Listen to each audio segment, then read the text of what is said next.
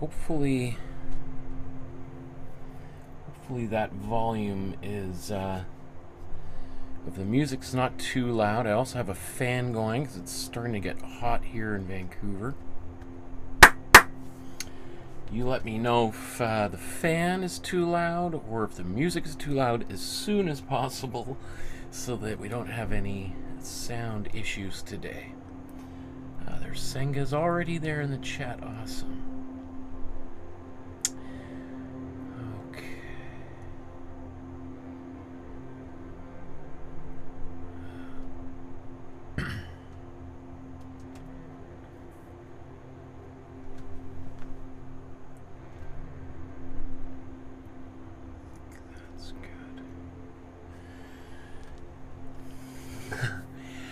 Good afternoon, everyone. My name is Michael Markowsky. Welcome to my studio, and once again today we're going to attempt to recreate another one of my favorite artworks by another one of my favorite artists. We're going to continue looking at Gabriele Münter, one of the great avant-garde painters of all time, deeply influential artist, and we've done 2 episodes focusing on her already.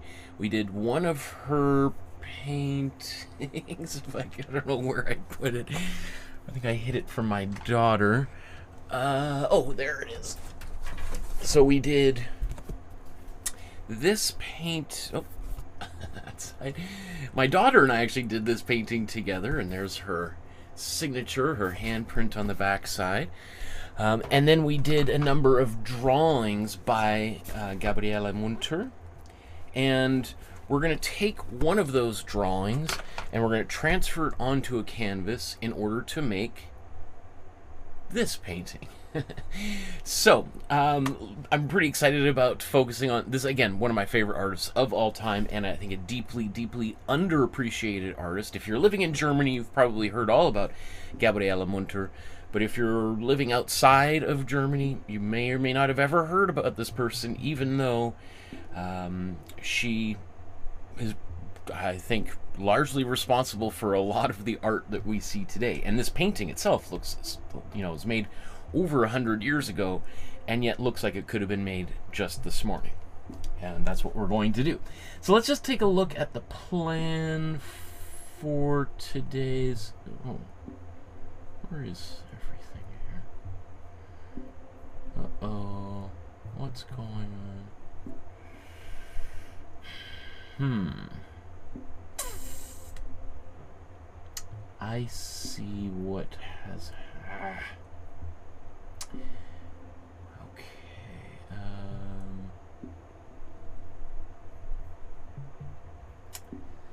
This is going to be frustrating. Okay. So the plan for today's episode is we're going to start here in just a moment. We're going to talk about how difficult today's artwork is. Then we're going to do the, we're going to talk about materials required.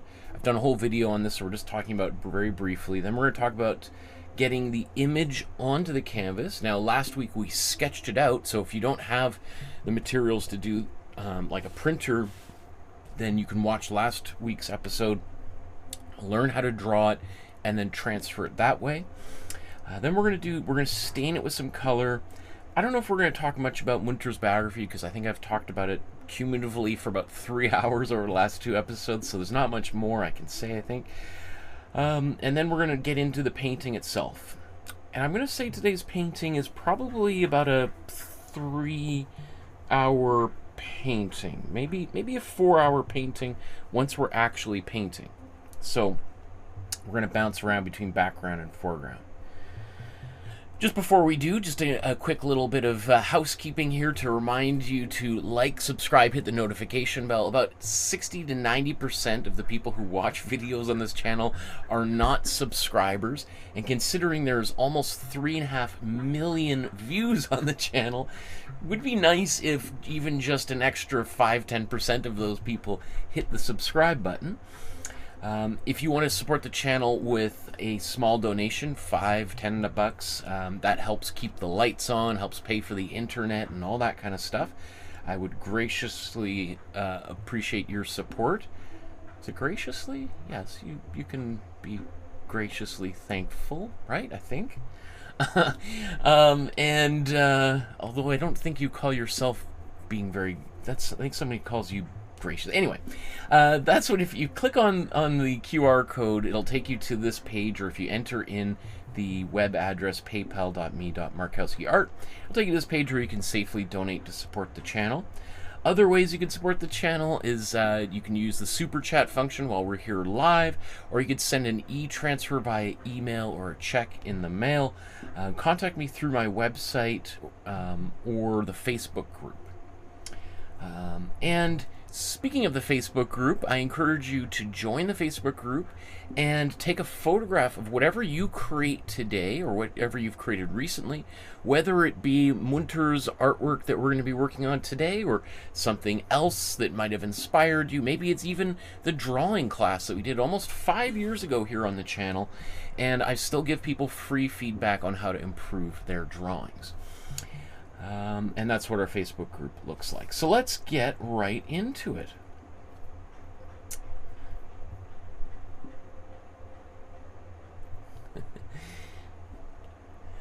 Okay, so let's talk about how difficult today's artwork is. Is this something that you want to try doing, or do you feel like this might be a little bit too difficult for you? Well, here's the scale. We start for beginner, go to novice, intermediate, advanced, expert. So the beginner is, literally someone painting for the very first time. Has never watched any of these videos, has never, as I said, never held a paintbrush, never mixed paint. This one, I'm afraid, is way too difficult for a beginner. Not way too, but difficult would be for a beginner. I would suggest trying out the previous Münter painting we did a couple weeks ago. I think that one is intended to be for a beginner painter. Novice painter, I think you could try it, but I think it might be a little bit frustrating because we're going to do some fine detailing, and I don't want people to get discouraged. So I would say today's painting is comfortably in the intermediate range, and that means you've watched many of my videos, or maybe 2 or 3, 5, 10, 50 of them, because that intermediate range is really big, right? And you've mixed the color wheel, you've done some exercises, some of the other exercises we've done here, and you have a fairly good handle on how to paint. So, and obviously the more you've painted, I think the better results you're going to get. Then we got the advanced and expert. Obviously expert is like Gabriele Münter herself. Advanced is very close. That's, when you're starting to make your own artwork.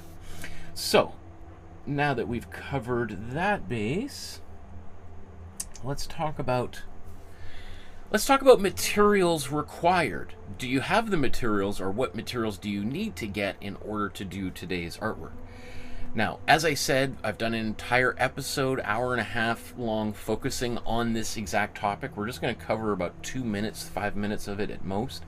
You can download the free supply guide. It's like 16 pages long, double-sided. It's got lots of information which you can print out or look at on your phone while you're standing in an art supply store or ordering things online. I've basically gone through all of the major supplies, major companies, and you can use that to help decide what paints you might need. Having said that, the basics that we need is a canvas board or canvas panel. I'm going to be using a 9x12 sized canvas, a 9x12 inch canvas. I like to buy, these are the only things I ever really buy off of Amazon in terms of art supplies, because they're pretty good, but everything else I think you should consider buying from your local art supply store. It'll probably be actually cheaper, which might be surprising to many of you. Art supplies on Amazon sometimes are 2-3 times more than they are at an actual art supply store. Of course, we're painting with acrylic paint. I don't know if we'll use any of these things. It's always a great idea.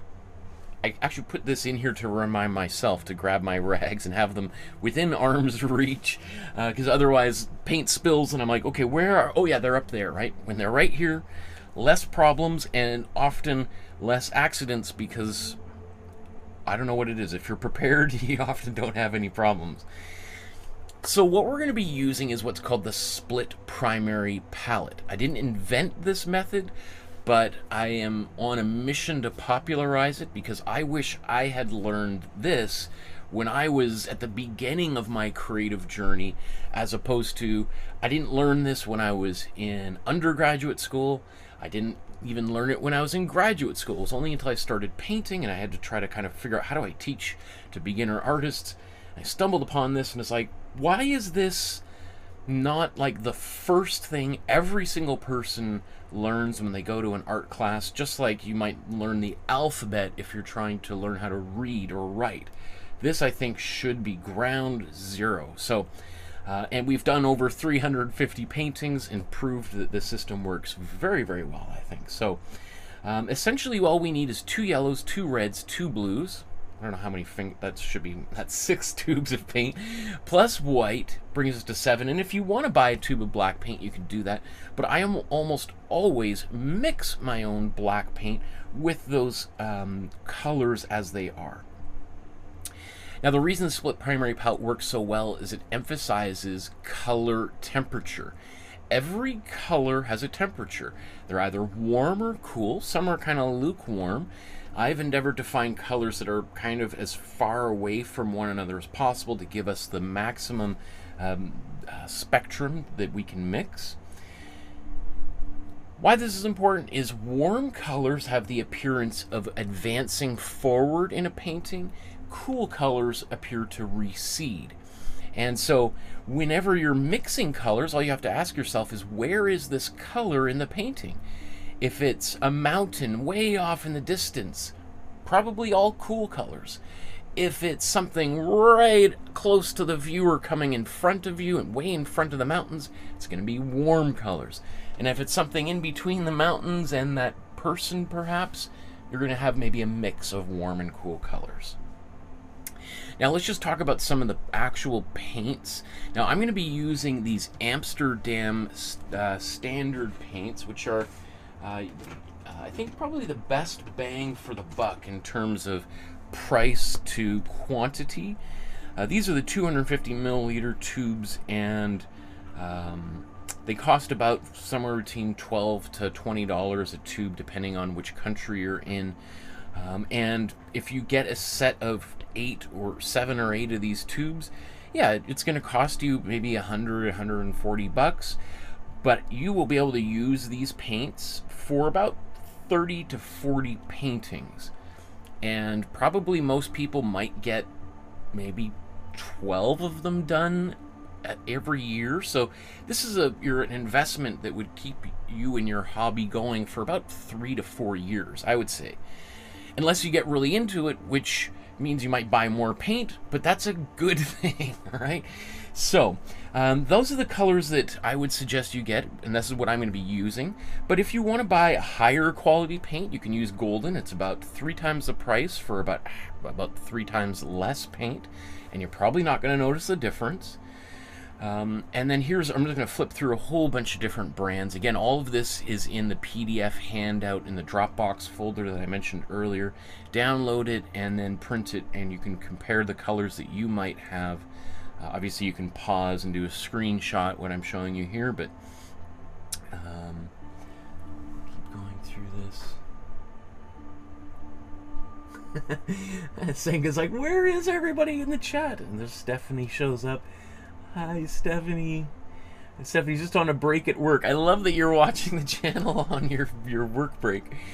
So I'm just going to show you, though, a few colors, paint brands that I don't like because they had way too much white in the color. Every brand kind of does this, but these guys do an egregious level of white, which means we can't mix a black as I like to, and all the colors have a bit of a pastel-like quality. So I discourage any of these. So our first step here next is to do the image transfers, to get an image onto the canvas. And so this is the original painting, and then this is a sketch that Gabriele Münter did And then this is just the same sketch, but I've just made the contrast a little bit brighter so it's easier to see. This is in the Dropbox folder. You can print it out, download it and print it out, and use this as your template to trace out the picture. Now, we did, in the previous episode, draw this out. Right, so here's some of the drawing. This is one of the Gabriele Münter. I showed how to do that, and then we did this one and did the transfer. And you can see this is also how you could transfer a drawing, is just put graphite on the back side of a piece of paper, trace it out. Anyway, I explained that in the last episode. And then we also did this drawing. So this is my version of her drawing, and this is her original version of her drawing, I guess you could say.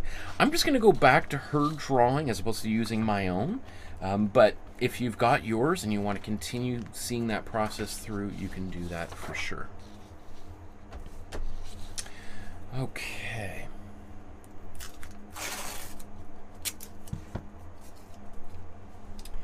Stephanie says it's going to be 100 degrees on Friday. Where are you, Stephanie? It's going to be so hot. Oh my goodness. 100 degrees. That's like the surface of the sun. My goodness. Just before, as I'm taping this down, you know, I've got a little bit of extra room. I think I'm going to try to put her, you know, about halfway down here. Or not halfway, but right in the middle. So I'm just wanting to see how far...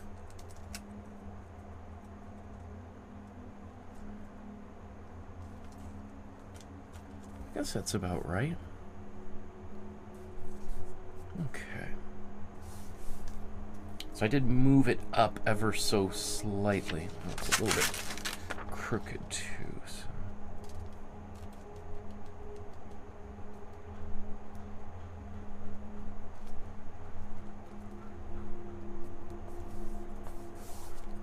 Okay.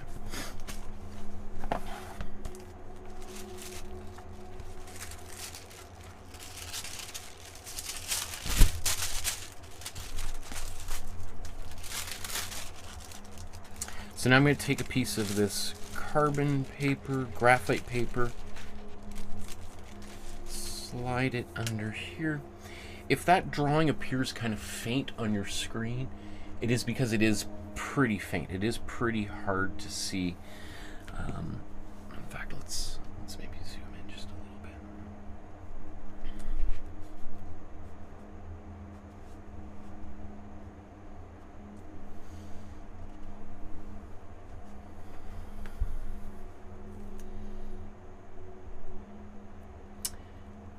Stephanie's 100 degrees in Arizona, and it's what, beginning of April? Oh my goodness. Wow, just wait until August. Or, oh my goodness, 100 degrees in April.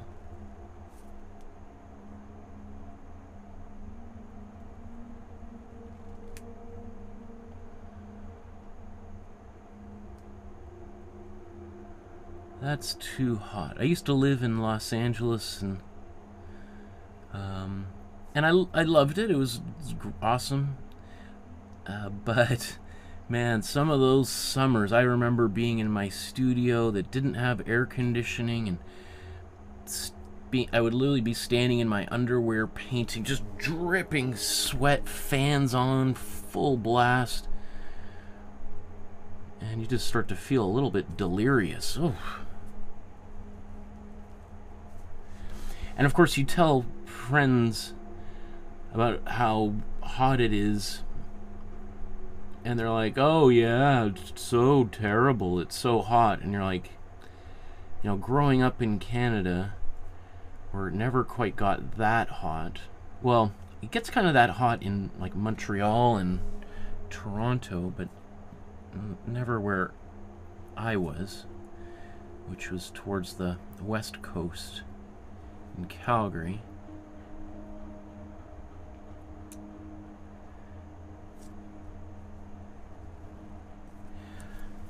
But people we're generally never very sympathetic to the heat down there. But personally, I would always prefer it to be a little bit cool, because then you can wear a sweater or a jacket and long johns, if you might, or if you will, versus when it's really hot. What do? You just, if you don't have air conditioning,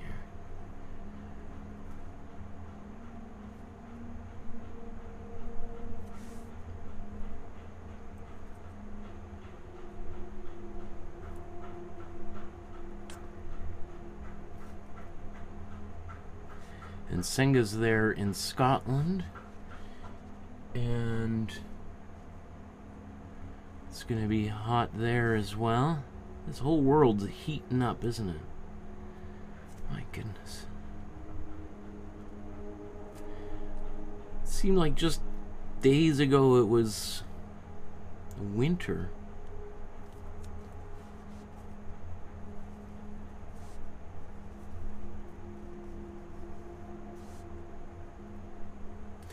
Now, actually, I should say that Münter's painting is a little bit different than her drawing, which is quite normal for there to be some changes during the painting process. So we'll talk about that as we get to some of those places. They are very minor, but I don't think Gabriele Münter used this process. I think she just sketched the drawing out a second time on the canvas.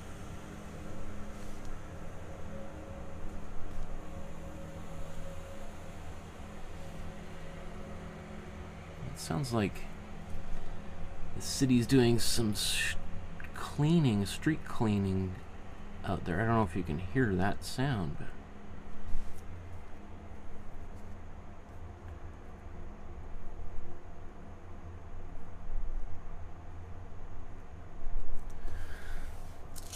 okay.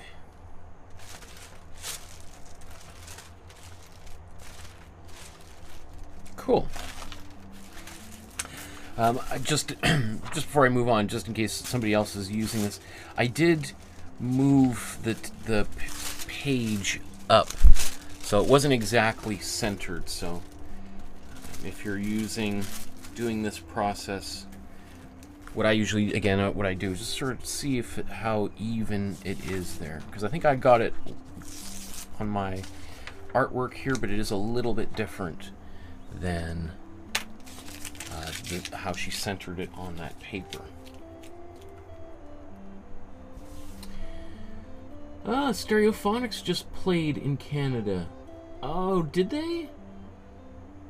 Oh, I hope I didn't miss that show. I guess I must have. I'm a huge Stereophonics fan. I remember listening to them many, many years ago when I was a student at the Royal College in England. They were really big back then, and that was like 25 years ago. That's a long time ago. Stephanie says, you can cook an egg on the hood of your car in Arizona in the summer. No kidding. Oof. Senga says it's 21 degrees in Scotland and we're cooking. 21? That's not too bad. 21 is sort of like, that's like room temperature. That's pretty good.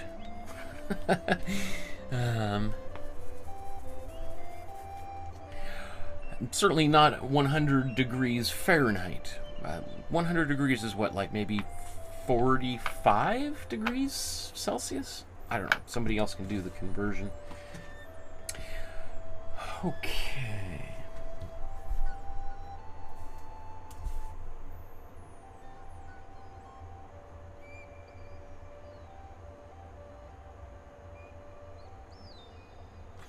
Oh, you know what? I just realized I might not have shown people where they could get this file.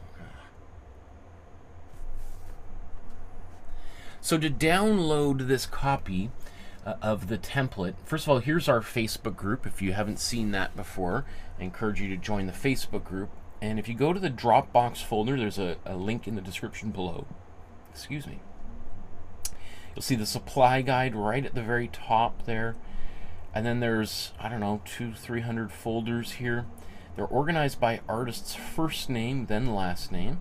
So Gabriele Münter here in the G's. And here we are in level 3 intermediate. You click on that link, and then we click in here, and then there's all the files. That's where you can download and print out so that you can do today's episode. Okay. This thing has seen the Stereophonics over 70 times. Wow. That's impressive. You're like the #1 fan. Now let's stain this canvas with a little bit of color. Now you don't need to do this step, but I love doing it. It's a really important part of my own creative process.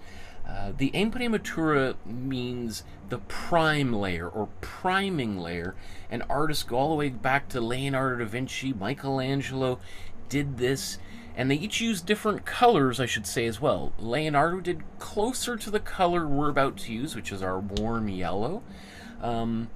Michelangelo used a bit of a greenish color, and then artists ever since have used all sorts of different colors. I would say brown is kind of the more standard. I like using the warm yellow right out of the tube because, first of all, it's just really easy. I just got to squeeze this color. I don't have to do any mixing of anything. It just comes right out, ready to go. And then I'm going to add a little bit of water. Put about, I'd say 40% water to paint. I want it to be watery, but not you know, too diluted. Otherwise, it's just going to be too light. This is also the only time I ever use water when I'm painting with acrylic paint. Not that there's a law against it, but the reason why I use water in here is if we just think about what the purpose of this is to stain the canvas, or one of the purposes is to stain the canvas, and to kind of basically obliterate all of the white.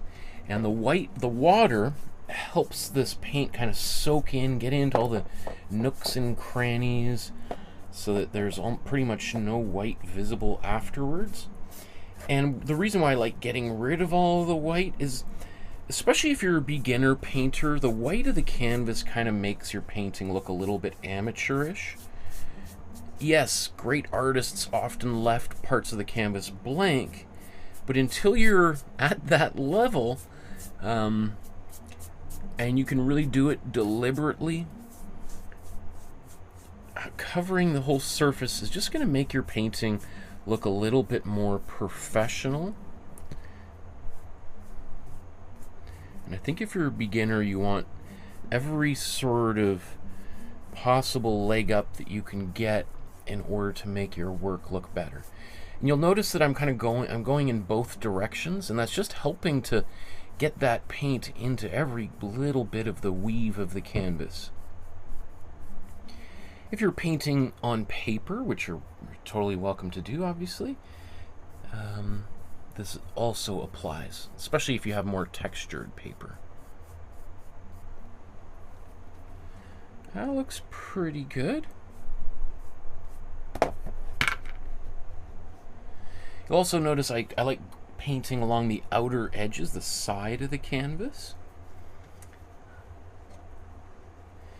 And then I'm just going to wipe the excess off onto a brush here so that less of that paint goes down the drain and into the ocean and gets eaten by little fish who end up on my sushi plate later.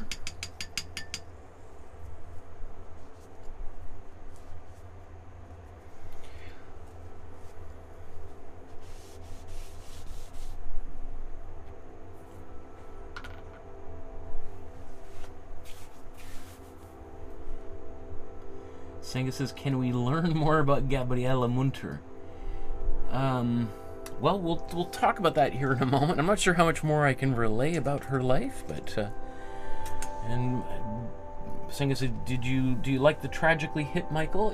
Yeah, I liked them. They're not my favorite band of all time, but definitely when Gord Downey was on that last tour before he passed away, pretty much everyone in Canada was became a Tragically Hip fan for sure.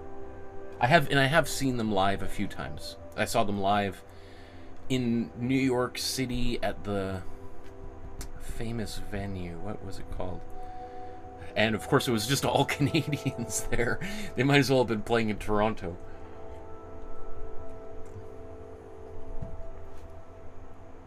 Okay.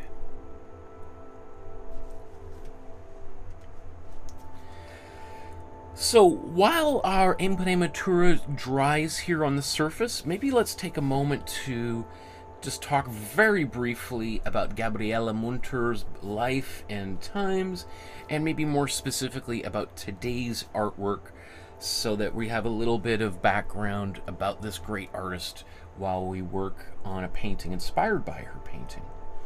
So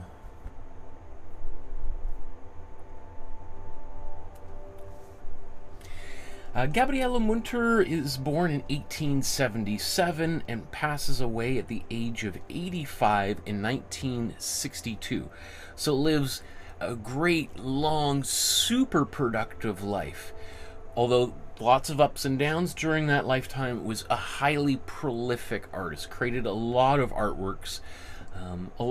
That I love dearly. There's at least 2 more episodes I'd like to do focusing on her work. Obviously, there's hundreds and hundreds of other artists I also want to. So I'm kind of wrestling with: do I want to move on, try to do some other things, come back, or just keep going with Münter for a little while? So you can let me know in the chat what you would prefer, if you want to explore some other artists or just keep going with Münter month. So let's see, what can I talk about that I haven't already talked about before? We looked at a bunch of her work. Let me just scroll, see if anything in the Wikipedia page pops up. As I said, in the first 2 episodes I did focusing on Gabriele Münter, we talked extensively about her paintings and her upbringing. And then in the second episode, we talked really about her influence on art, and more specifically her drawings. So Senga says, what other paintings has she done? Well, I did look at a bunch last episode.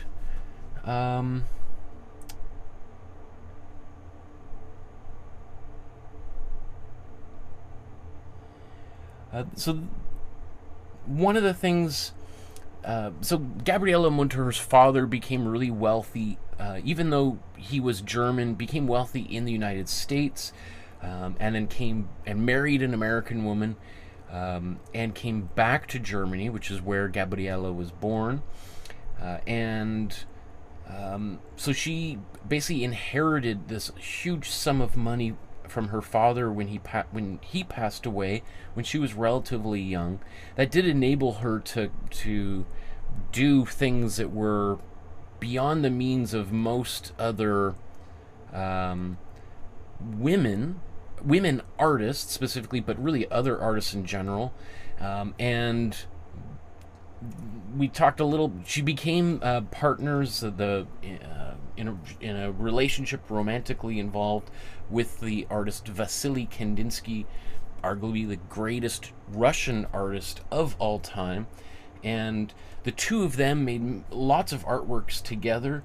He encouraged her to buy this house in Murnau, which is in the Bavarian Alps, on the very southern part of Germany, right before you cross over the Alps into Austria. And this building here is the Münter House, which is I think an art gallery as well as artist residency space. So you can, if you're an artist, you can apply to stay in that building and work there. So this is a portrait that Kandinsky did of her.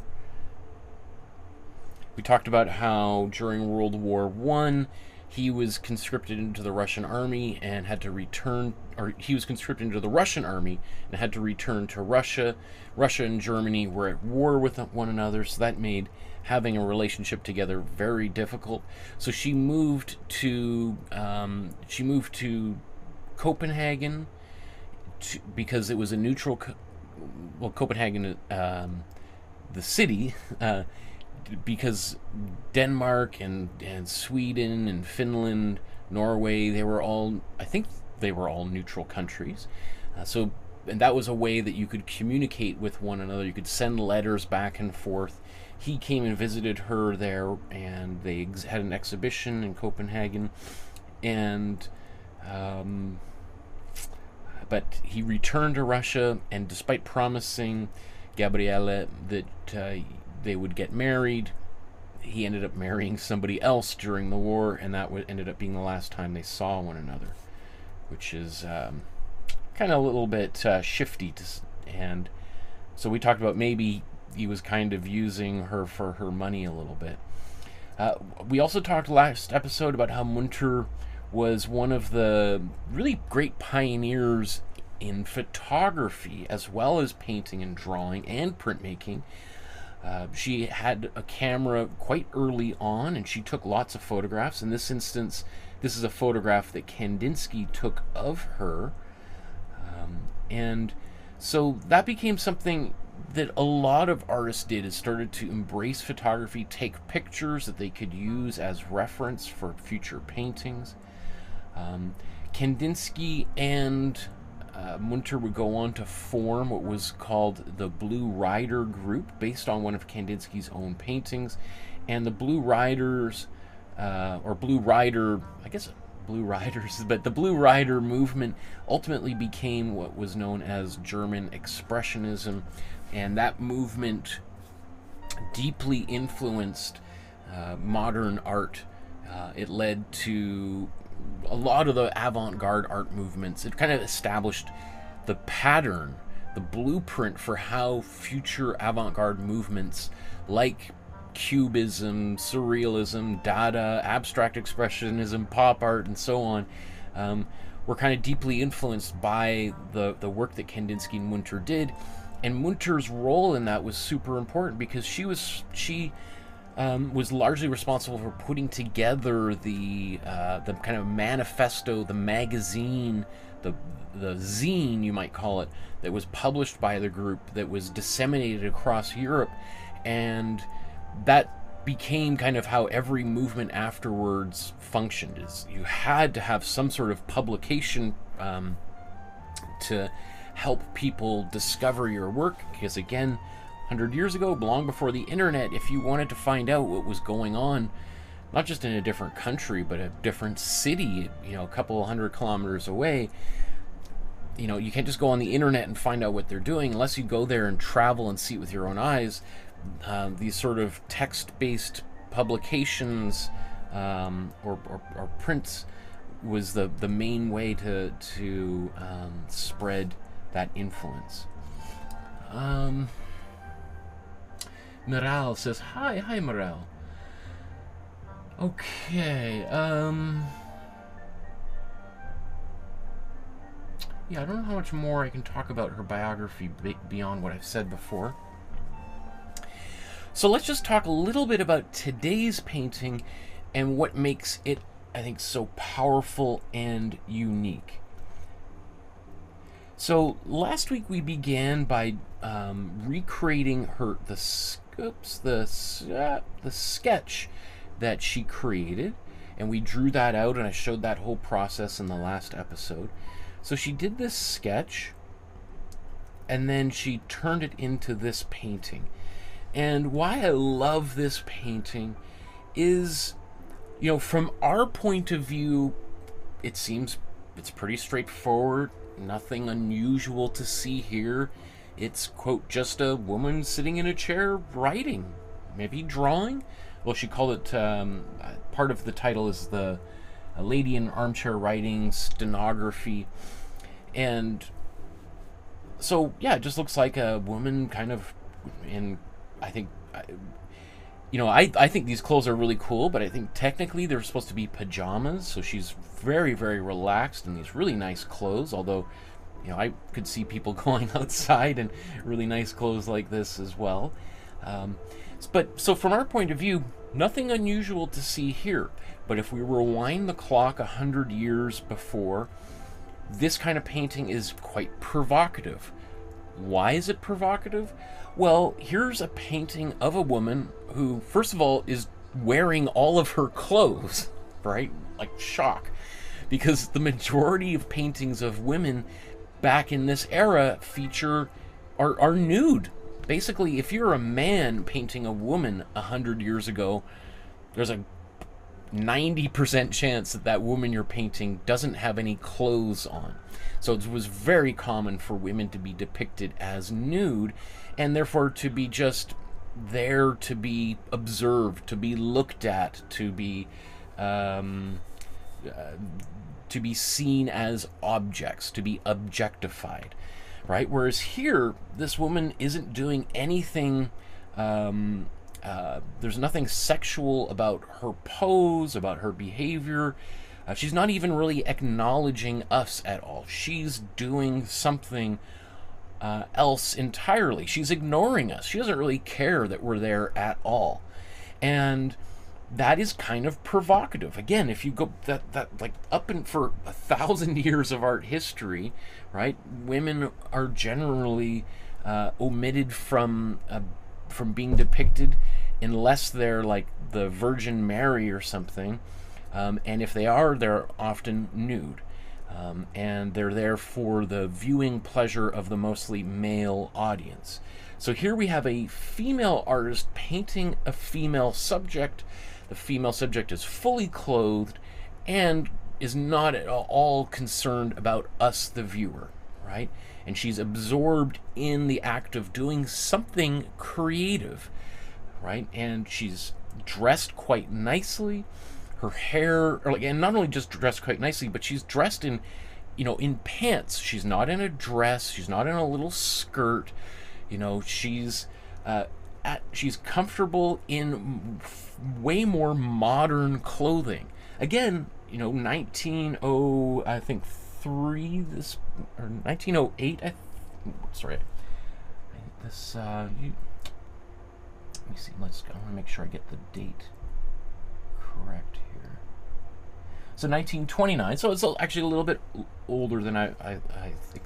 Yeah, I have it right there on the 1929. So, you know, by this time, wearing pants isn't so unusual, but, you know, there's something about her just being this modern woman who's doing her own thing, independent of the, you know, patriarchal society around her, that makes it very, very modern. Again, that's the reason why today we look at it like, yeah, I don't have any problem. It looks like somebody painted this on Friday, right? But if we go back 100 years, this is kind of a bit of a statement for any artist, but particularly a female artist, to do. So I think that I find just super interesting, thinking about how times have changed and how a painting like this that seems innocuous was kind of a little bit provocative for its time. Other things I really like about this is just the little echoes of color. Like, for instance, you know, she's got these, is this gonna let me zoom in? She's got these beautiful kind of red shoes. I mean, I guess these are slippers, but they could look like really nice shoes. That little bit of red is echoed in the pen up above here. You know, we've got the blue of her notebook here is also echoed in the background, right? This kind of the black of her shirt really draws our attention directly to her, right? And so that is really the only black in this painting, is right on her upper torso here. Versus everything else is kind of a little bit more subtle. Lots of kind of grays and muted tones. That does help. Even and her lips are a little bit red, so we have these kind of echoes of the little bit brighter color. You know, it's actually color-wise, it reminds me a lot of like the Mona Lisa. Like Let me see if I can pull this up here.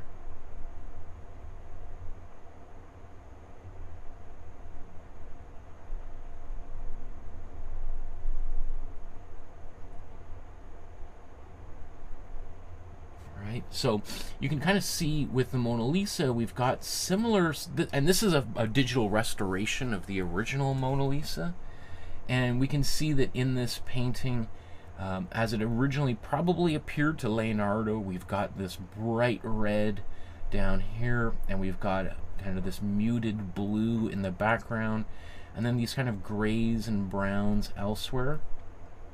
All right, like when I look at this painting, I feel like there's, I don't know how much Münter, I don't want to put words in her mouth or attribute to her things that aren't there, but I just feel like there's maybe unconsciously a little bit of that echo in here. Okay.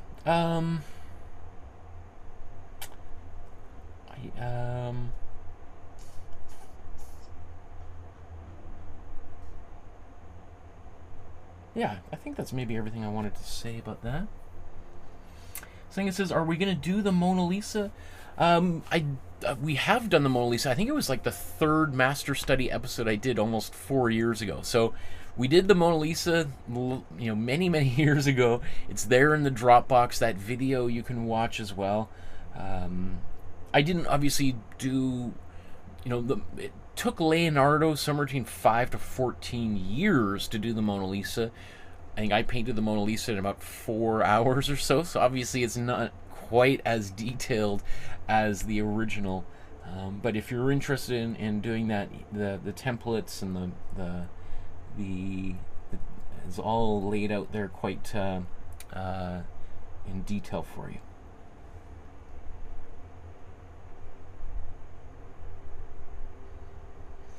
It says, maybe Kandinsky liked her in her PJs. LOL, she's trying to make him jealous.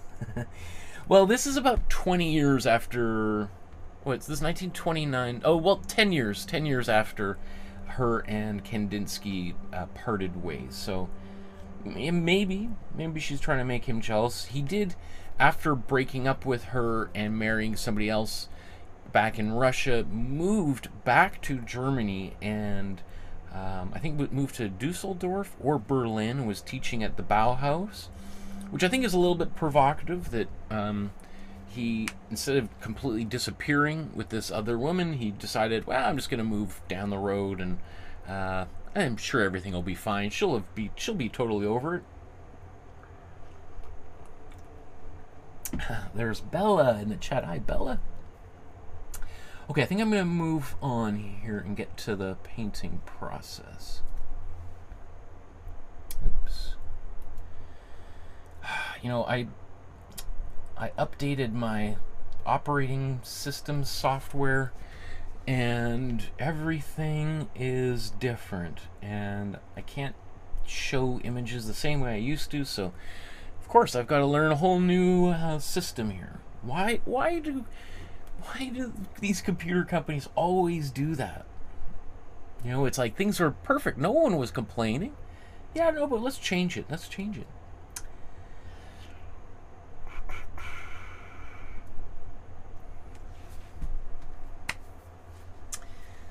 Let's get started here by painting the background.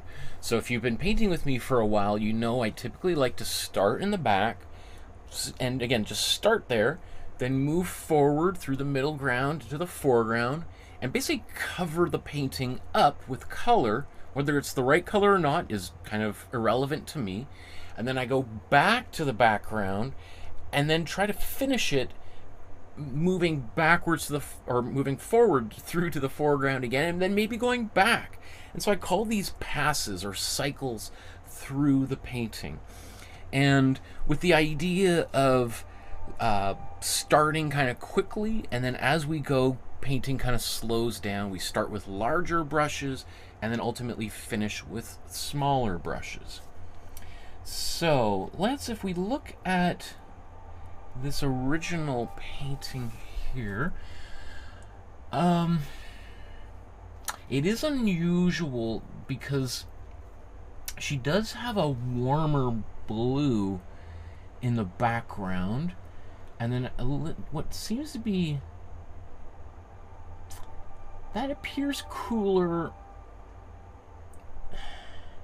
So it does almost appear she's kind of inverted the warm and cool color relationships.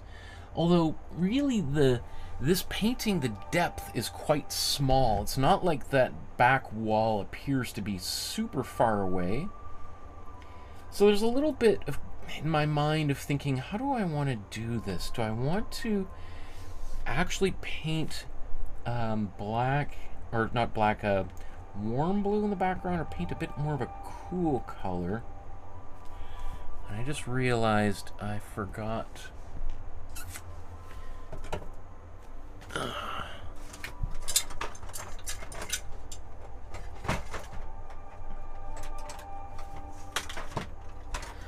Just have to get a pencil out. I have to hide my pencils because my daughter likes to draw on every surface, so if I leave a pencil out, it's kind of likely to get used for drawing here. I didn't do these diagonal lines here, so I just want to figure where these are out. I think one goes there, another one kind of goes here, just determining the angles that they're at.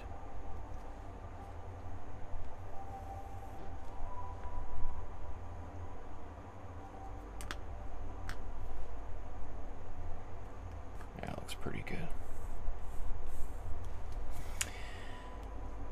Okay, and you can see how those lines kind of feed into the couch and then point pretty much right back to the pencil in her hand. And so she's really trying to draw our attention not really to her face, not really to her body, but towards her hand where this creative act is happening. I think that's also very, very interesting that she made that choice. So maybe the first thing to do is just start putting some color on the palette.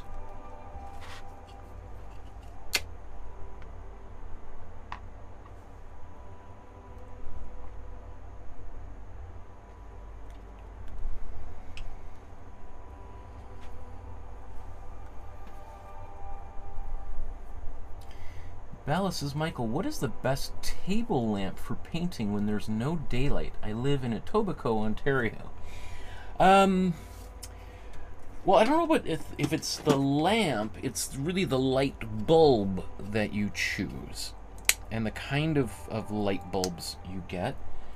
And that can depend on the different artists might say different things.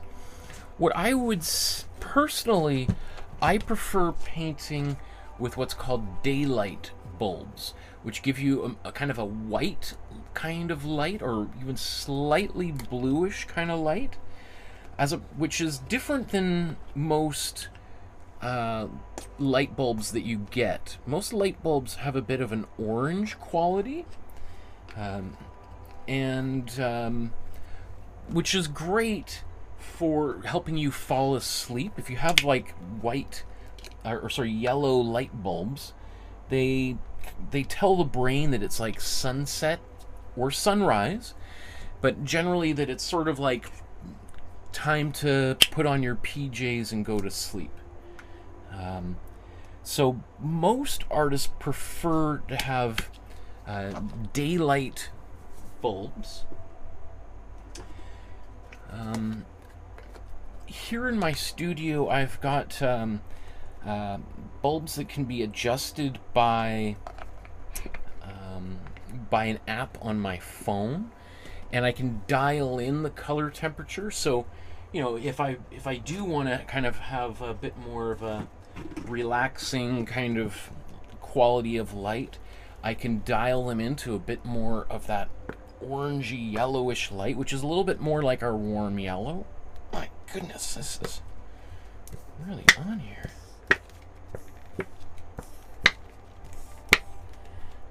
There we go. You know, a little trick, which I haven't done here, is I take Vaseline and I put it on the rim of these jars of paint, because the Vaseline won't dry and it helps prevent the paint from adhering on to keep, you know, so the basically acrylic paint is glue, right? It's like, it's very similar to white glue, so when it dries it can really jam up the, where's my palette knife?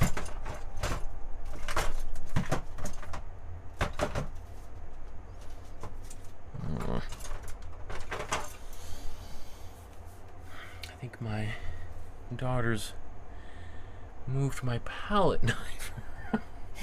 Ah.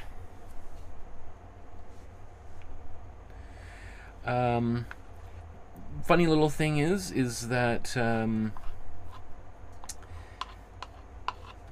just about an hour ago I woke up from a nap because my daughter woke us both up at 3 in the morning and refused to go back to sleep.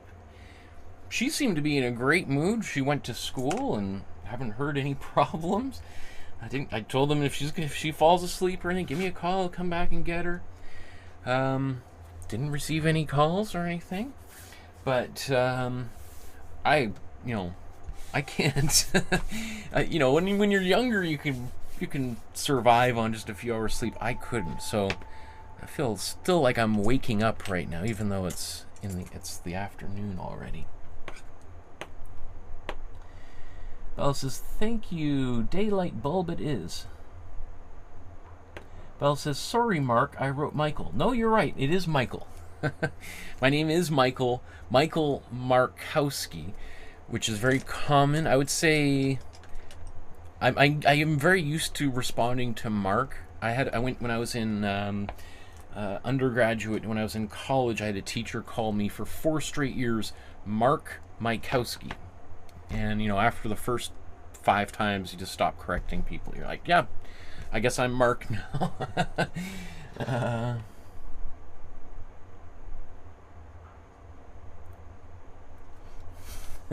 But it's very common. You'll see in the chat, there's lots of times people will call me Mark, and I just like, oh, okay, I'll just gently correct them, but, yeah. Okay.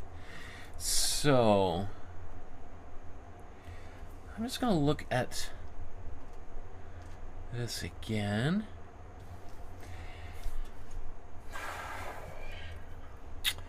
So, you know, one of the things that she's doing here is playing a little bit with color temperature. She's got that warmer blue in the background. So my question is, do I want to put that in there, or do I want to go with a bit of a cooler color to create more space? So the question is, I'm sure Gabriele Münter would have learned about color temperature. She would have known that putting in a cool color in the background and warm colors in the foreground would help expand the space. But she didn't do that here.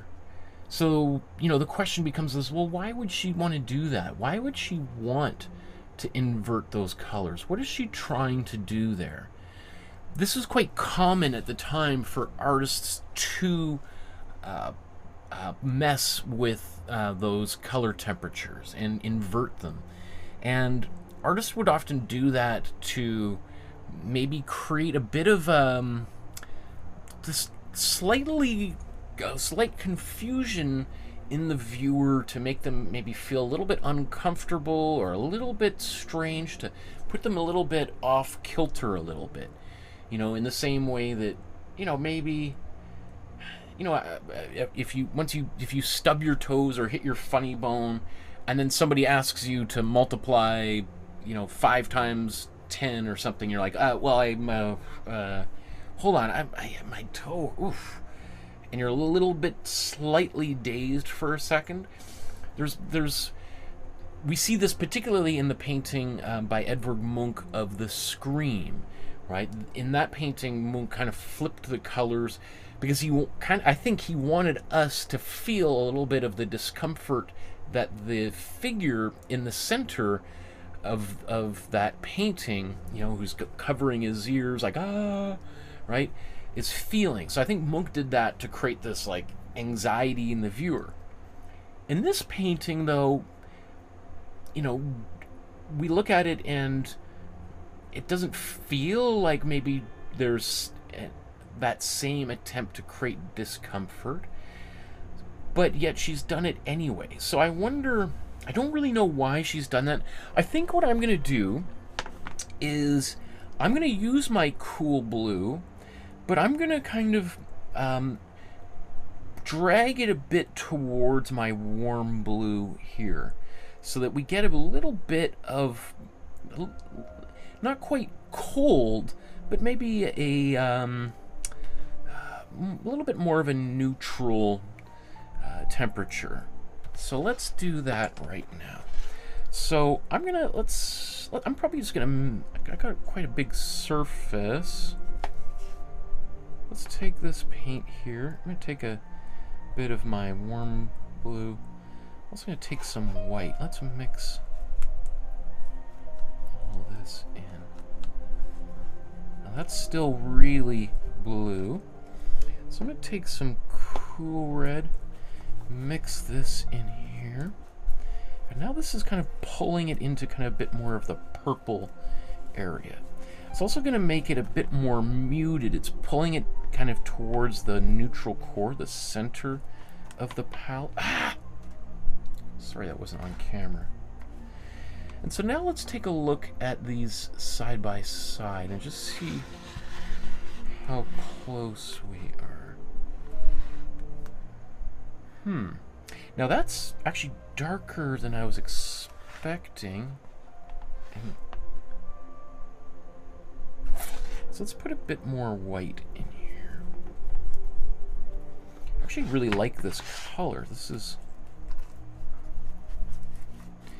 The other thing, the reason why we also want to add some white is it can help overcome a little bit of the yellow below or beneath here.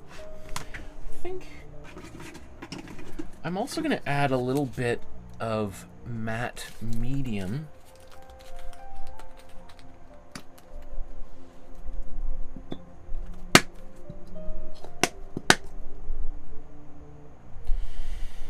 This is going to make the paint a little bit more transparent. But I think there's probably enough white in this paint that that's going to be okay.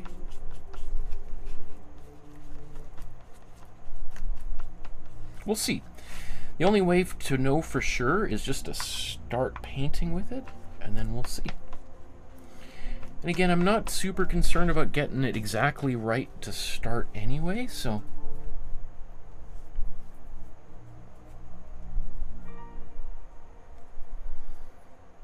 That's actually pretty close.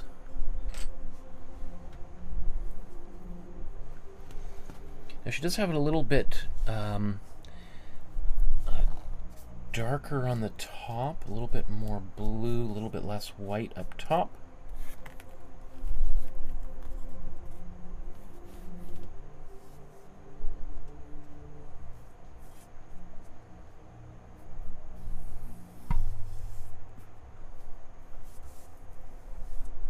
Now, because I put that matte medium in here, it does make it, again, way more transparent. I see a lot more of my yellow coming through. But since I figure I'm probably going to have to do 2 coats of this anyway,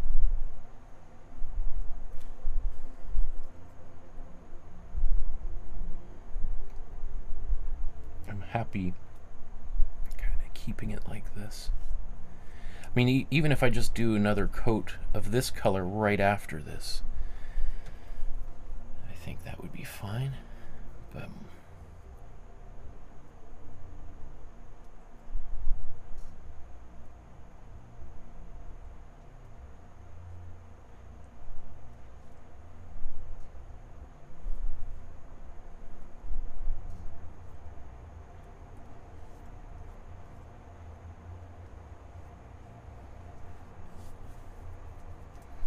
as I'm doing this, I'm trying to go back around everywhere as quickly as possible so that I don't get any weird little ridges of paint that dry up. Especially when it gets warmer, the paint's going to dry much faster. And I don't want to have too much texture, at least not at this stage, for this painting anyway. Obviously there's some other paintings where you do want lots of texture. So that's why I sometimes take my fingers and I'm going over these edges, because there's little bits of paint built up and I'm just removing those.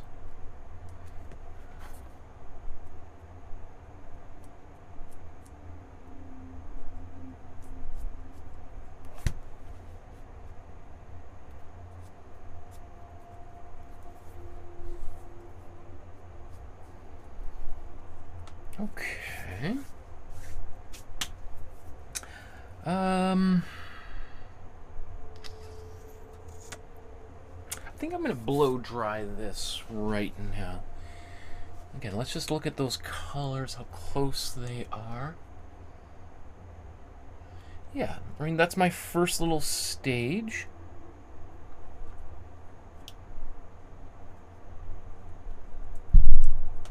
So let's blow dry this, and maybe we'll do the second coat right now. Let's think about it.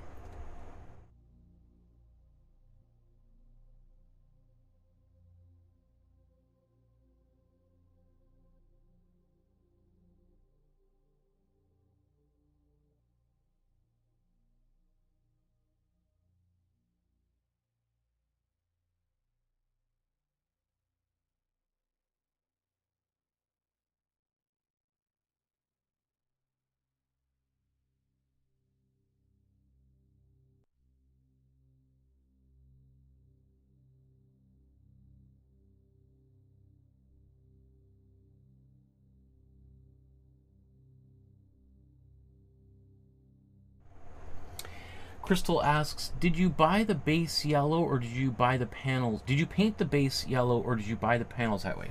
So I painted that. This is the step called the Imprimatura. I think that's like our third or fourth step. So maybe how long ago we did that? Maybe half an hour ago. If you rewind the episode, you can find where I painted that. So I did do the image transfer, the drawing first, then I covered it with some of that yellow, warm yellow out of the tube there. All right.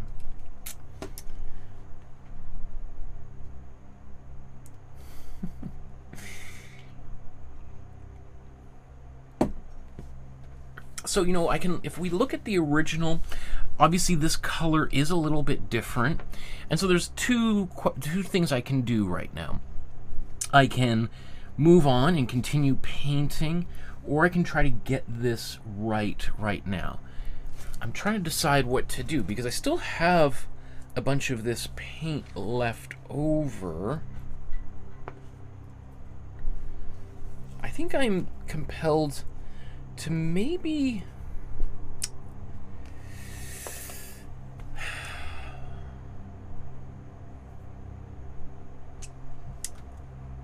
I think what I might do,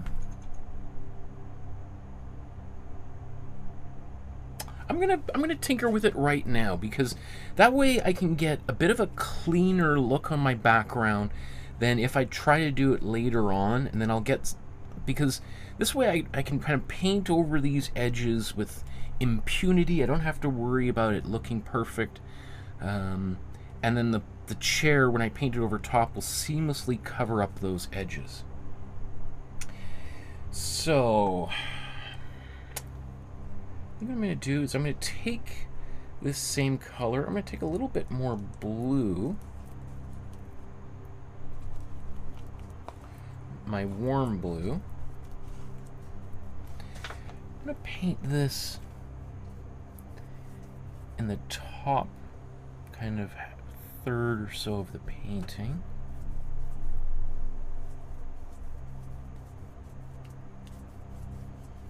I might realize that this needs to be even warmer later on.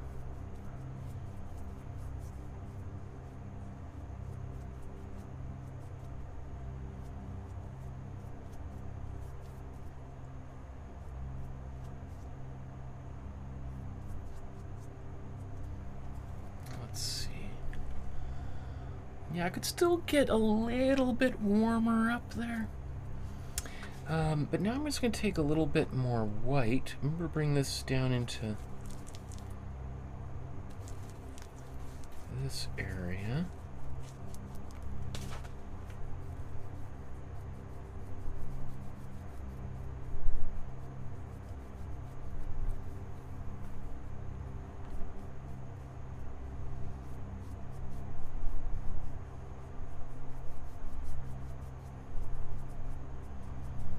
And now what I'm doing, so it's called a bit of a dry brush technique.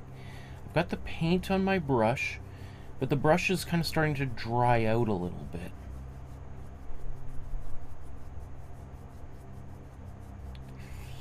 And the results can kind of vary big time.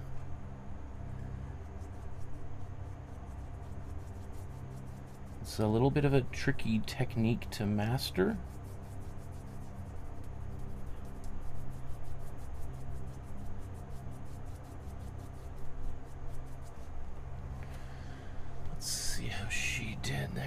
I like how it looks on the right side a little bit better than my left side. So I'm actually just going to take a bit more of that darker blue and just kind of bring it back down in the opposite direction.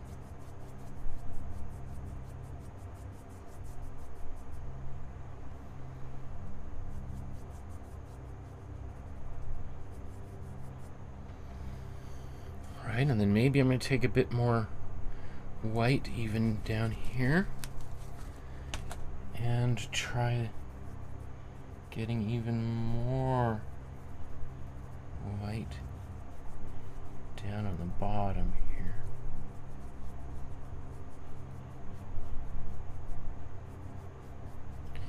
So with dry brush, I'm literally going to take a rag here and just try to remove paint from the brush.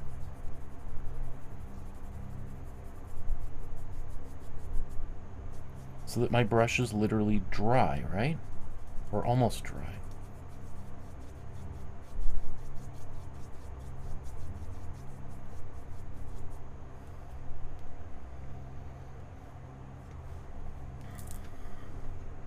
You know, now I look at this, I think maybe it is a little, I could have gone a bit higher there.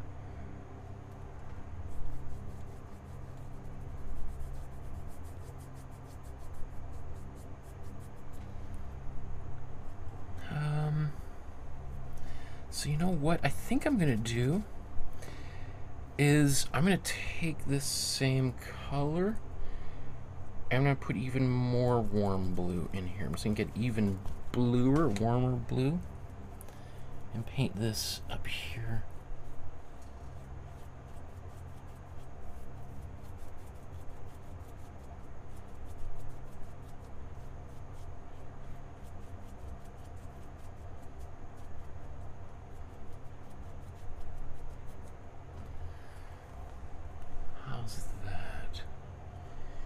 I think that's pretty close. I'm not exactly sure how perfect it is, and it doesn't really need to be perfect as at all.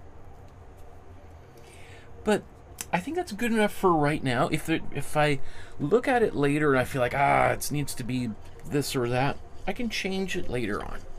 But I think I'm probably going to be happy with that. But as I always say, it's hard to judge the accuracy of a color when it's just there all by itself. It's that color is going to literally appear to change color when more paint gets on top of this painting.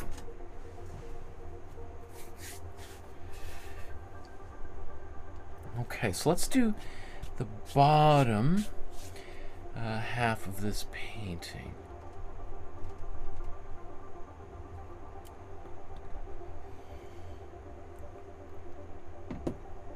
Now that bottom, that's also kind of interesting too, because we also have a bit of this kind of deep crimson.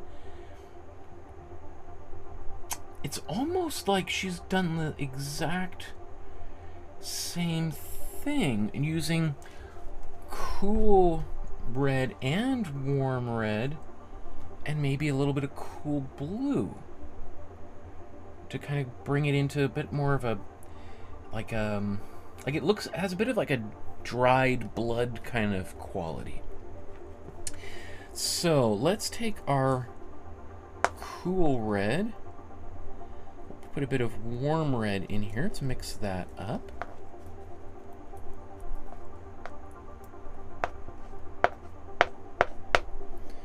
I'm going to take my warm blue. It's, well, actually, no, that's good. I was going to say that might be a bit much. That's not bad. I keep doing this. Keep forgetting to change. So that's pretty good. I'm going to add a little bit of white in here. I'm also going to add a little bit of cool yellow. That's going to make sure this goes more brown and less purple.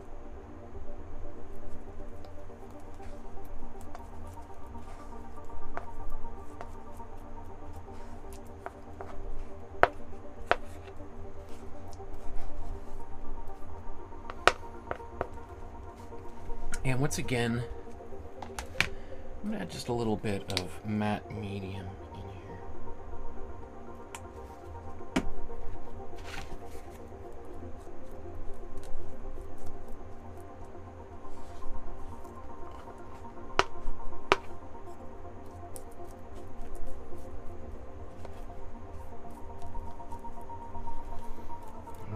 I'm not sure how close I am, so we'll see. More of that yellow Imprimatura is going to come through here, so we'll see. Ooh, that looks, well, you know, on camera that actually looks much closer. I was going to say, is that too purple?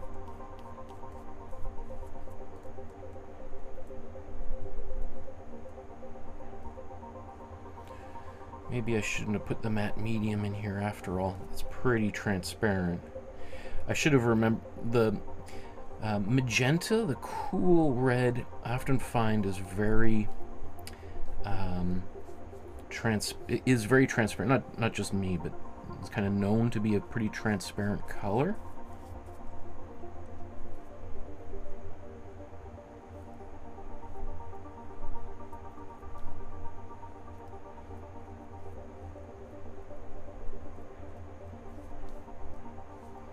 So I think I probably had the color pretty close before I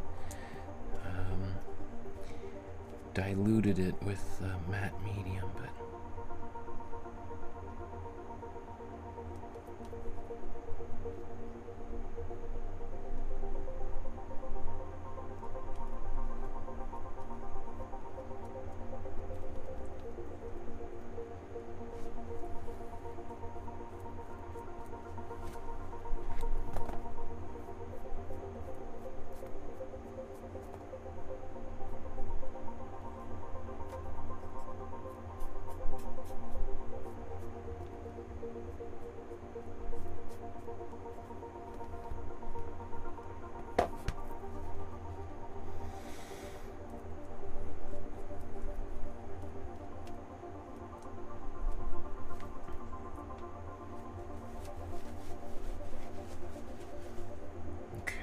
I think I am, the color's pretty close, but obviously it's just too transparent, too much yellow coming through. I think if we do that same thing a second time, I think we'll be pretty close. So I'm going to blow dry it. We'll do a second layer over top.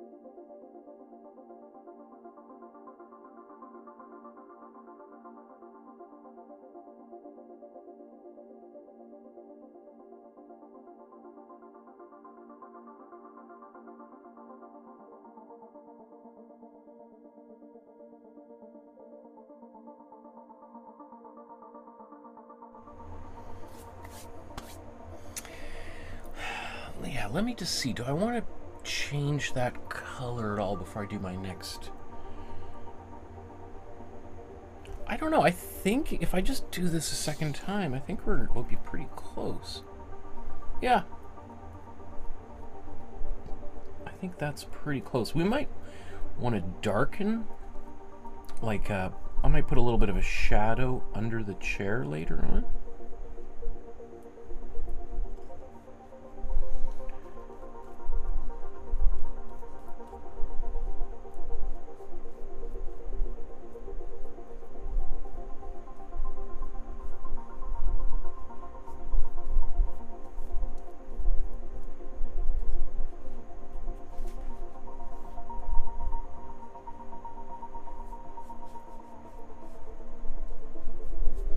Again, this is why I kind of like doing the background now.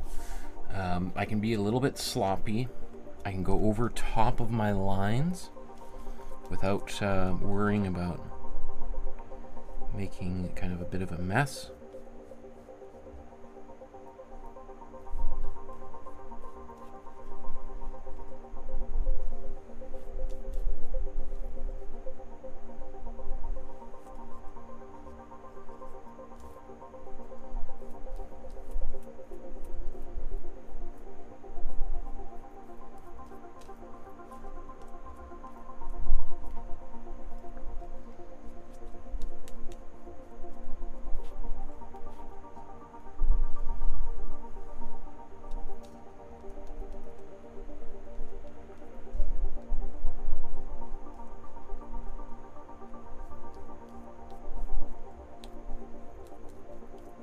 Okay, I better blow dry this because now I'm just kind of, it can be a bit of a pain because when it's still wet, you kind of end up wiping paint off before it's fully dry.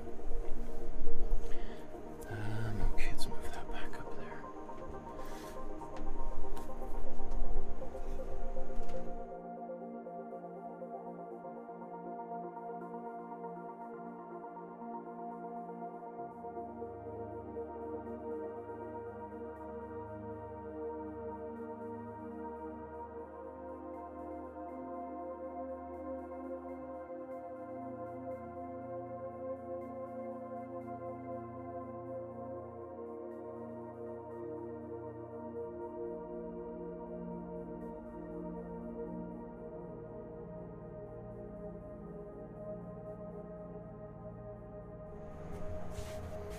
Okay, let's do one more coat of this, and I think that's probably good enough. Again, had I just let the paint be and not tried to, had not added that matte medium, I don't know if we would have been able to do it in one coat, but probably two coats. So this sort of just added an extra,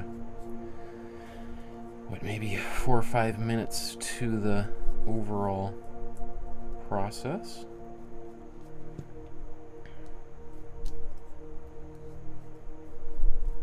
You know, I was teaching a painting class just the other day, and I was just comparing kind of like what we're doing here to a little bit like, you know, you watch like a Gordon Ramsay show. I don't know, what was that?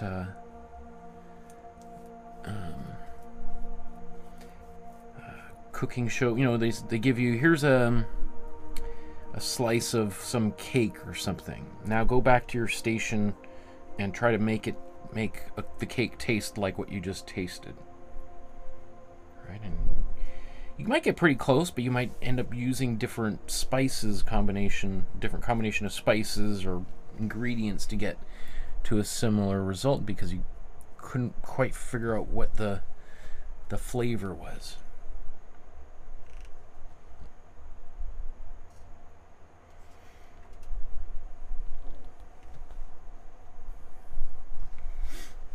I don't know, it's pretty good. Now, there is this little edge here.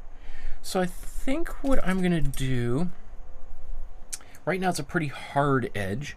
I'm going to take my paint here and just sort of paint it over top and just use my finger to kind of blend it out a little bit.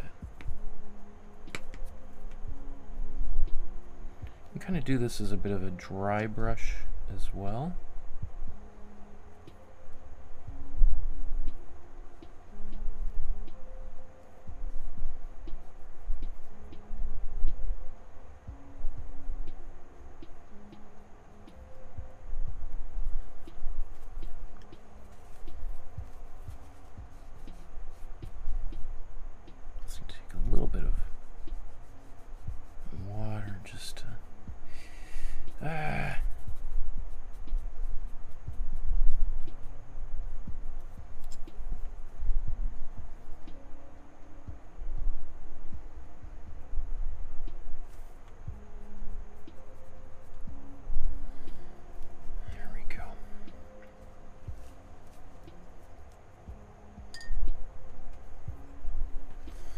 So I'm just going to save this color off to the side here,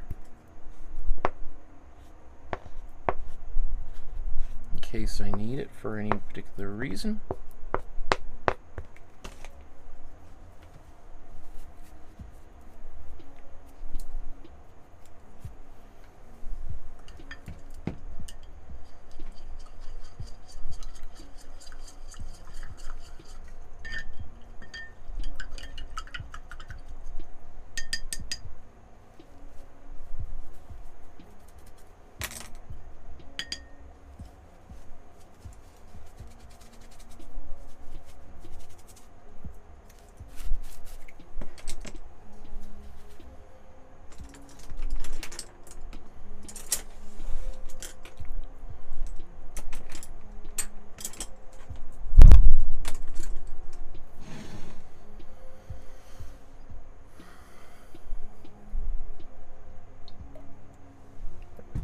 Okay.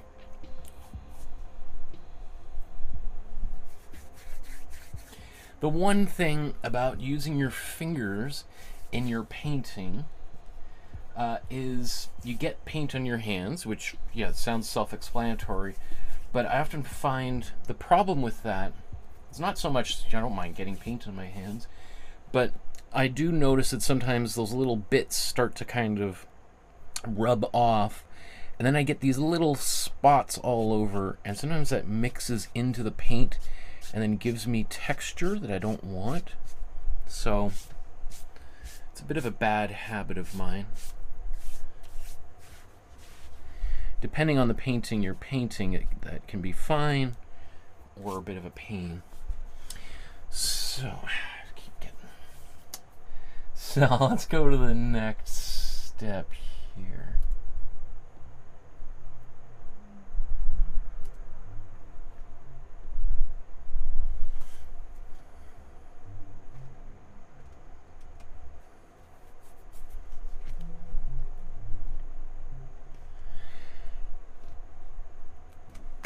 Now that we've got our background painted in, and I think it's pretty good, I'm not exactly sure if it's good enough, but good enough for this moment. Let's now go to the foreground and start painting in the couch and the figure in the armchair here. Or so the armchair and the figure in the armchair. So once again, let's take a look at the original. Probably want to start with the armchair itself, and then because it's in behind the person writing, so that will also make it easier if we get that in. We can paint over top of her arms and things, and we don't have to worry about paint, you know, so what I'm saying is we can paint the armchair, which will cover some of the background, might cover some of her arms, but when we paint that will go over top of the armchair, so we get this nice kind of seamless faceted kind of quality. Now let's just take a look. This looks just like a totally neutral gray,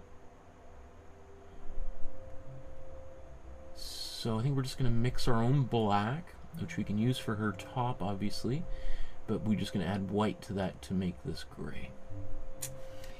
Stephanie says, my paint dries up so quick, probably because I live in the desert. I use a sprayer, or I've tried a wet palette, but I don't like what the water does to the opacity. Yes, great question.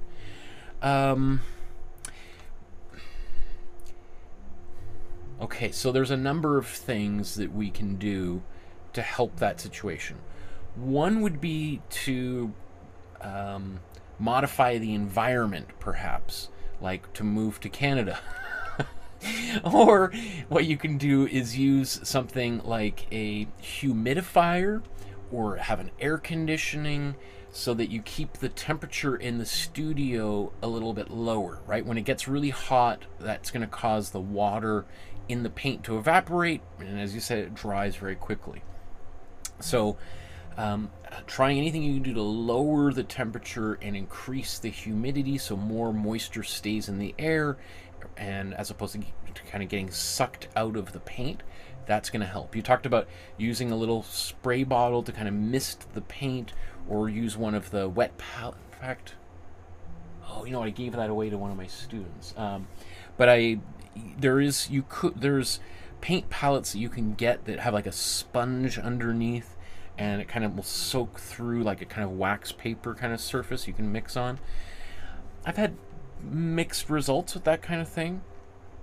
When I was living in Los Angeles, I worked for an artist who had a specially built studio that was basically like a walk-in refrigerator, and that's where he would paint. Now, obviously, that might be a little bit more than most people are willing to go to. Another option would be to use a different kind of acrylic. So instead of using, like, at the top, you've got heavy body, which is really thick. That's like golden paint tends to be like heavy body. And it's like a toothpaste-like texture, and it has less water content. Soft body, which is closer to what we're using here with the Amsterdam paints, has more water, and so it's a little bit softer to paint with, less density. If you still find that, though, you could go down to like fluid acrylics. So fluid acrylics are kind of what they sound like. You can, I don't have any, yeah, they're right over there, but if you just take a bottle of fluid acrylic, you can shake it next to your ear and you can hear the paint sloshing around. Versus when I do this, you can't hear the paint moving around in the tube.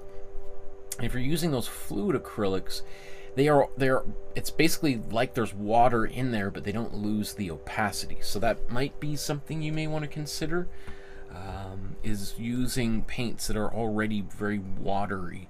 So there's a lot more water to evaporate, and yet the way that they're mixed is they still keep a bit more of the opacity.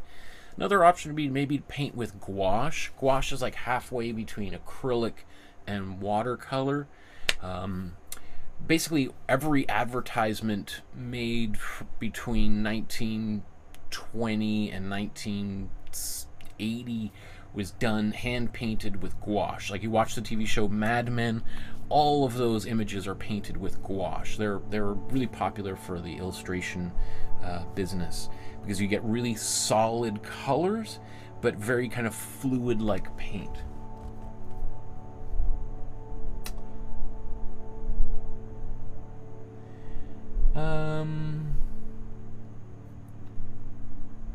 Is there anything I can put on this tile to prime it? If you're painting on a tile, you probably want to sand it a little bit to give it a little bit more tooth so that the paint can stick to the tile, especially if it's kind of glazed with a really shiny, wet, kind of, or slick, glossy surface. If you just paint acrylic on that tile, it might look great, but if you put it outside or people stand on it, it might just peel right off like a sticker. You need to make that, you need to score that surface, you need to shred it up a little bit so that the paint can kind of dig in and bond with that surface. Singer says, try using potato peelings. I heard people do that to keep the paint moist. Interesting. I've never heard that. I don't know how that would work. Stephanie says, Canada sounds pretty good about now, and not because my paint won't behave. Thanks for the great advice. I'm going to try your suggestions. Awesome. Okay, I should get back to work here. So let's mix a black. I'm going to need a little bit more warm or cool blue. Let's do this.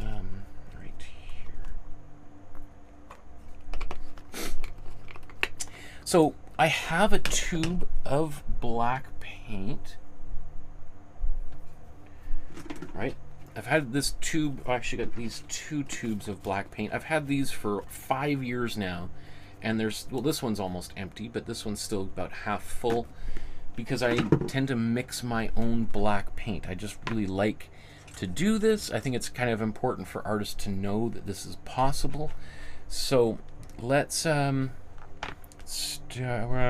it right here. So to mix black paint, we basically want to have equal amounts of cool blue, cool yellow, and warm red. So let's mix all of these together. If we mix the cool yellow and cool blue together, we're going to get a beautiful bright lime green. And then the opposite color of that green on the color wheel is our warm red. And so if we get those quantities just so, we're going to end up with black. Now that color currently has a bit of a greenish quality, which tells me that I still need more red to pull that green into the center. So I'll add more red in here. And at first there it went kind of brown because that red was kind of the appeared to be a lot of it. Well, that's getting pretty close. I do feel like I might have had to put a bit too much red in here. And when the color gets dark like this, it is really hard to tell what you've got. Right? It kind of looks like that's a nice black, but we won't really know until we use it or until we test it. So what I like to do is just take a little bit of this paint, let's put it right here, and take some white and mix white into this color. And by mixing the white in, we can very clearly see what that color looks like. And I would say that's pretty close. I think it's could be just a slight little purplish quality, in which case we could add a little bit more yellow to it. But I think, as my grandfather always used to say, good enough for government work. Which I still not quite exactly sure what that means, but I always just thought it was the funniest thing. When I was a kid, we used to do little projects together, like build shelves and things, and he would consume a couple bottles of vodka while as any respectable Ukrainian would, and he would build the shelves and then put the level on there, and it's a little bit not quite level. He'd be like, good enough for government work. I think it's time to call it a day. I'm like, okay, Grandpa.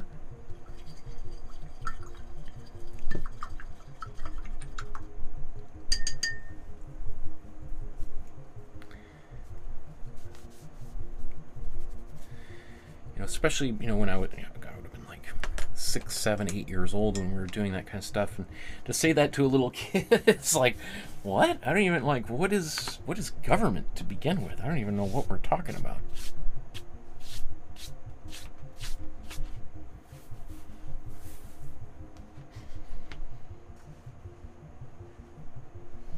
Senga says, thanks, Michael. I got a fixative for after my paintings.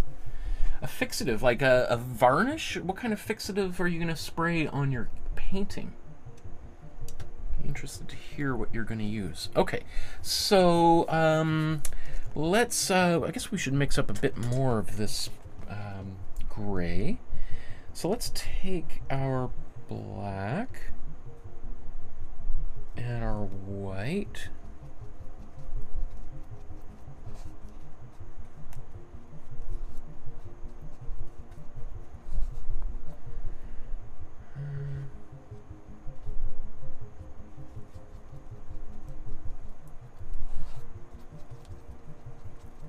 I feel like this might be a little bit on the darker side. Let's just see. Oops, let's bring that back.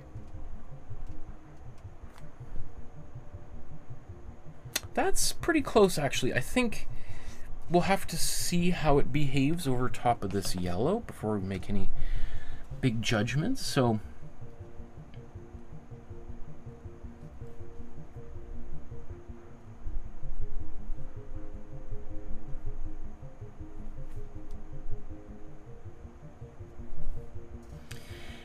okay, so what is also a little bit tricky about what I'm doing now is I used her drawing to get the image on the canvas, but I'm using the painting to do the painting. And there's a little bit of a discrepancy there. Like, if we just look at, let's bring this back up here. We just look at her drawing. Look at the let me see, where's my, look at this area of the couch here. Look how it kind of goes in, kind of like a backwards S shape, where it kind of looks maybe like a nose here, right? And a brow. Look at this shape here, and then if we look at the painting, look how that just goes almost straight up and down. It doesn't curve in. So part of the question that she would have faced, or we're facing now, is, you know, how do we want to try to make it look like the painting, or is it okay if it still looks a little bit more like her original drawing? I don't think there's kind of a right answer, but I think it's important to kind of just highlight that, because that might be a little bit of an issue where people are like, I followed the lines, but the lines, you know, make it look different than the painting. What am I doing wrong? I made a big mistake. No, you didn't make a mistake at all. You're doing exactly the right thing. It's just that her drawing is different than her painting. So as long as we just understand that, then everything's fine.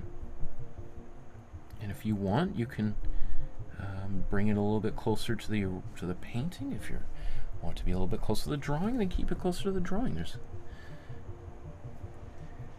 no right or wrong way to do this. There's just your way.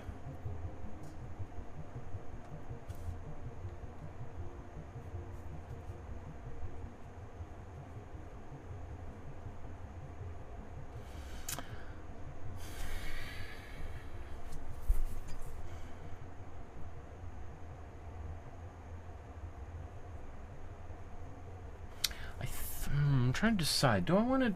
I think I'm going to paint this whole back of the chair, even though it's supposed to be white. I'm going to paint it all gray right now.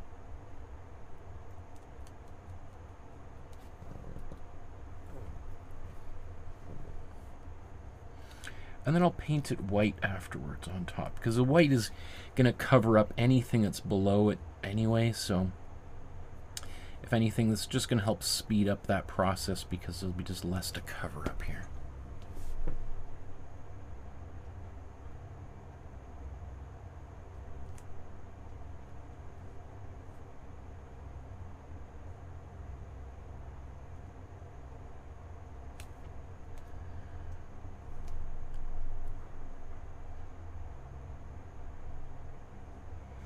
Another thing is, if we look at the top here, look how this painting, you know, the chair just sort of goes straight behind her head here. But in her drawing, you can see that chair kind of curves down. So I'm going to kind of bring it a little, in this instance, closer to the original. I can even paint right through where her head goes, so that that line kind of reappears on the other side of her head in the, quote, right place.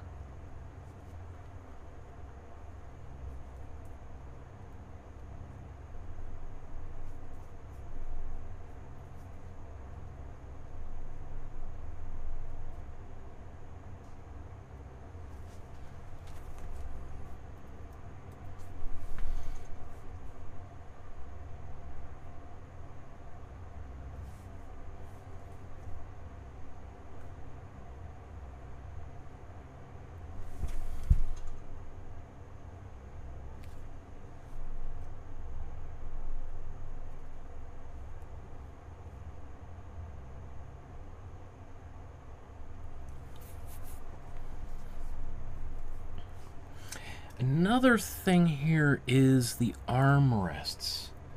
So again, if we look at her drawing, you notice this armrest is much higher than that one. That's going to be really hard for us to fix, though. In the painting, she kind of tried to bring them in alignment.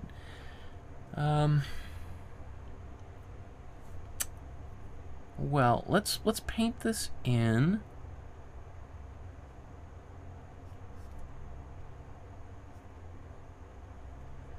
And we'll see what our options are. I think I'm going to expand this as well, make it a little bit more of a bell curve.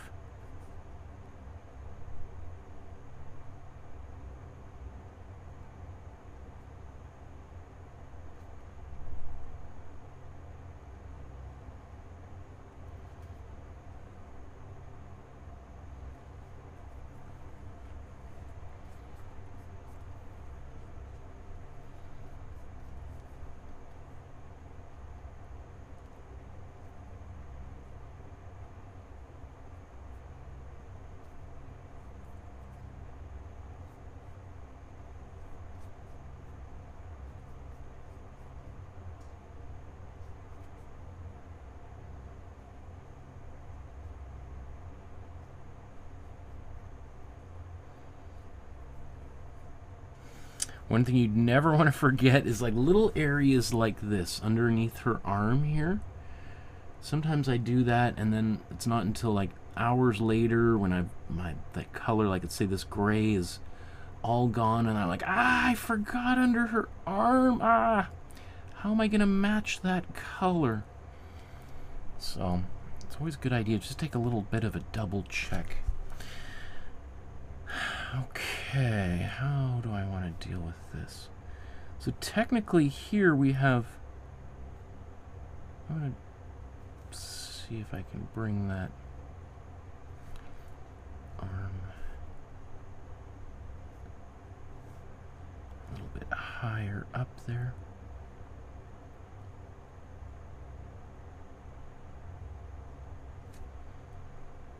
Might not be perfect, well, certainly not perfectly symmetrical.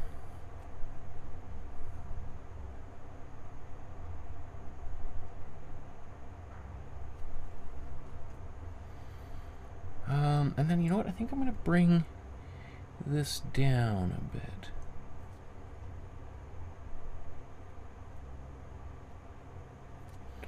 So I'm bringing one side up and one side down to try to have them meet a little bit closer to halfway, and this side's kind of dry too, so I can just kind of go back over and cover up a little bit more of that yellow. It's going to continue that around up here.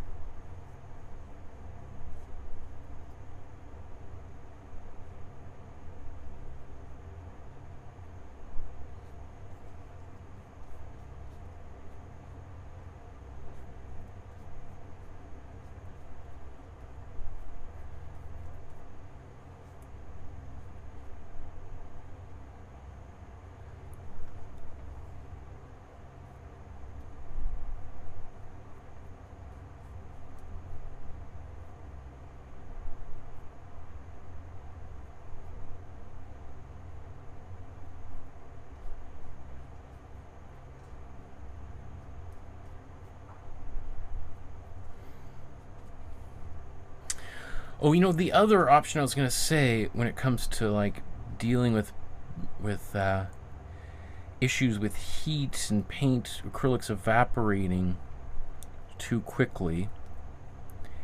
This might not sound like the ideal option, but would be to use oil paints instead.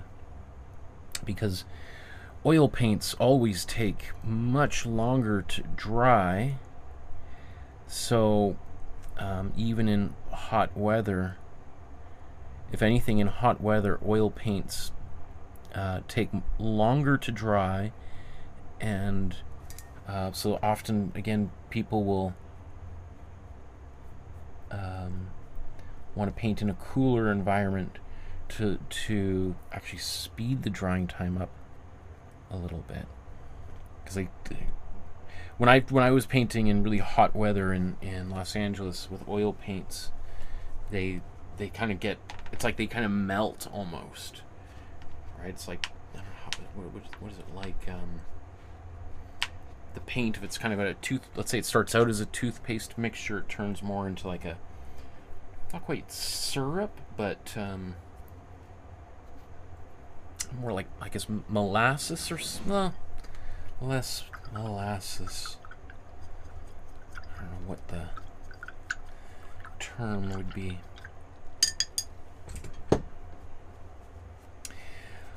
Okay, that looks pretty good. I'm just going to quickly blow dry this, because then I'm going to paint the little, slightly less gray of the area right behind her head.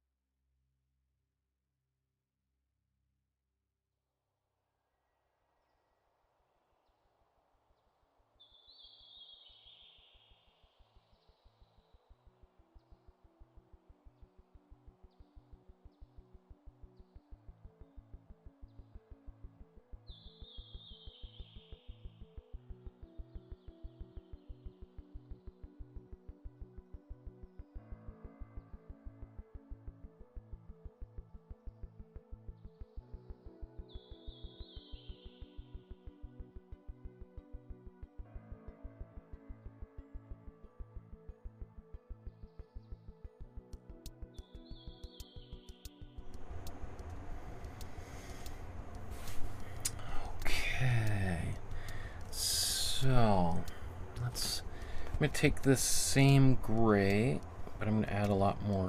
In fact, I'm just going to take a little bit of black. Where should I take this? Right here. That was too much black.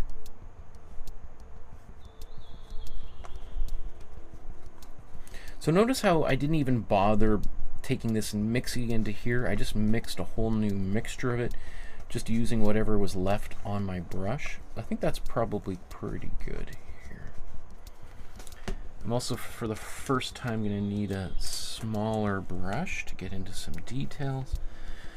My lines have disappeared here, but I think I can kind of fudge that pretty easily. So...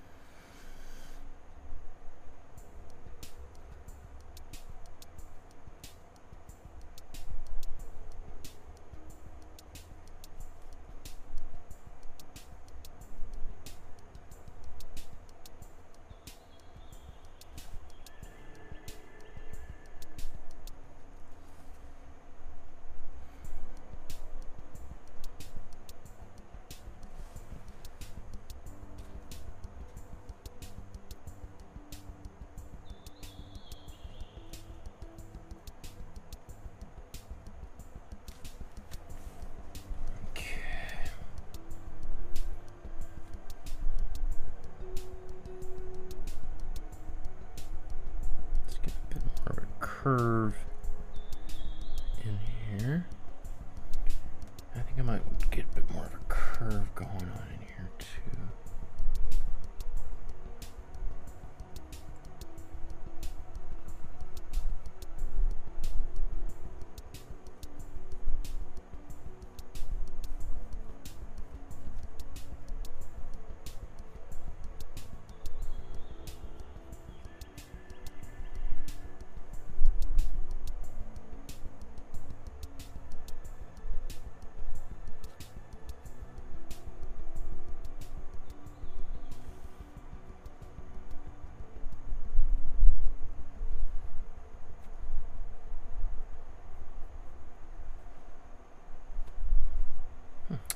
that little brush anyway. So I think let's just blow dry that. Well, I still got some of this paint. I'm just going to touch that up.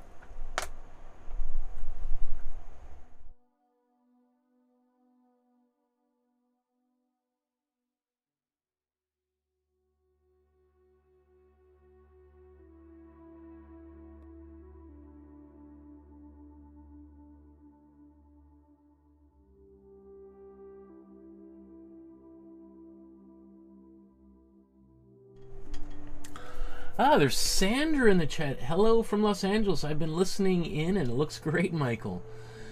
Wow. How old is your little one now, Sandra? Oh my goodness. It's probably like about to go to college right now, your little one.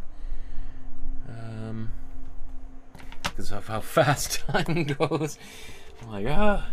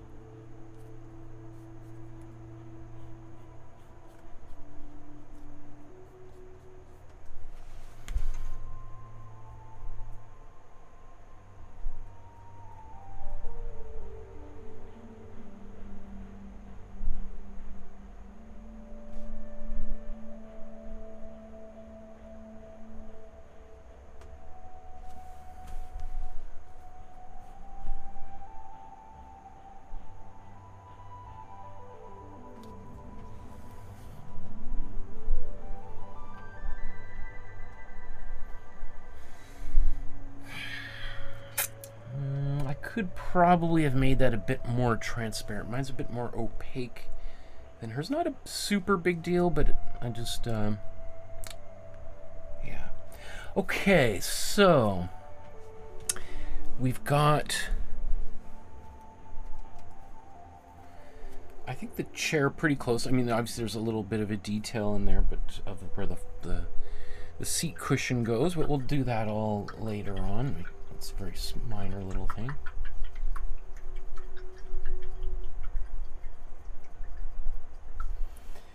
Your son's 5 months old. He just started to roll over in teeth. Oh. We use an app called Tiny Beans to share photos of our daughter with the family, and it sends like once a week kind of snapshots from the past, and some, you know, you see these photos of your kid when she was 5 months old or last month, or, and it's just like, my goodness, time is going fast. It's like, man, definitely having a kid makes you realize how precious life is, but how important it is to do what you want to do while the sun is out, right? Because, yeah, it seems to get faster and faster the older you get. Sanderson, digging the new music. Yeah, the music is by the same artist, Sam Davidson. He just created a new playlist.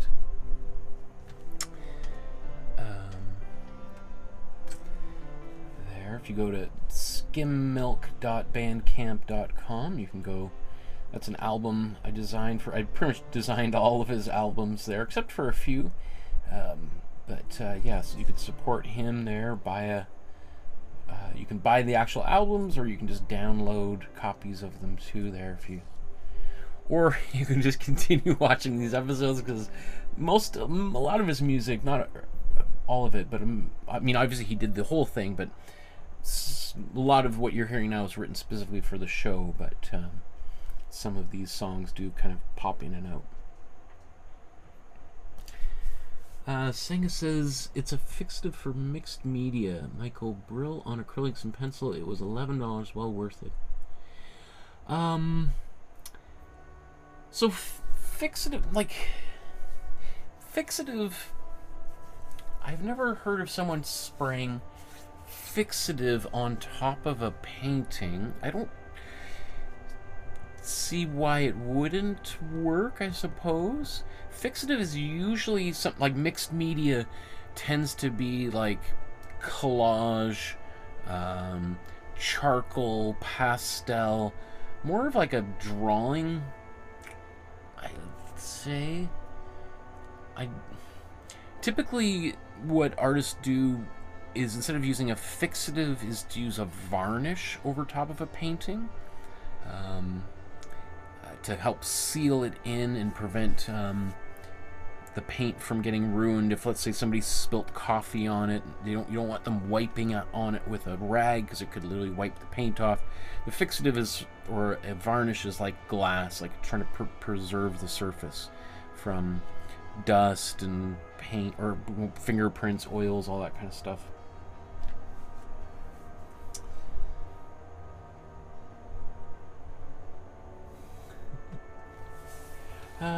Okay, let's, I should move on here. What was I going to do next?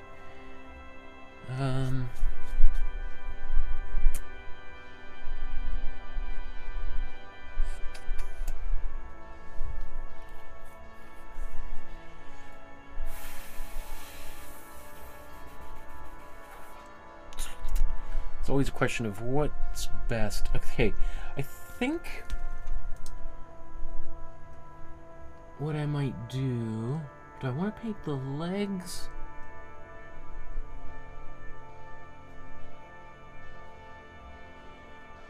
Looks like the color of the armchair legs is almost identical to the hair.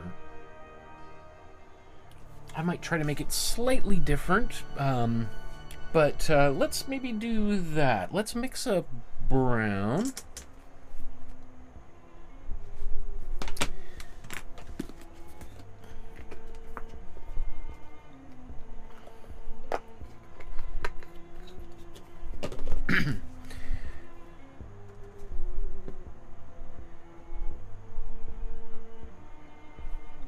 This is a little bit more of like maybe almost a slightly greenish brown. So that means I'm starting with a green. I'm going to add red to that green.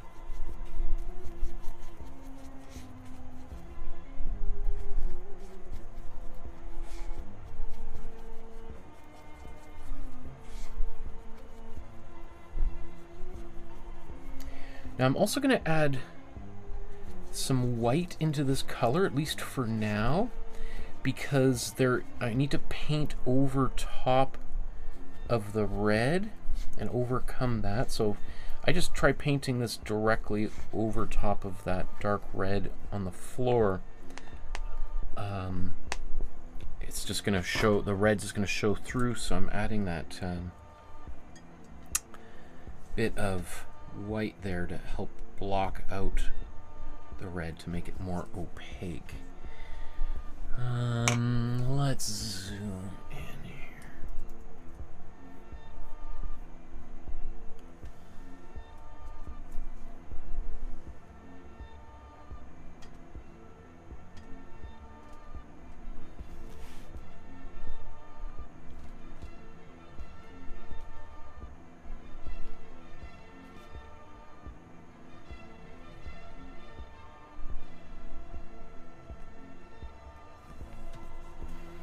Yeah, you can see those reds are pretty close, like the floor is pretty close to the original.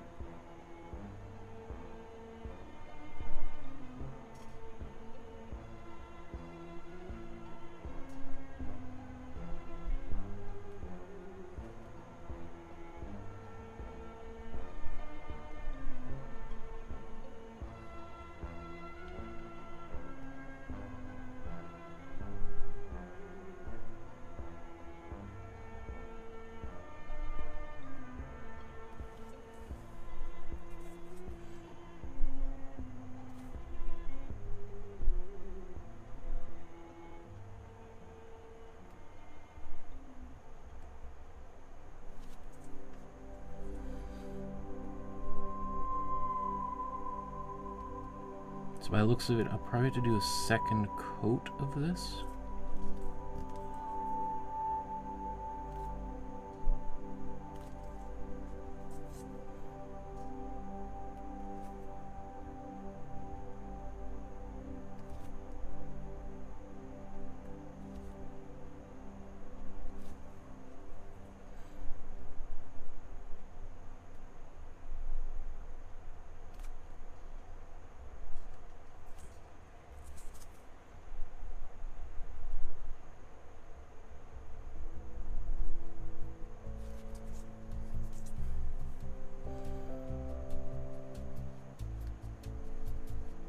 Maybe.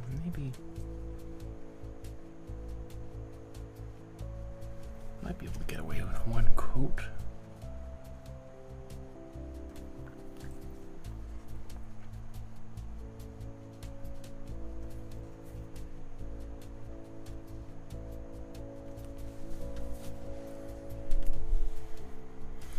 Again, it's a little bit lighter because I added all that white in there. I can mix that same color again and paint it over top. But we'll see.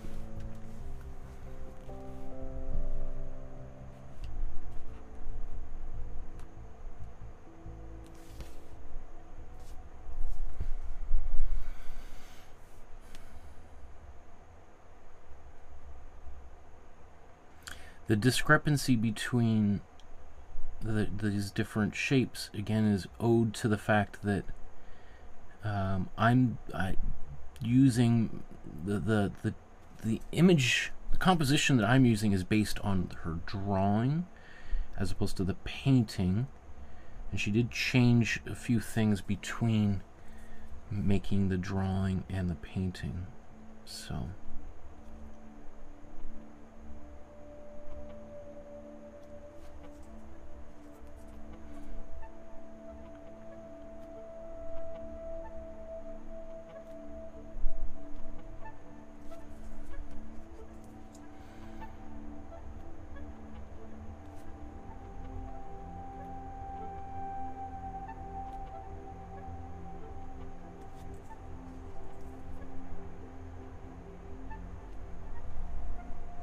That didn't focus.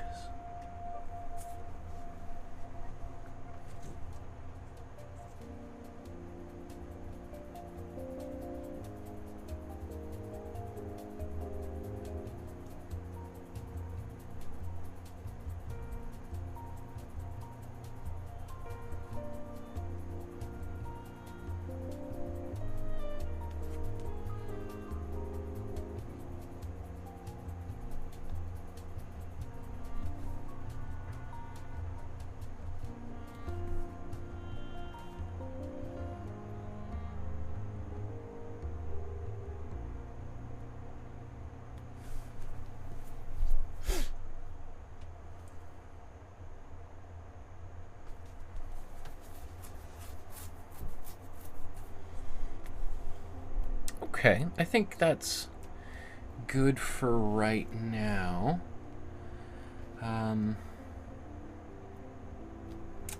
Let's just look at her hair. Do I want to do this? You know what, let's do that right now as well, actually. We got this color, it's I think the same color she used for the feet of the chair, she also used for the hair.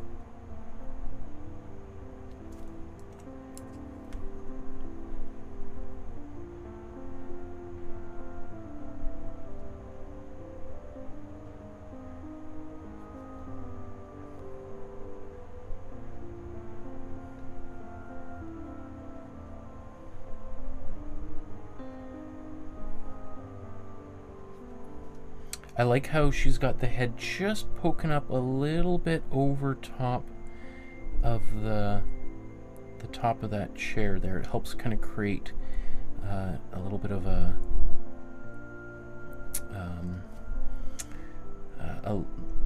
it helps emphasize that the head is indeed in front of the chair.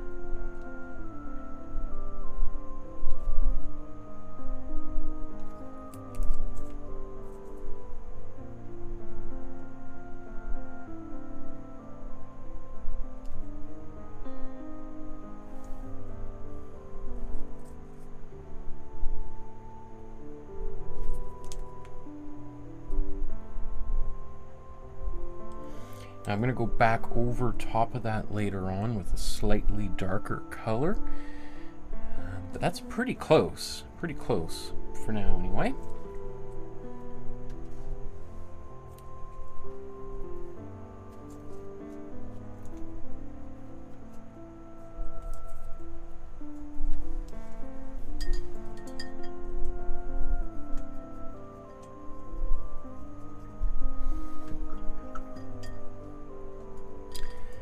There's Misha in the chat, says, "Hi Michael, hi everyone, interesting music playing today." Yeah, I recently got a new soundtrack from the same guy who wrote the music previously. It's also much longer. I think it's like 3 hours long, so much less likely to hear the same track again and again and again, as the previous one was like an hour and would loop over. Sankit says, "Senga, you were talking about the tiles in the picture. I was thinking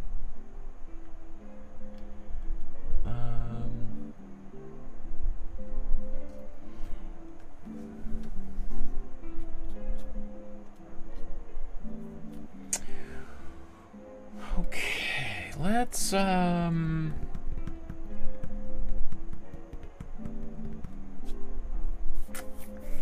do the skin now.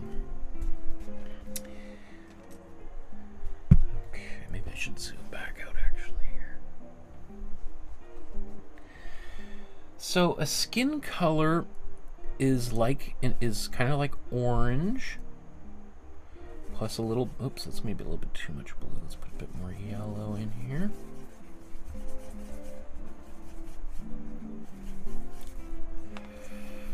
Be a little bit too orangey. Let's take a little bit of blue. Ah, too much blue. Although not too bad. And then we just take a lot of white. Yeah, it's a bit too much. Let's take a bit more. Ah, I went the other way.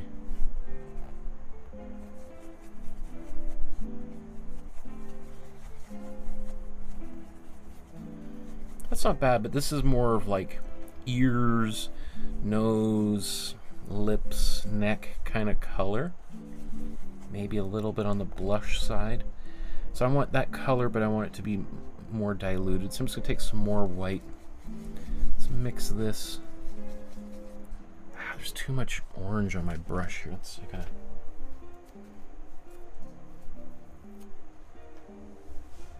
Let's try that again.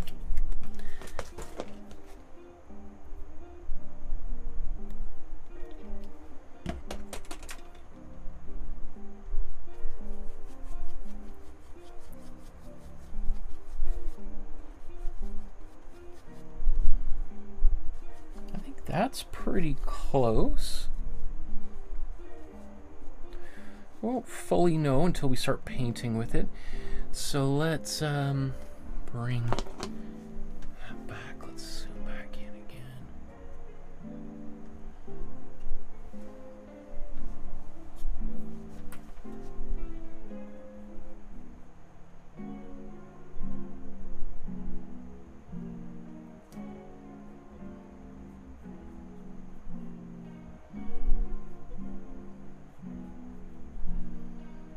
So I don't mind painting a little bit over top of the hair, a little bit over top of the clothes.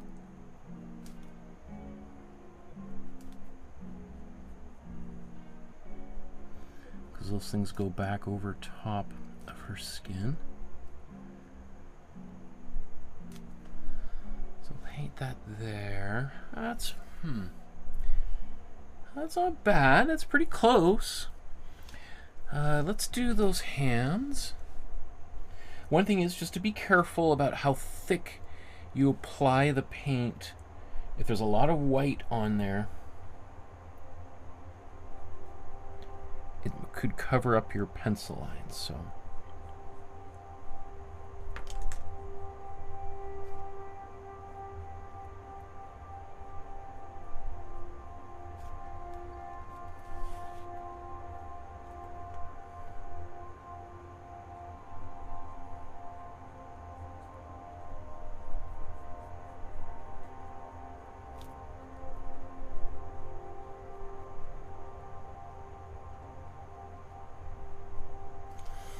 the one thing is this color may go a little bit more transparent as it dries. So we just want to be careful about I'm going to paint another layer over top of it.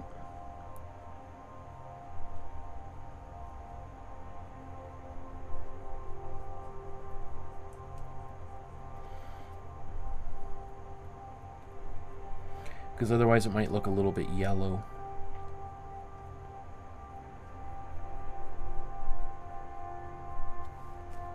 And don't forget those feet there. Because again, that's something that sometimes people do, is they paint part of the body one color and then they forget to paint the other part.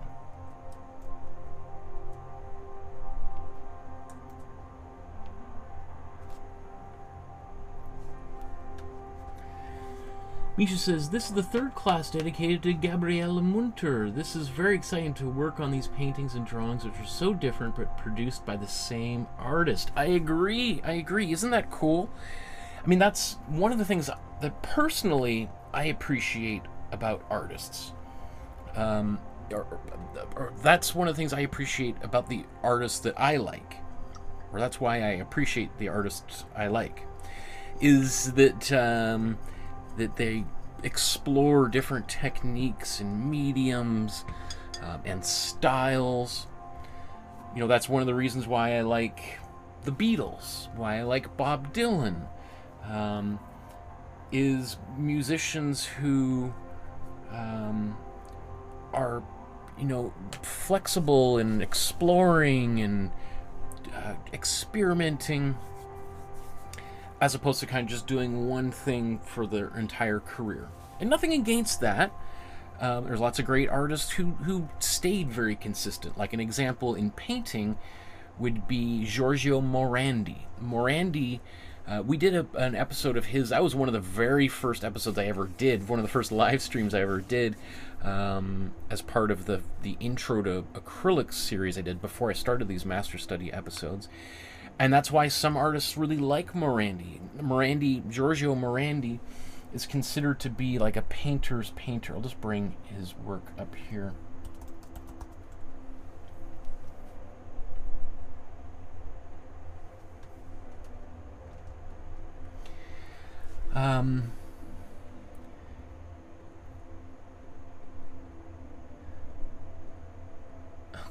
There's not. Well, I guess there's a few more, but Morandi basically painted the same dozen or so bowls and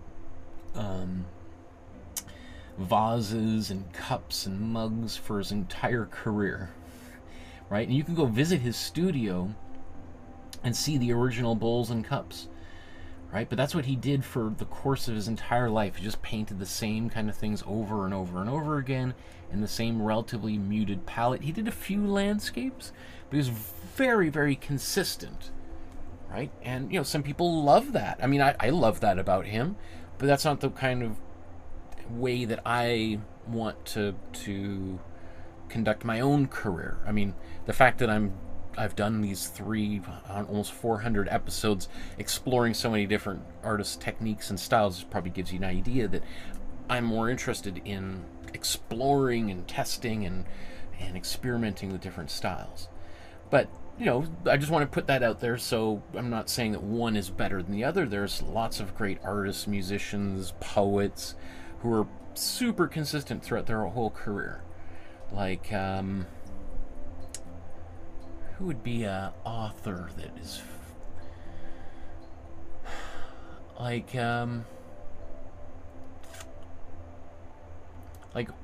I was gonna say Stephen King is somebody who's kind of done horror throughout his whole career, but he's tried fantasy and more straightforward novels.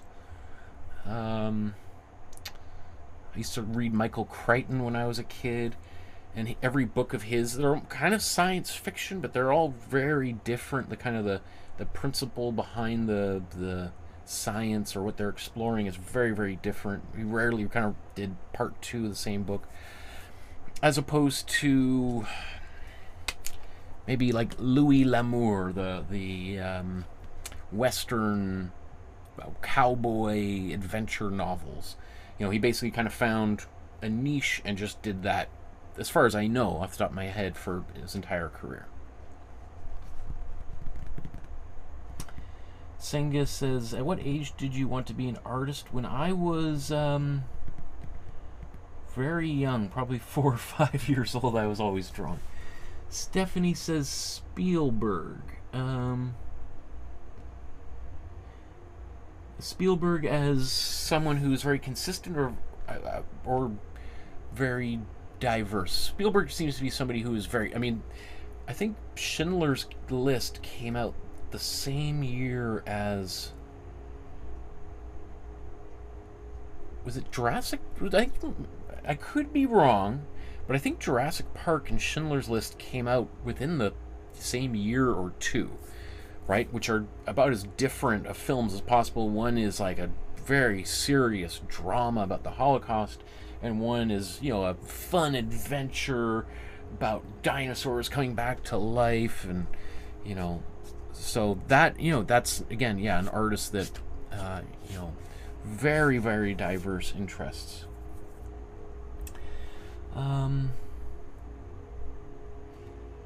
get to your question, Sankey. Misha says, absolutely agree, and at the same time, I do appreciate artists who discovered their way and stick to it the rest of their lives.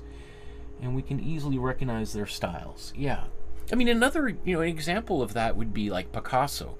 Picasso quite famously did, you know, has like 5 distinct different periods, you know, a rose period, a blue period, a cubist period, a neoclassical period, and then his sort of neo-cubist kind of going back and doing his own thing again and again. And I think there was another period in there somewhere too. Rose, blue. Anyway, but yet there's a Picasso-ness to almost all of his work, where there's something about his style that kind of just bleeds through all of that, which is one of the things that makes Picasso kind of such a legendary figure, because somehow, despite all of the differences, his style is very evident, and maybe you can never escape it entirely. Misha's Agatha Christie, yeah, that's a great example of someone who found that niche and then just kept going in there and created great stuff. I would, like, one of the things when I was in art school, when I loved trying it. One day I'd be working on paintings, the next day I'd be working on sculptures, the next day I'd be working on performance, and then I'd be editing videos and film and taking photographs. And my teachers were just like, Michael, just stick to one thing. Just do painting for the next 3 years. Like, you're just all over the place. It's like, you're like, just find, like, it's all scattershot. And I totally understand, especially as a teacher myself. I find myself telling students, you know, let's try to narrow down your interests a little bit. But I'm also very sympathetic to students that do totally different things each time, because that's kind of like what I've done throughout my whole life.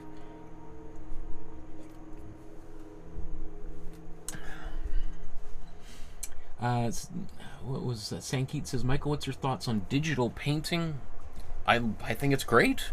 I have been using an iPad to draw a comic book I've been drawing for 5 years. Pretty much every day I'm drawing on my iPad with the Procreate app. I love it. I don't see any... I mean, there's a difference, obviously, between painting, you know, with actual paint and painting with, you know, a stylus on a tablet, but in the same way, sculpture is different than painting, or drawing's different than painting, or, you know, they're just different, but they're legitimate forms of art for sure. Okay, I want to go back over this here. I think just another layer of my skin color, just while I've got it here.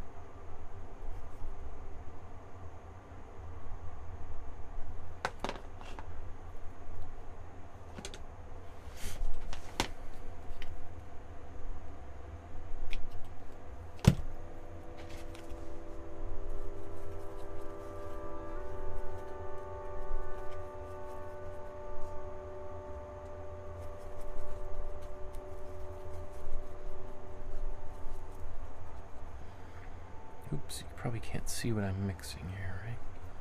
So I'm just remixing this skin tone again, a little second batch. So this becomes kind of a little bit sketchy because this is my second bit of white on here, and it is going to make it harder to see my pencil lines. So that's why sometimes I'll do an underpainting where I paint some darker lines over things like noses and eyes so that I can find them through thicker layers of paint.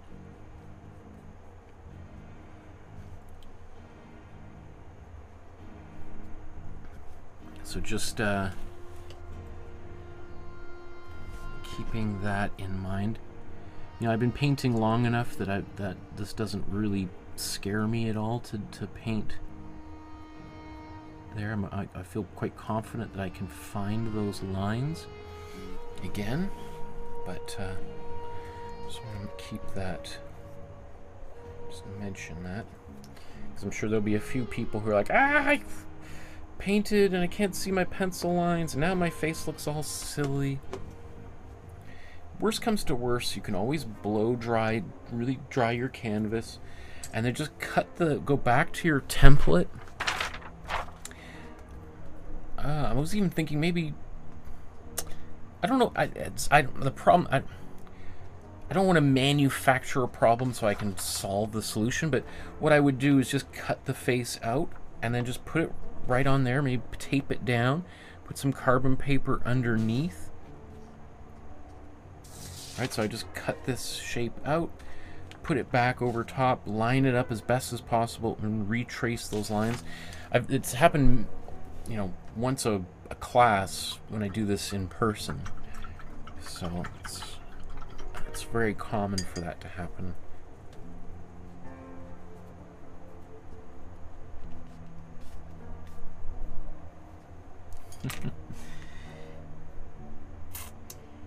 Misha says, this is very encouraging, Michael. I like to try and paint in different styles. I like your videos for that reason too. Lots of encouragement, exploration, and learning. Thank you. That's awesome.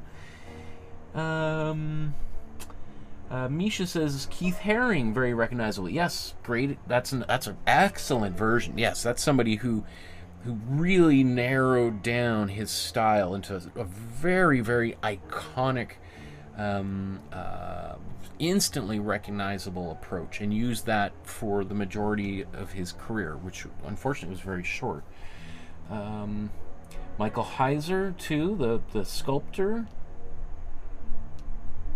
Sankit says, comic book, what's it about? Is it available to read for us? It's about the artist Tom Thompson, whose work we just did a Tom Thompson a few weeks ago, maybe a month ago. We did this painting. We've done probably 5 or 6 Tom Thompson episodes. It's a biography and still a long ways from being finished. Don't worry, when we're there, I'll let everybody know, and maybe even get people's help reading through it and advice and all that kind of stuff. But yeah, still a long ways to go with that. You know, I'm going to create a new thumbnail here.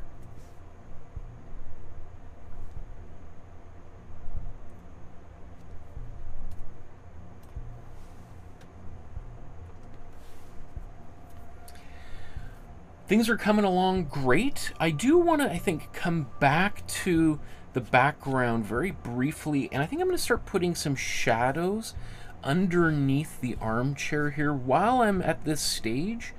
It'll be just easier to do. I can be a little bit messier because there's still refinements needing to happen around the feet. So I think let's put a little bit of a shadow there. I'm happy enough with the background, like the blue and the red of the floor. I don't think I need to change those anyway. So it's mostly just, I want to put a little bit of shadow under here. Now, there isn't a lot in her work here. So I'm just going to kind of be very delicate. Maybe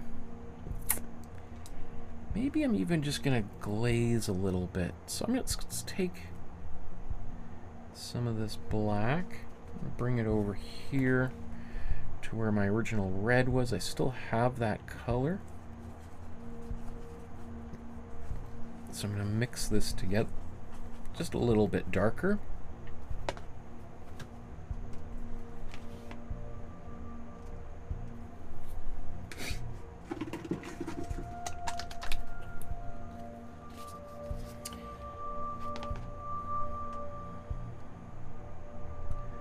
This is just some glazing fluid.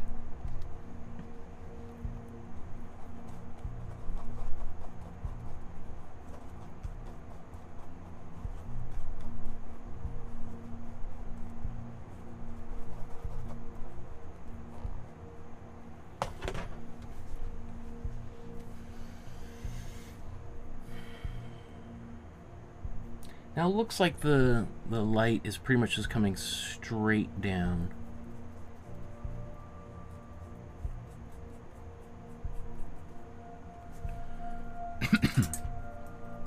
Oops.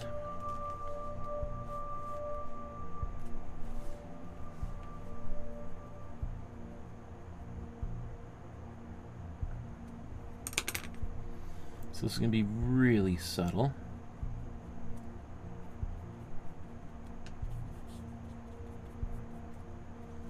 I almost wonder if it's too subtle.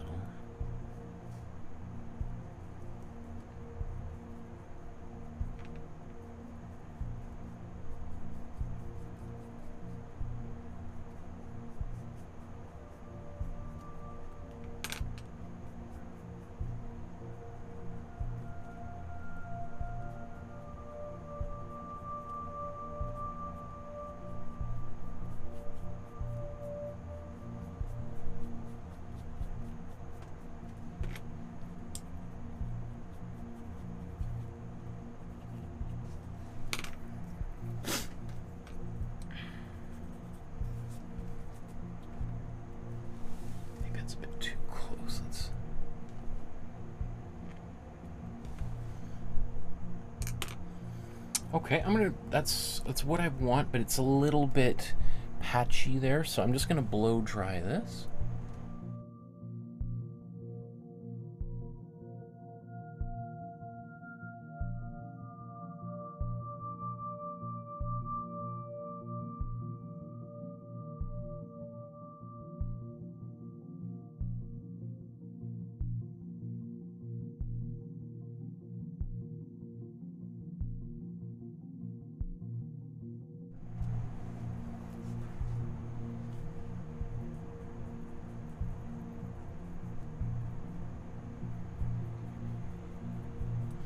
I always say, like, glazing is the timid painter's best friend, because we can do what we're doing here right now and just be really subtle. But if we do 20 layers of this, it'll get really dark.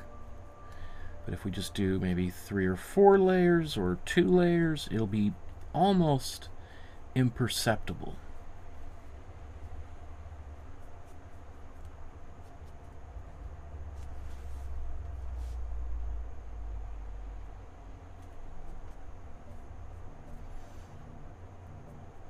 I mean, obviously Münter's not going for realism in this painting, so...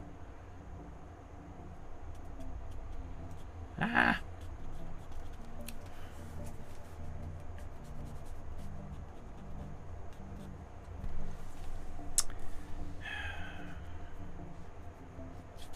Let's blow dry that, and then I'll try to clean that off. Paint came off my fingertips.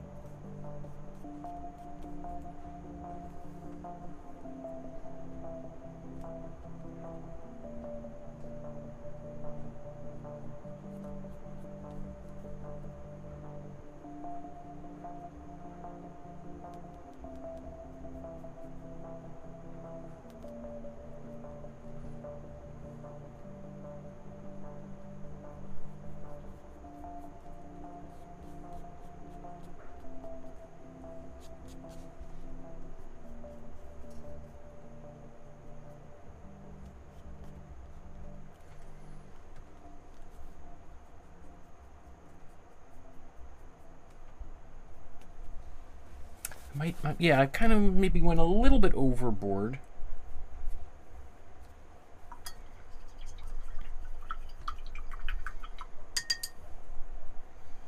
I mean, it's even debatable whether she did this at all, but it is something that I do find can really help a painting. It's just a little bit of a shadow.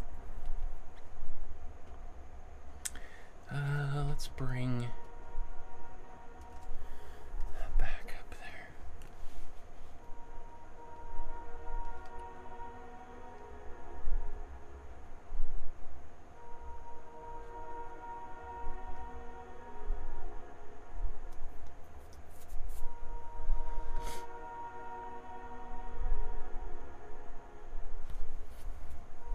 You know, I'm just now noticing, look at the difference between this line on the bottom of my chair, which kind of corresponds to her own drawing. You can see that line kind of sloping downward to the right. Now if we look at her painting, look how that line goes here, and then actually on the other side jumps up and goes straight across. So there, that is a little bit of a difference, obviously, to just pointing that little bit out. Okay. What should we do next? We should...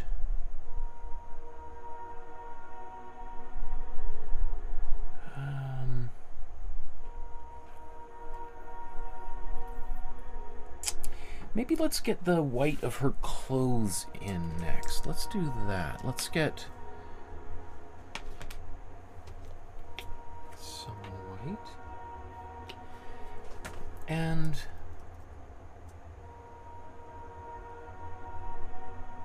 I'm just trying to see, is that just white or is there a color in here? It looks pretty much like white. A tiny, well, there's obviously gray in the shading, but I'm just looking at this. I think we should be okay with just pure white there.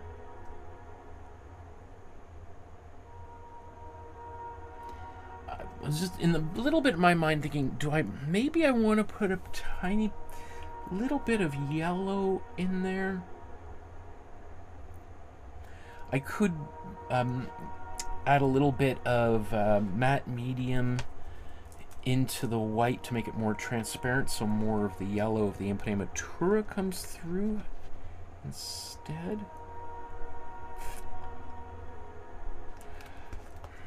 I think what I'm going to do is I'm going to take my white, and I still got a tiny bit of... This is the color from the basically for her hair and the armchair. I'm going to use this.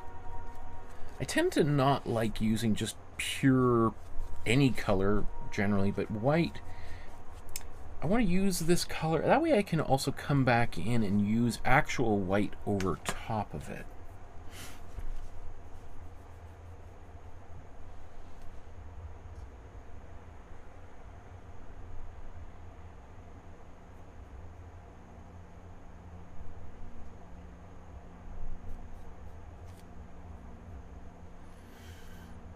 Oh, that's black. Okay, well, I'm painting it white, but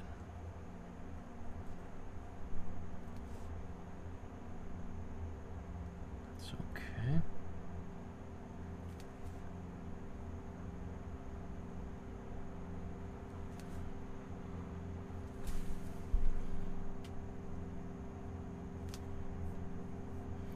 I see a white shirt and I want to paint it black.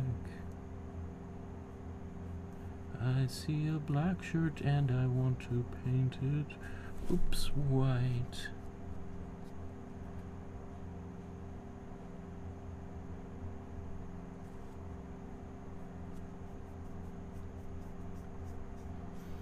I don't think it certainly wouldn't hurt to paint this here a little bit white to start.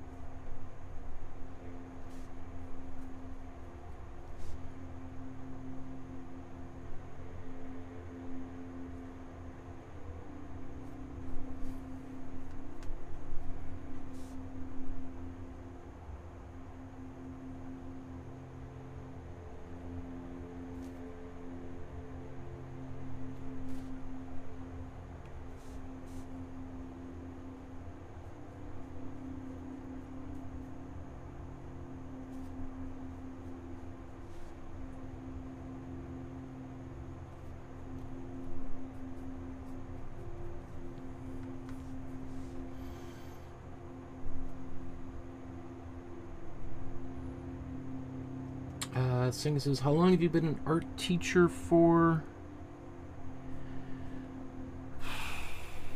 I don't know, 20 years? Yeah, probably.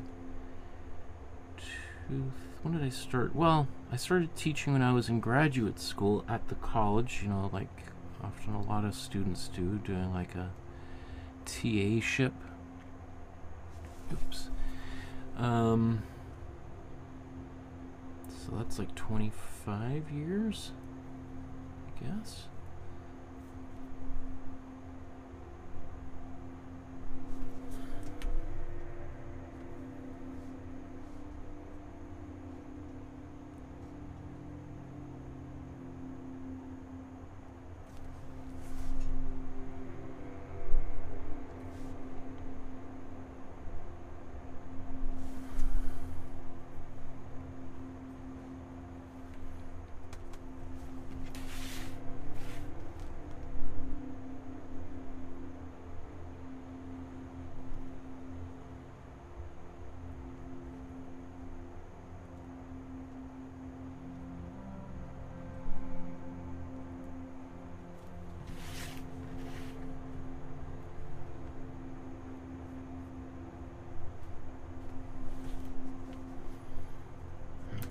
Okay.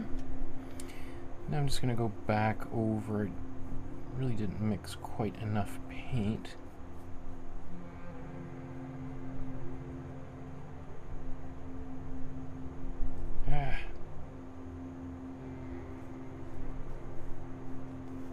Should blow dry this here.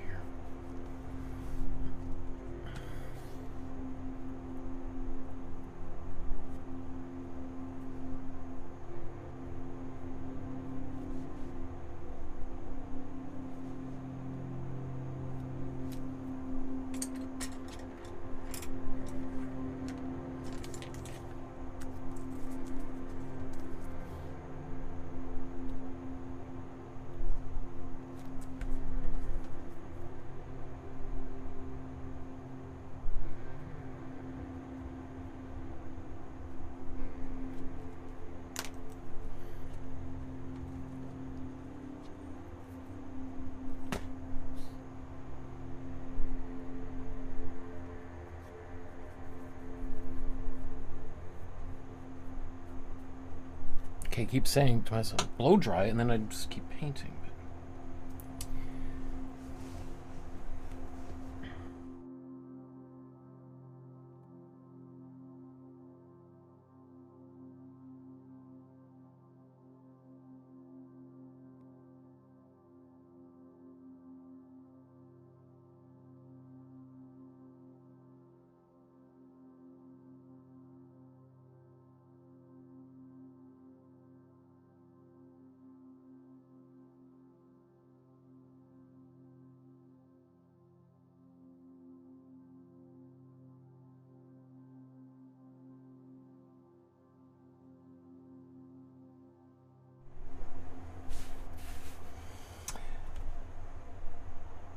Misha says, this painting looks very simple, but I agree that it must be very unusual for the time that Gabriele made it. Yeah. It's Gabriele, not Gabriella, Gabriele. Which I will always get wrong. Like lay, like to lay down, as opposed to la, like do re mi fa sol la.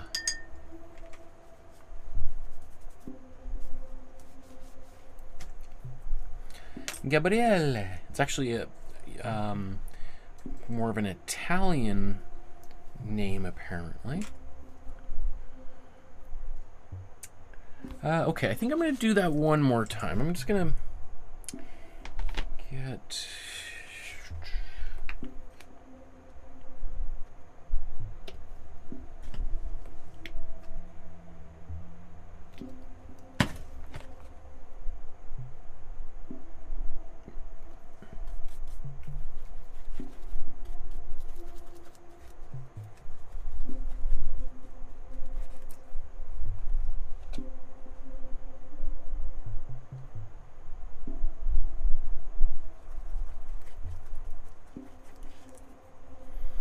It just goes to show just a tiny bit of color can transform that white into something just slightly different.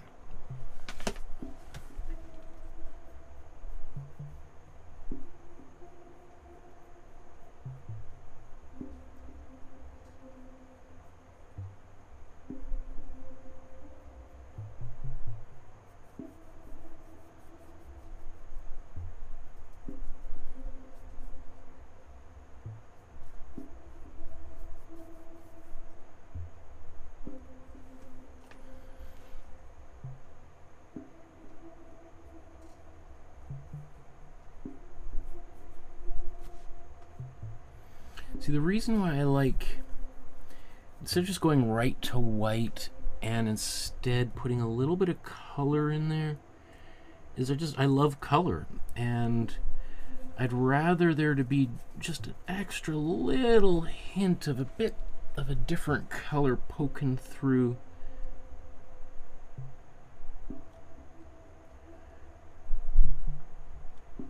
You know, I always use the example, like comparing things to cooking and things, because it's something we can all relate to. We all got to eat. You know, it's just like it's putting that little extra tiny bit of spice into something, and people are like, oh, I've never had mashed potatoes like this. How did you make them? Oh, I just put a little bit of cinnamon or something in there. People are like, wow, never would have thought. I mean, I don't know if cinnamon would work in mashed potatoes. I'm just kind of inventing things, but you know, it's just that little dab of something slightly different that can be kind of just makes things feel a little bit more special, unusual, different.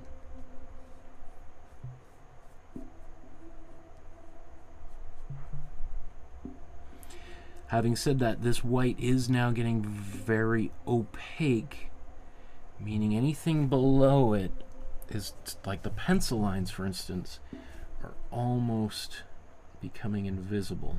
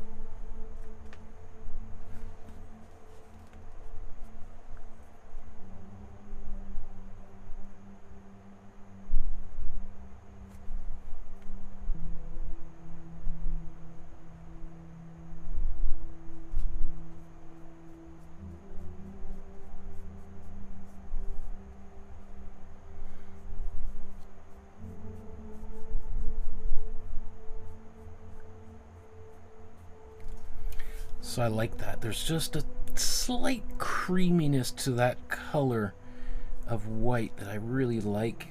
It just makes... I like that it's like people look at it might be like, I can't quite put my finger on it, but I like that white.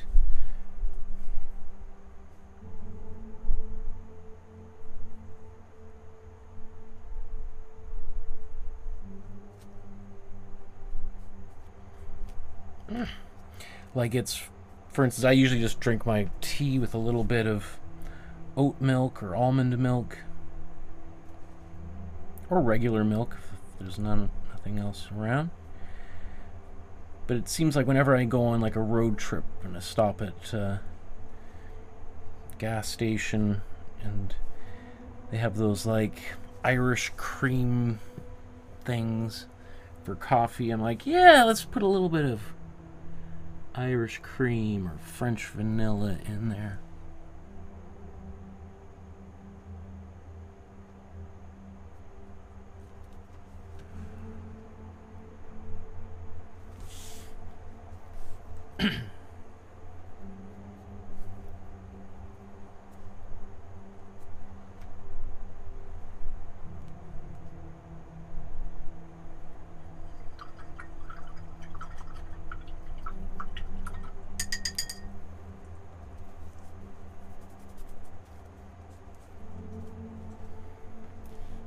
Okay.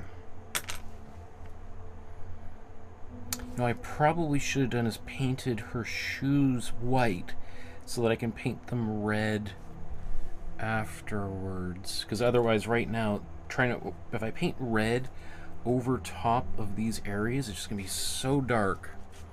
So let's do a bit of that. Let's going to take this white, take our warm red. So you can see I'm going to be painting with a little bit of a cream color as opposed to just red all by itself, because that white's going to help block out. Let's just take any extra white I've got around here. I could just paint pure white. It might be nice if instead of, if I don't cover up all the edges, instead of there being white there, there's maybe just a little bit of a different kind of red underneath things.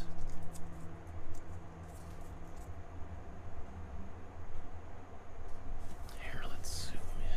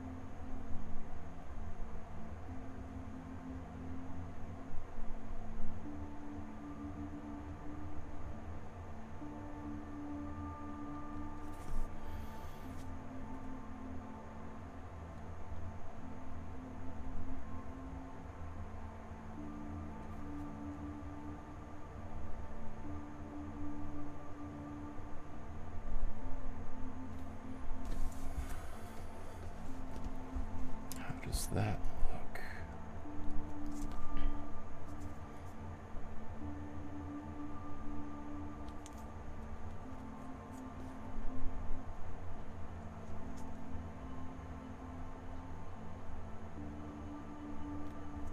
Okay, then I'm going to blow dry that and just go over a few little places again so that that red can go on nice and evenly.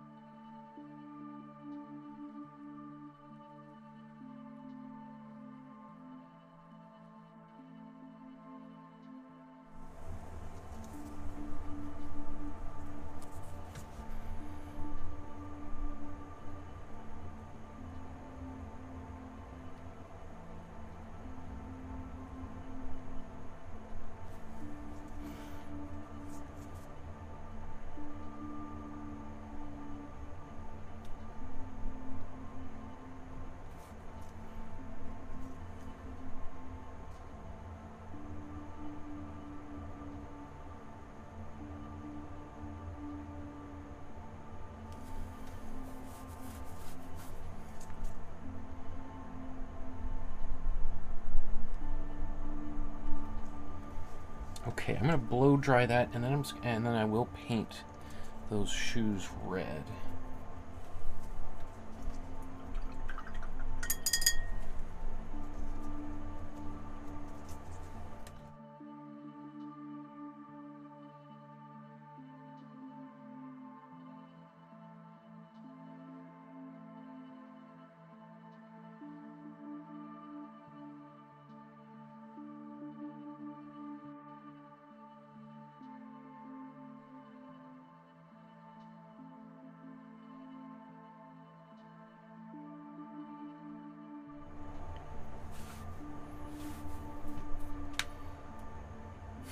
Irish cream liqueur, Bailey's, yes.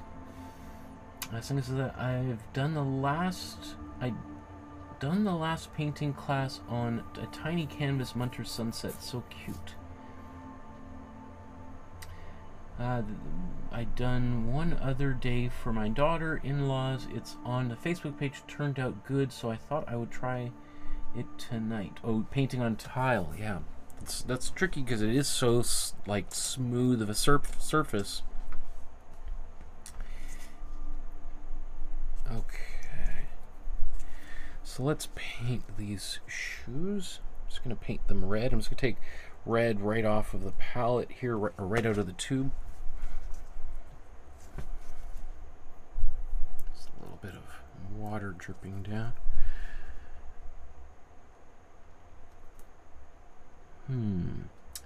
Now that I'm doing this, I see that maybe this could have been a bit darker.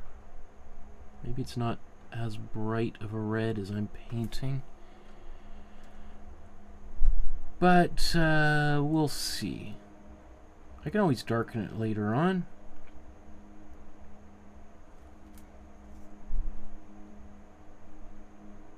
It'll probably also dry just a little bit darker anyway.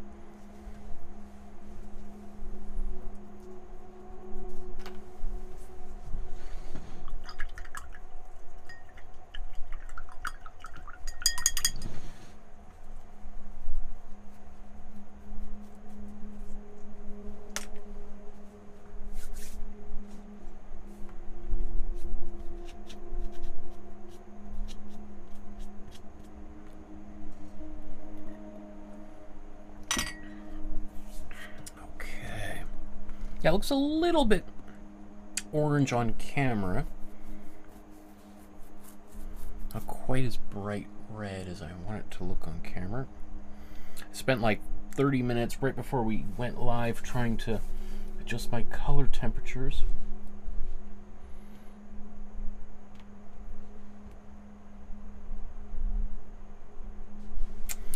Okay. I think we're actually much closer than it might appear at this exact moment. In fact, let's just zoom out so that we can kind of just lay out the try to decide what the next few steps are to bring us closer to the conclusion there.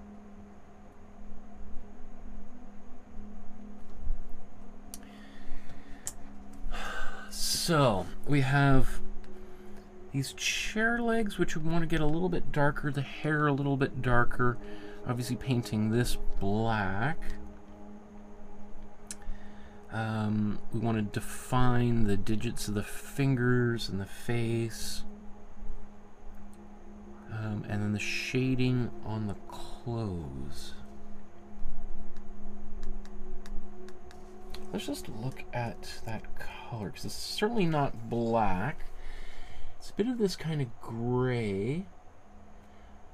Now, I think we could probably use that same color in all sorts of places. On the face, hands, clothes, maybe even on the hair.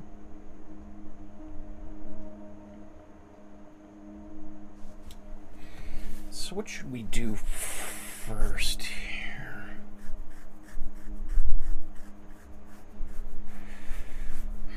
A part of me wants to get the black painted in ASAP, because that's kind of in behind a few things like the hair and the pencil or pen. So let's do the black. So I previously mixed some black here. I think that's probably still awake enough that I can paint with it. Okay.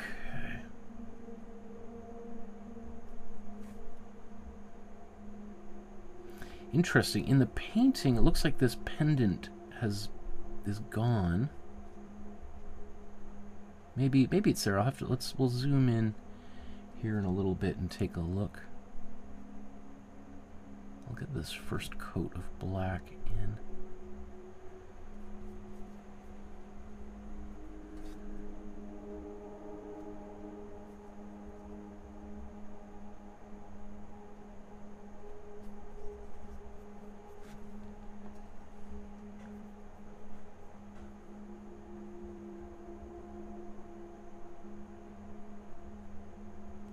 So as always, I prefer to mix my own black as opposed to using black from the jar or tube.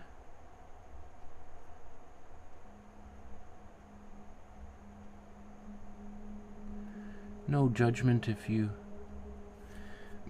want to use paint from the tube.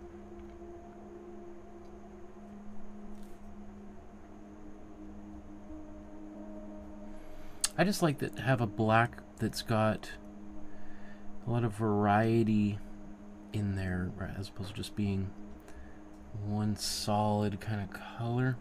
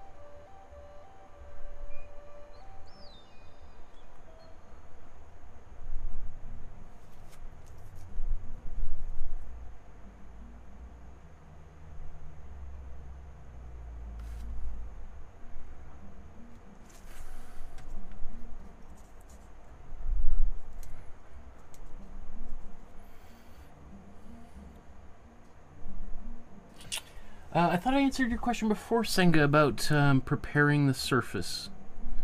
So I think I said if you're painting on tile, you want to sand the tile before you paint on it. Otherwise the paint won't stick, it'll just peel off.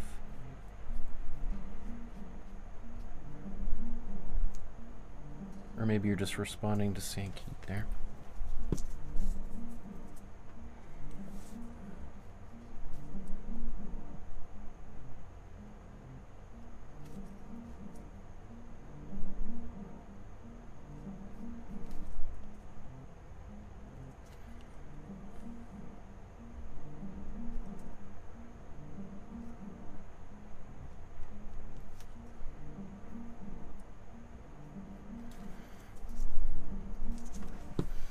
It's interesting painting in that I don't think we've done this before. Started with using the drawing that the artist did as the template for the painting, because there are a lot of little discrepancies here. The more and more I work on this, I'm like, oh, that's different and that's different. Like that little thing that I was just doing with her shoulder there.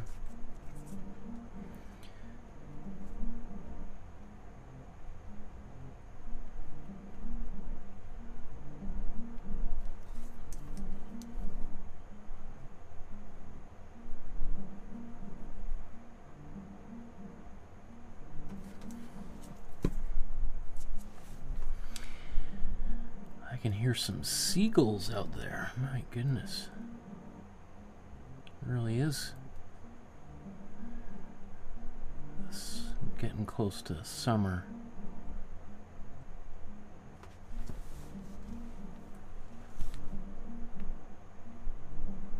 I don't know if the seagulls go anywhere during winter, but there certainly seems to be more of them in the spring.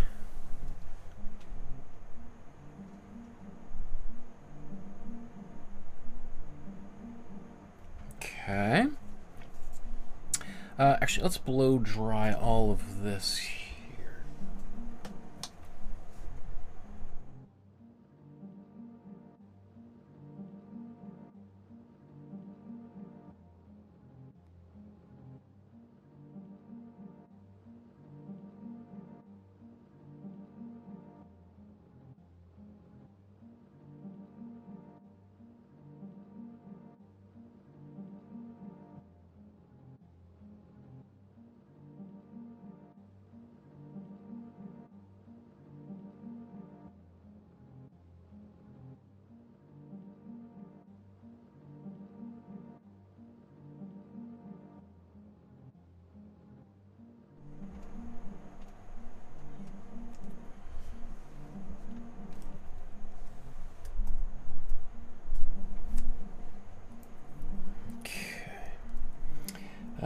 Well, maybe let's go the opposite way. Let's zoom in a bit.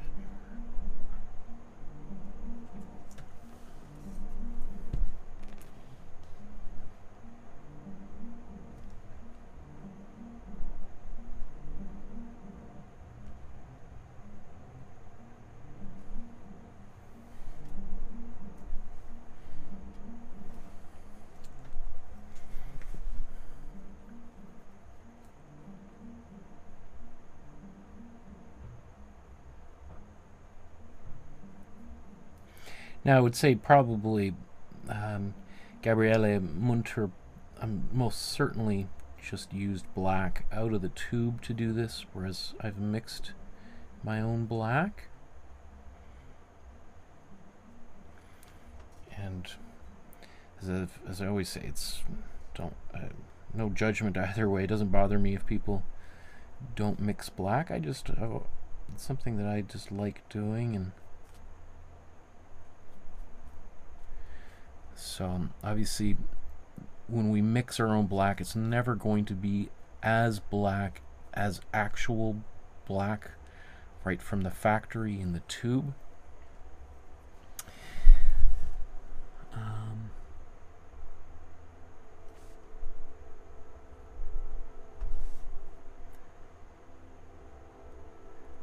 You know, I say, you know, that black is sort of like a fire extinguisher used in case of emergency only, personally. Because black always wants to come right up to the front of the painting. If we think of a painting like a window, black is like a bug on the window. So if you're going to use black, you want to make sure it should be, I think, as much as a rule as you can say there's a rule in painting, I would say black should really only find itself in the thing that's closest to the picture, the front of the picture plane.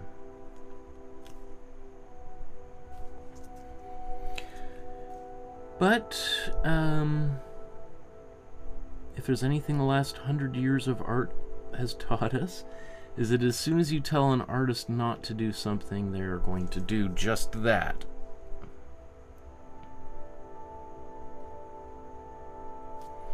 And a lot of art is is sort of like one group of artists rebelling against the previous generation, so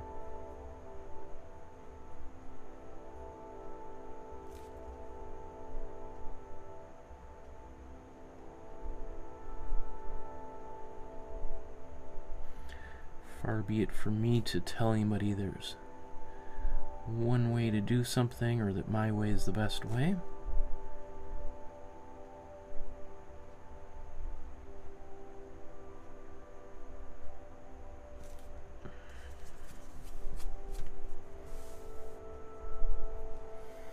Now, people are wondering, what is he painting?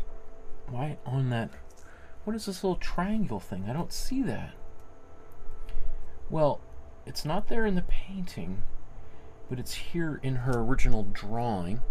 So I'm going to paint it in there, even though it's technically not there in the painting, or at least I can't see it. Just as maybe a little bit of a nod to the original, to the painting.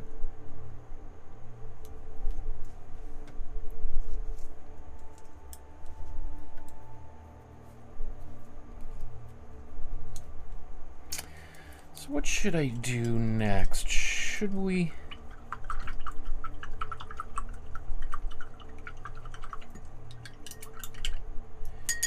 I think I might do the brown for the table legs. In fact, let me see, is any of this still functioning? No, it's all dry. How did I make that? That was my... Oh yeah, that was my warm blue. Let's get a bit, that's all dried up.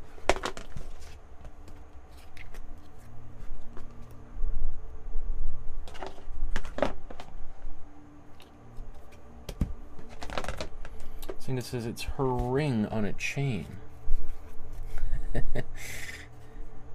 We still thinking about Kandinsky here?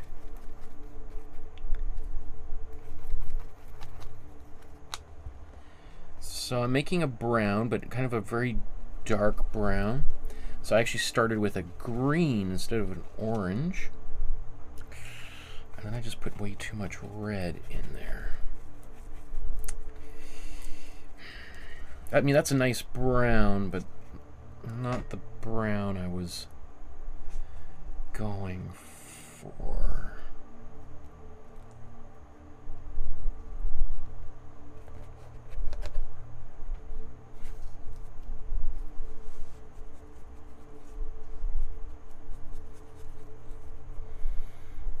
So I'm just taking it and remixing it over here with a bunch of my some more warm yellow to get a bit it's different kind of brown, but lighter. That still, I think, needs to be lightened up a bit more.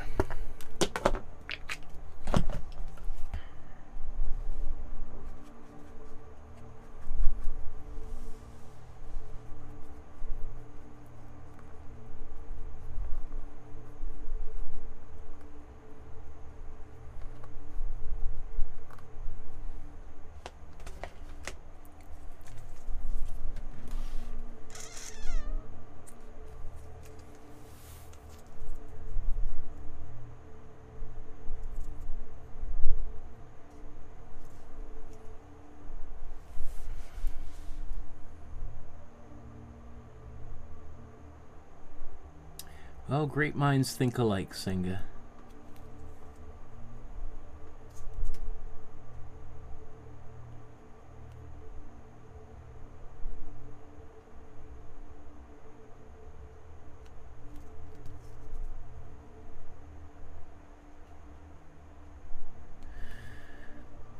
So this just allows me to kind of clean up these lines, just darken it just a little bit. I'm also just wondering if I want to use this same color for her hair. I think this is pretty much, I think she just used this same color for the hair, which obviously makes it easier if you can recycle a color a number of times in the painting. You don't have to mix it. First of all, it saves you time, so that's obviously a bonus. But also, there's something to be said about having colors echo throughout a painting, as opposed to just having a rainbow of hundreds of different colors in there.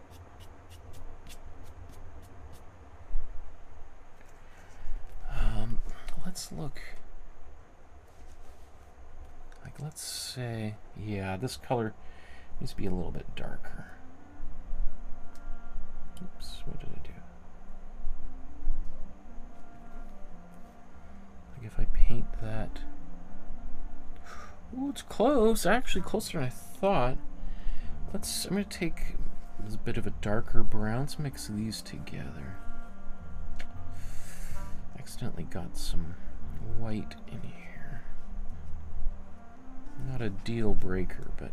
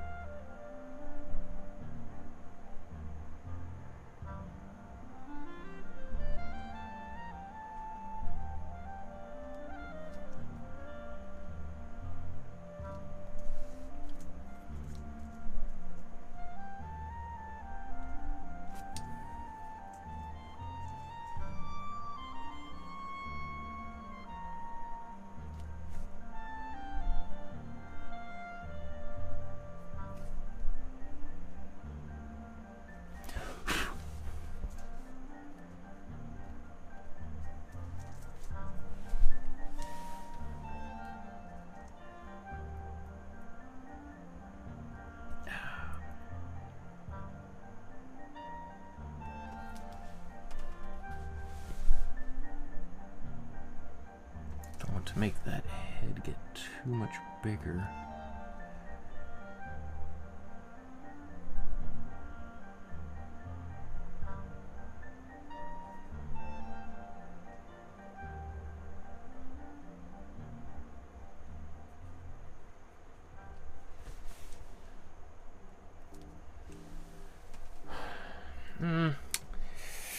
Not quite the same color. Mine's a little bit more on the almost like a dark blondie brown greenish color.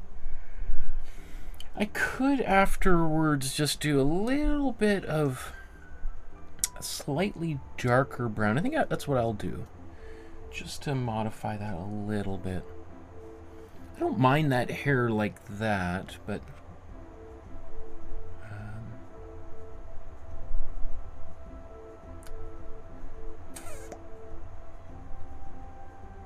trying to think what color I want to do that pendant. What if I do a bit of brown, yellow, goldish kind of color?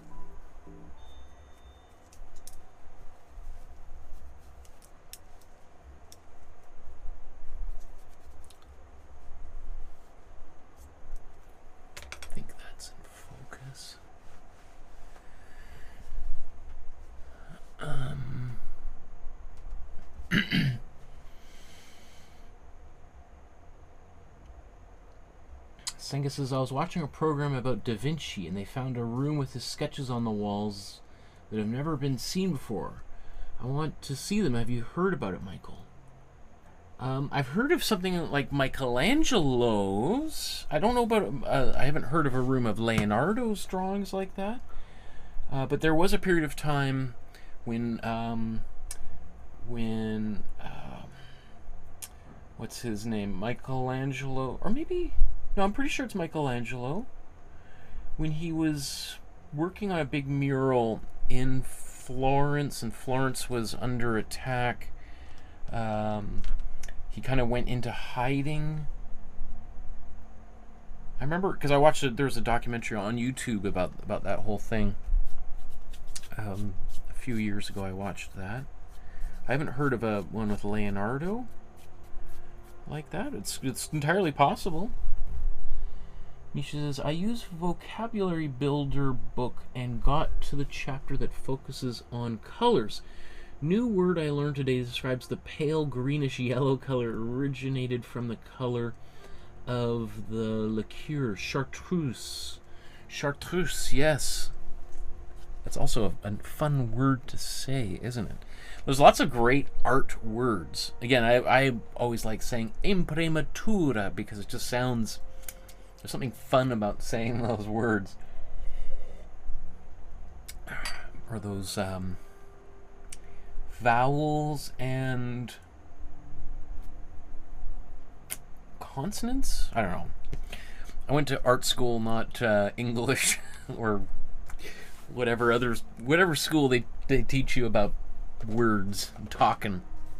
I didn't go to talking school. I went to painting school. So, forgive me if I don't have the right words to describe what I'm thinking.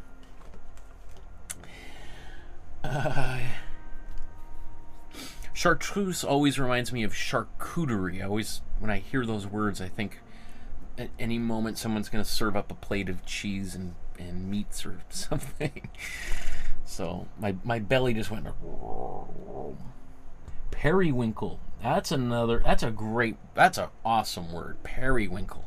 It sounds almost like a good name for a dog. Periwinkle, Periwinkle, come here. Dinner time, Periwinkle.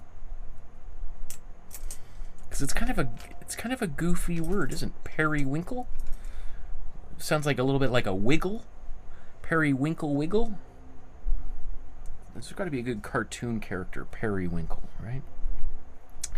Okay, you can see that after painting for what we're on, approaching our 4th hour, the brain gets a little bit mushy.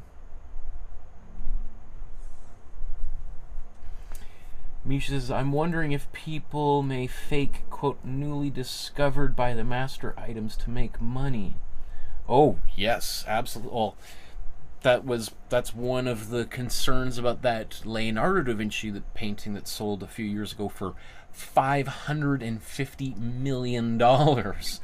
There's a lot of people who say that painting is not by Leonardo, or at the very most it was from the studio or school of Leonardo, which means he might have done a little bit of the painting, but his students or apprentices or even other people who just were fans of his work, that were studying his work, that may have never even met him directly, painted around the same time. And so, you know, there's definitely some, you know, if you're paying $550 million for it, you have a vested interest in saying it's by Leonardo. But I remember when that painting sold just a few years ago, there was a lot of people who raised objections to that, that there's some things that Leonardo, quote, would never have done.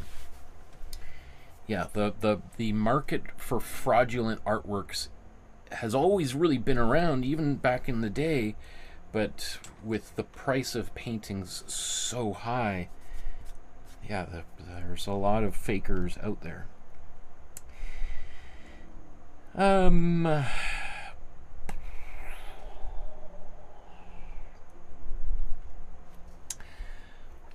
I think I'm going to use Maybe, I think I've got to mix a little bit more of it.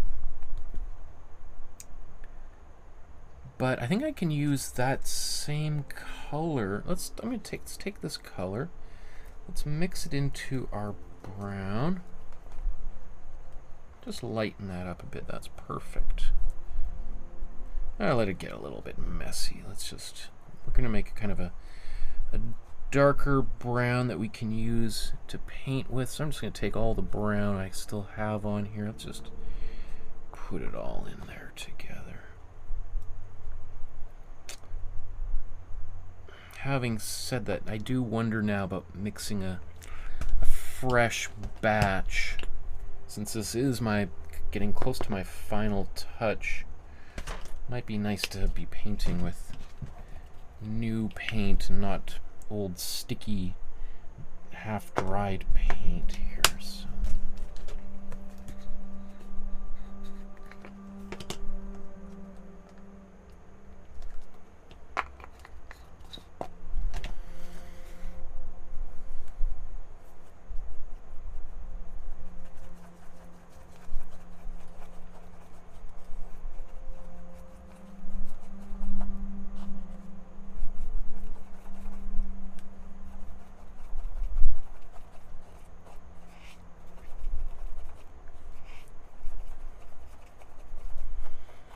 So I've done it again.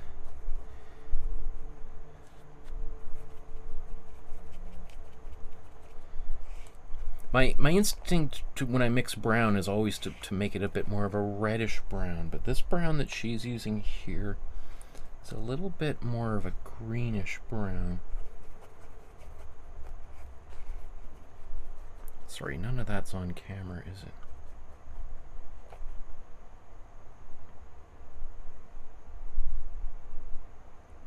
You know what, actually, maybe it being a little bit darker won't be a problem. In fact, let's take a bit more blue and put that in there. Because I am going to use some glazing fluid, perhaps, yeah, to dilute it, make it a little bit more transparent. And so, because it's going to be more transparent, it's going to be lighter. So, having it a bit on the darker side is going to keep it from getting too light.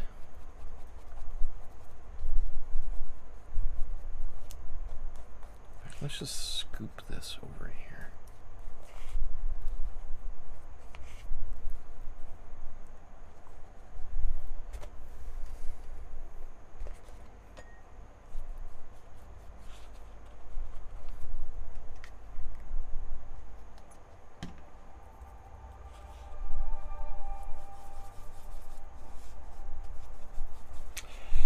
I have a feeling this might be a little bit too dark. The only way we can find out is by painting with it, so let's do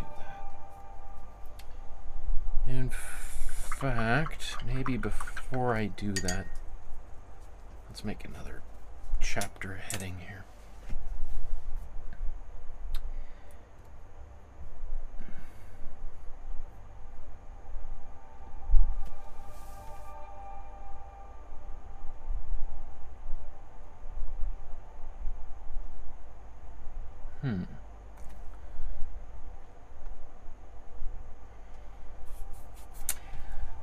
I find this hard to believe. I'm only in foreground pass number 2. Maybe I just went directly from background into the foreground. Okay, but either way, let's this could be foreground pass number 3. I'm not really sure. We're now gonna go in. I'm gonna use this kind of brown I just mixed to go in and start painting some lines on the clothing and on the face. So it's not a black, it's a little bit more muted and a little bit more colorful. So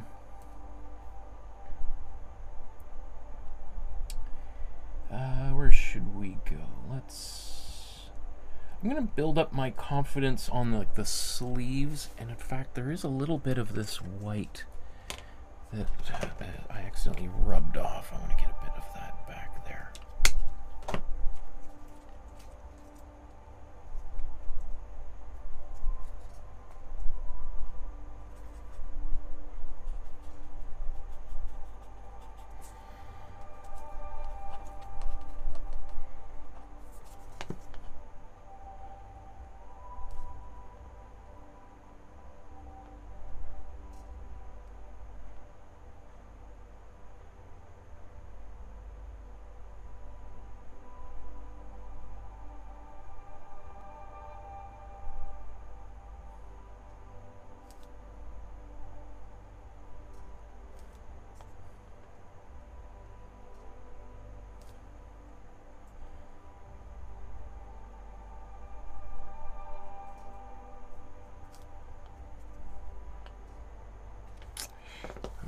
bit too much yellow in there.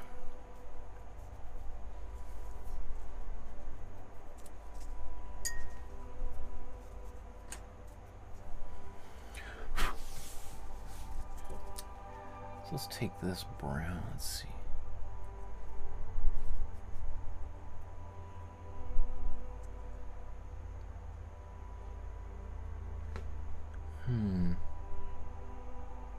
Well, let's paint with it. Let's see what we get. Where should we start? I'm gonna go down to her feet here.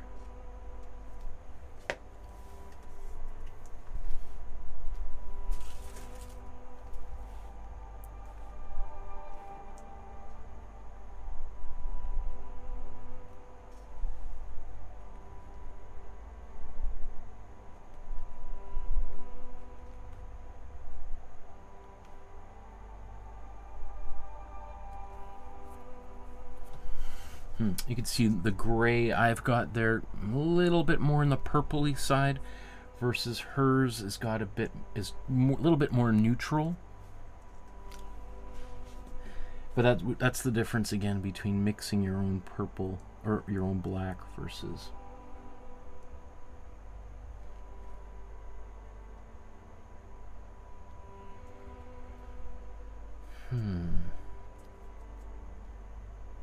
So I think this should be even thinner and maybe even more gray. Okay, so back to the drawing board here with this color. So it's a little bit too saturated, so I'm going to take some black. I'm going to take some white. Let's make a gray.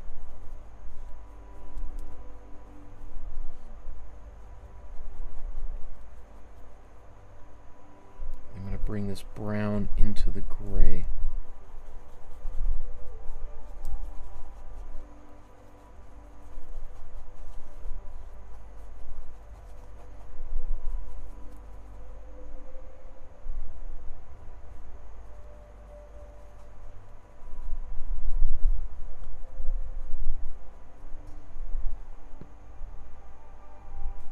I think that's okay.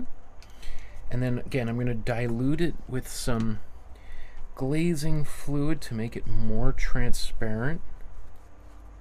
That's a lot of glazing fluid.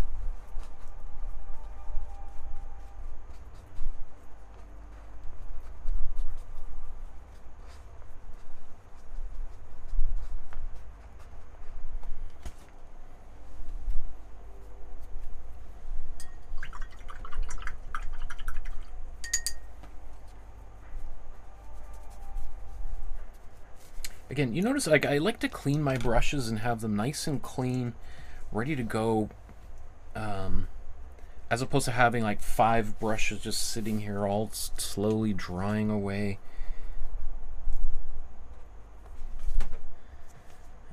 Okay, let's try this again.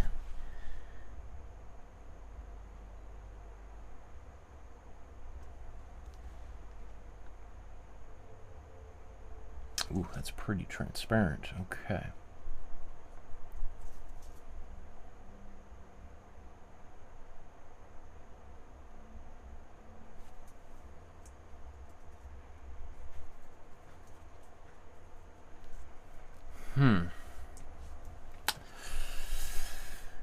Let's see.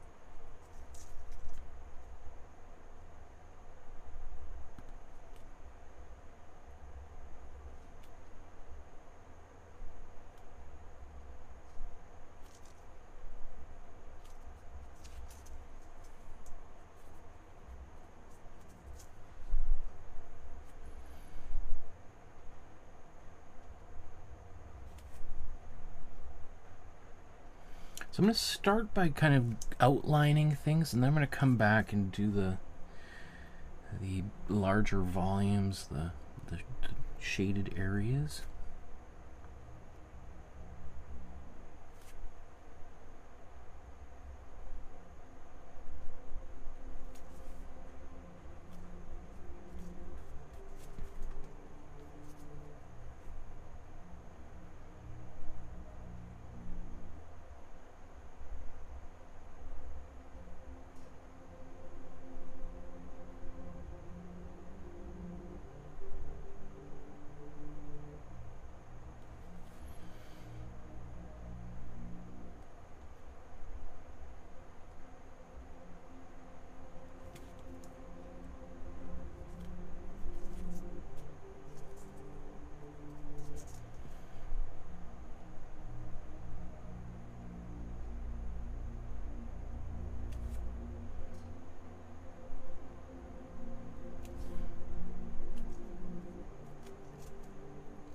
Even this just feels too dark, but it's okay.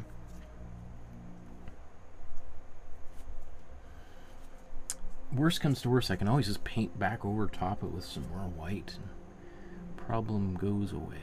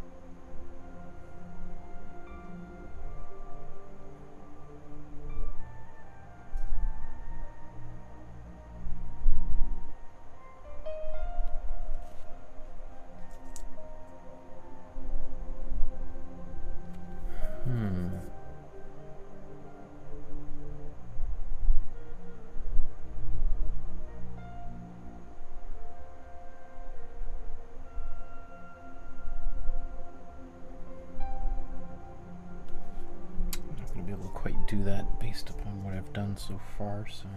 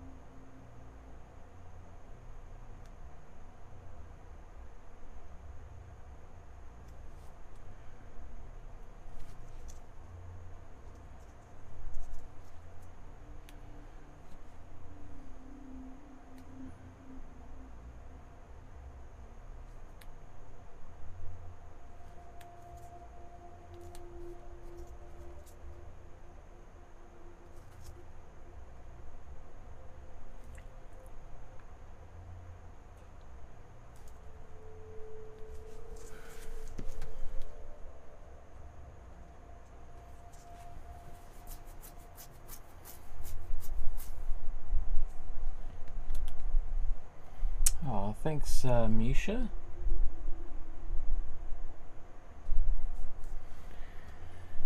Siga says a guy sold a Lowry painting for $1 million that he bought for £10. That's a pretty good deal.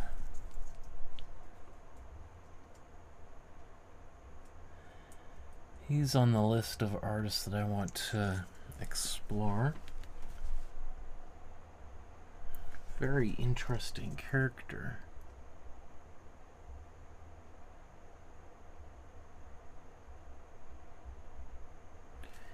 Someone who could paint very well and made a deliberate decision to paint in a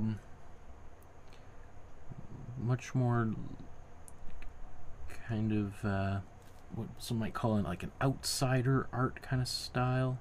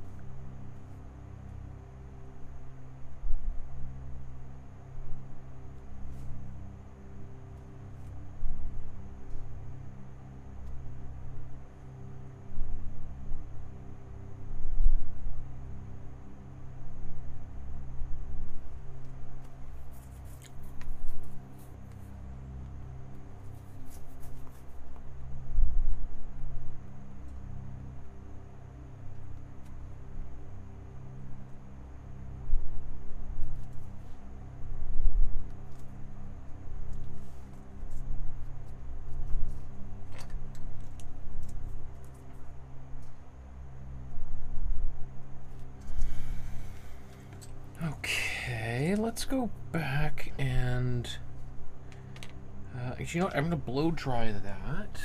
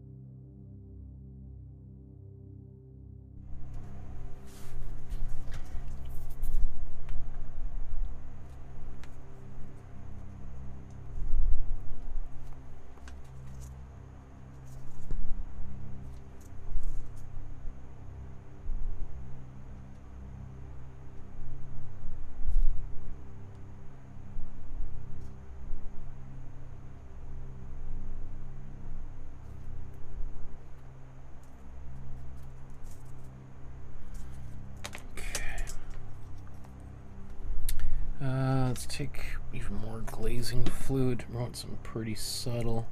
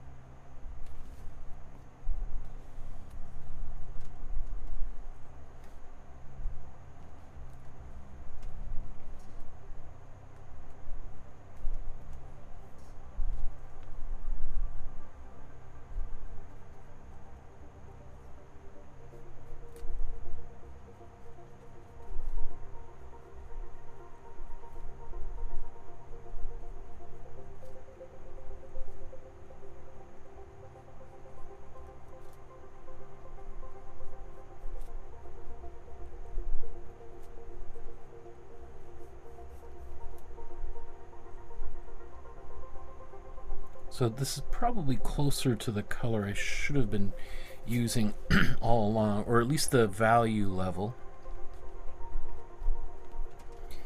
I think this says more about me than anything, just my level of patience for, you know, I'm like, I want to get this done, and like, let's just use a darker color to be done with it.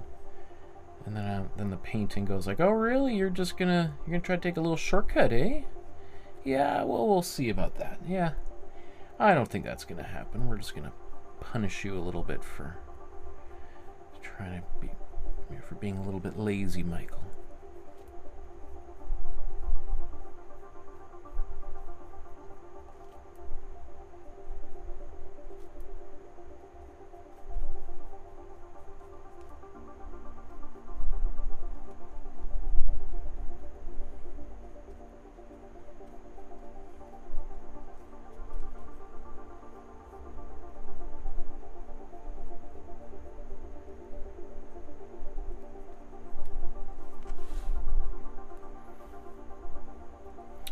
Use this on her neck as well up here.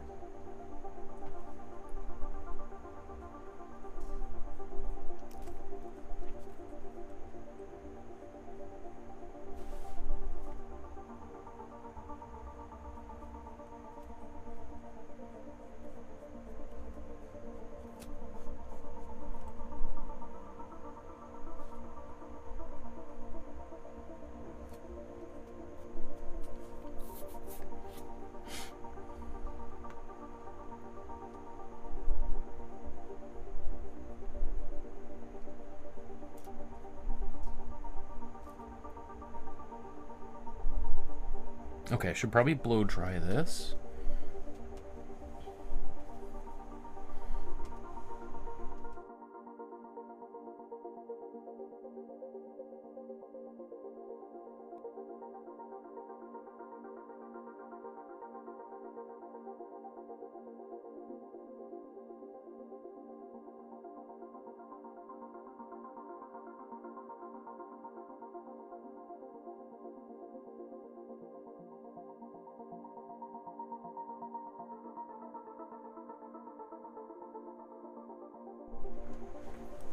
Okay, let's do just a little bit more of this. She exhibited a tremendous amount of restraint here. You know, that's one of the hardest things for me to do is to know, or to allow myself to not go overboard.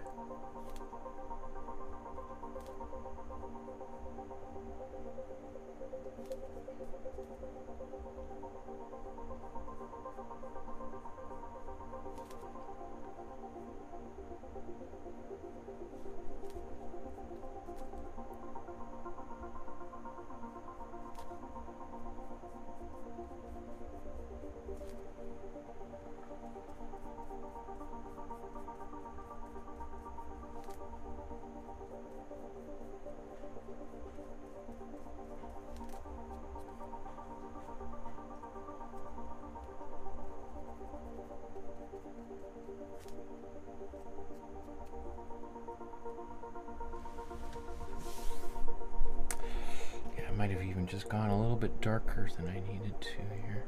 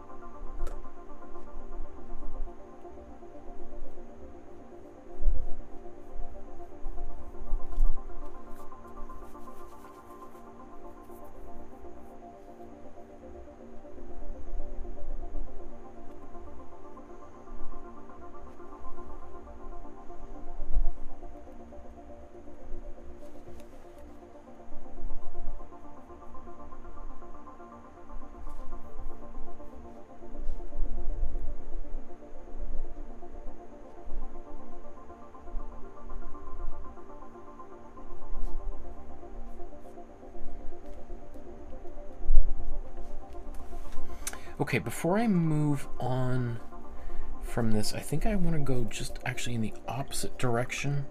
Right where her knee at top, the right knee, or I guess it's technically her left knee. I think it should be actually a lighter. It should be a bit white. So I'm going to lighten it up just a tad.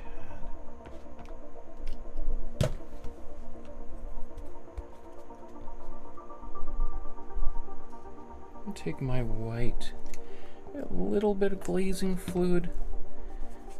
It's not too opaque, and then I can also blend it. Actually, no, I should quickly blow dry that.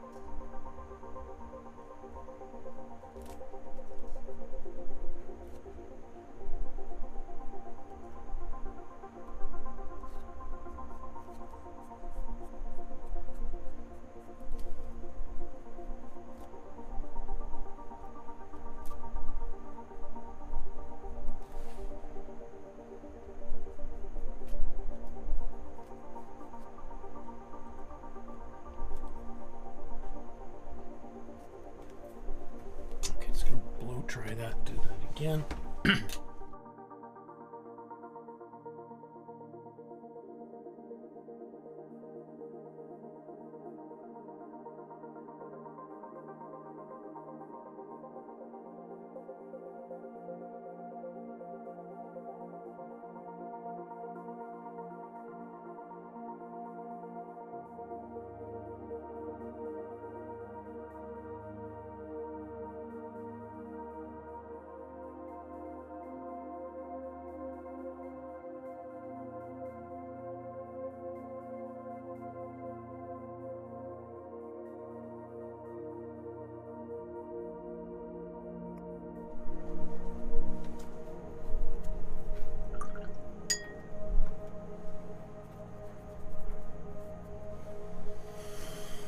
Okay, now I'm going to go back in with my white.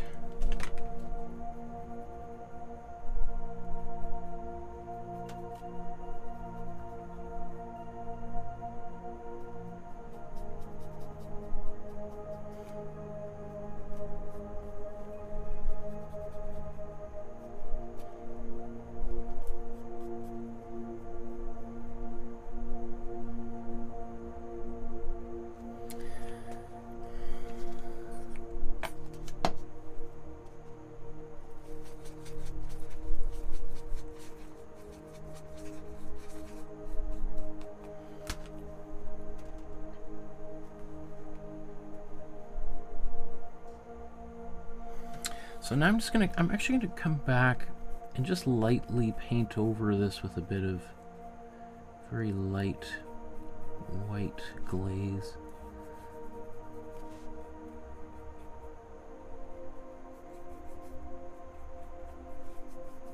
Felt I kind of maybe overdid it a little bit in a few places.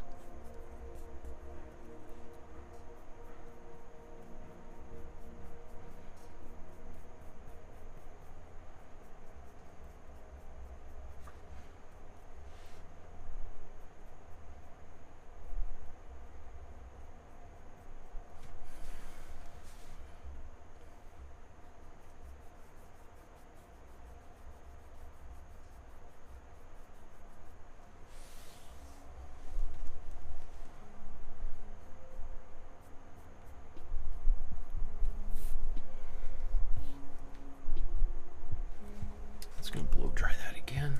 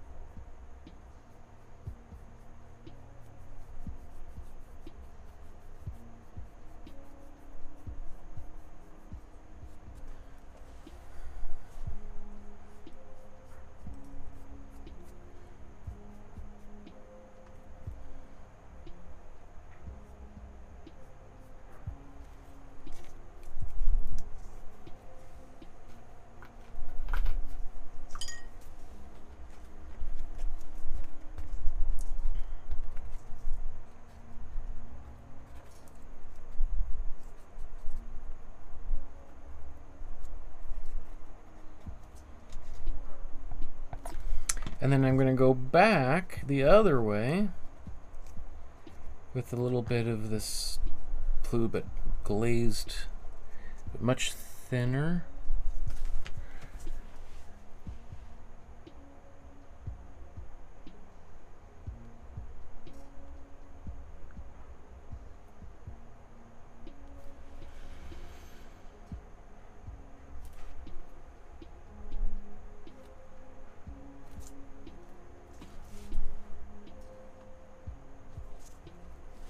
So I'm just bringing out a couple, oops, that's a little bit darker than expected.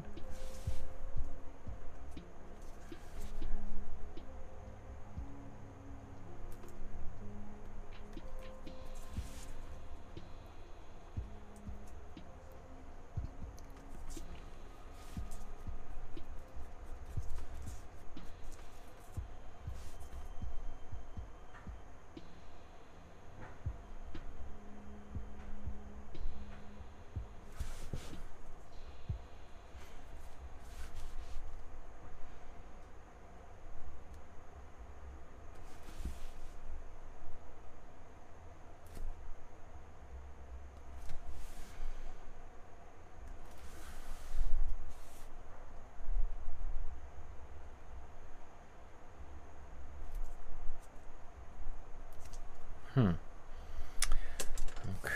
I'm going to come back over top of that.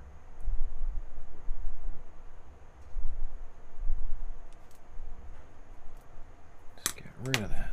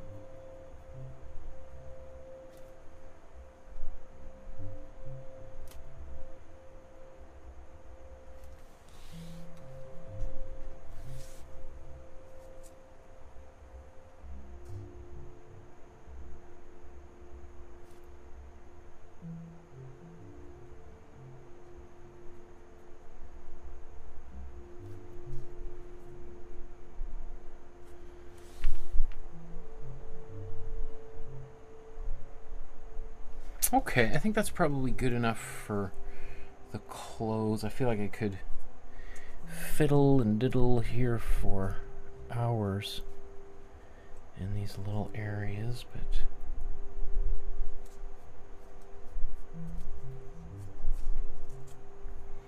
at some point I think we want to move on with our lives. So Misha's saying good night. Have a good night, Misha.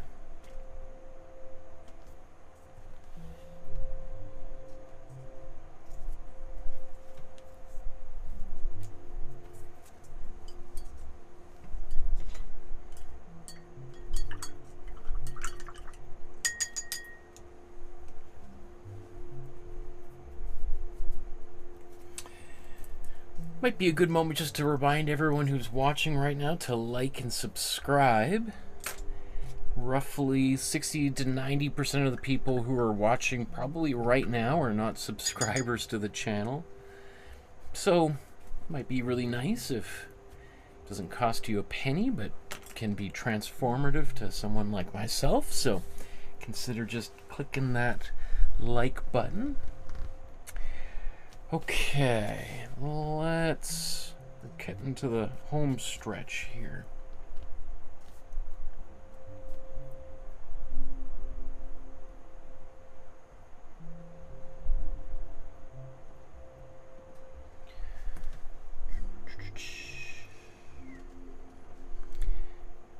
So we're getting very, very close to being done here.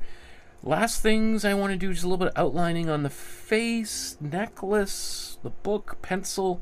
So just these little tiny finishing touches that we want to do. So if we go back to the original there, and then we bring, ours up, you'll see we're pretty close. You know, maybe a little bit bigger here.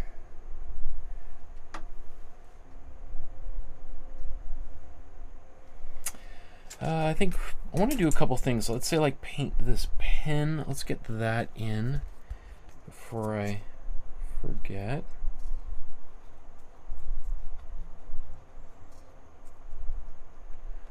You know what? I'm going to darken it down a little bit. Do I have any?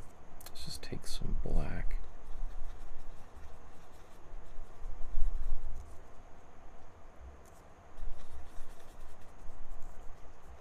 Although, you know what? I don't know if I want to make it too dark now that I think about it. Let's just make sure it shows up.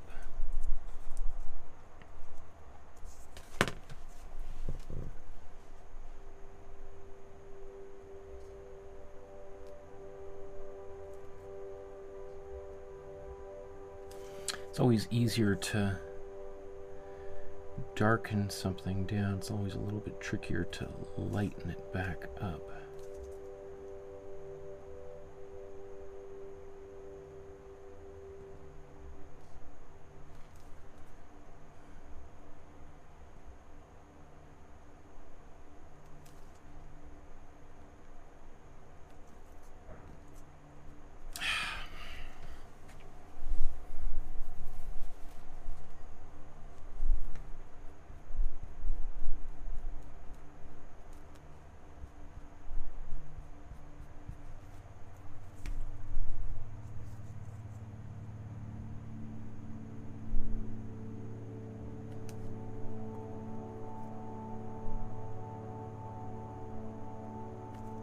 What am I doing?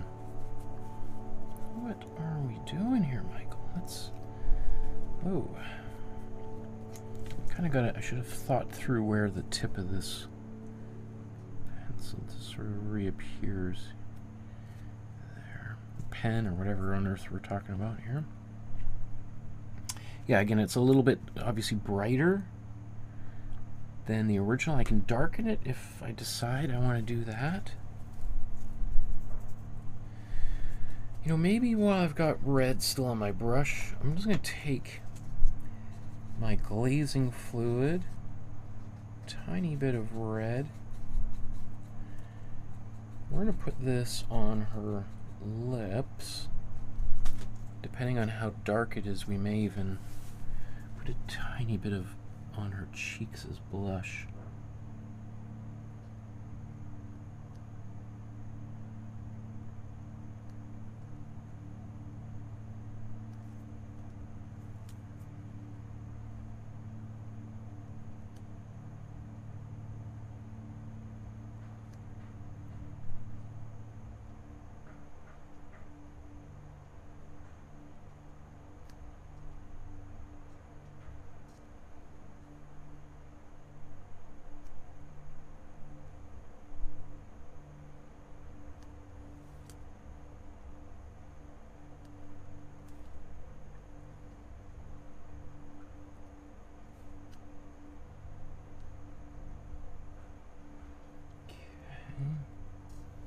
Do I want to put any blush on her cheeks?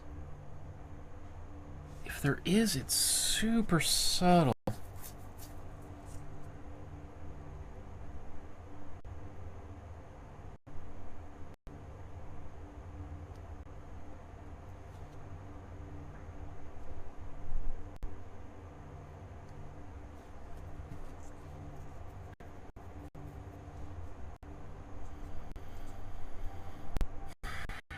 Is there... It's hard to see. You know what? I'm just gonna leave... Well... Might be nice to have just a tiny bit. So let's just... I'm gonna put some more glazing fluid on here.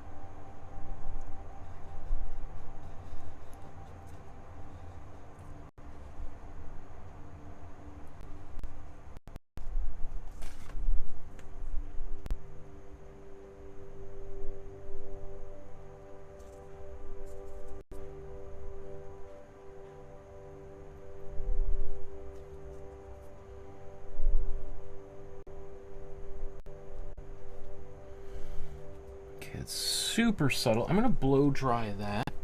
Maybe do just a little second coat of it. It's almost invisible.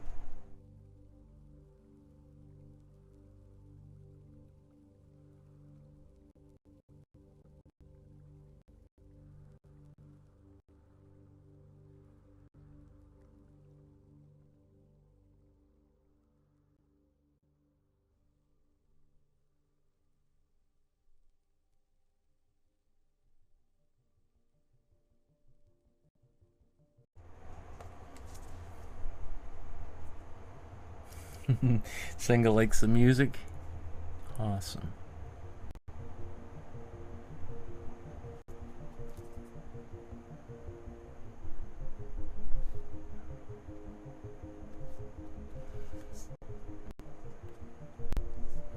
Okay, let's just blow dry that.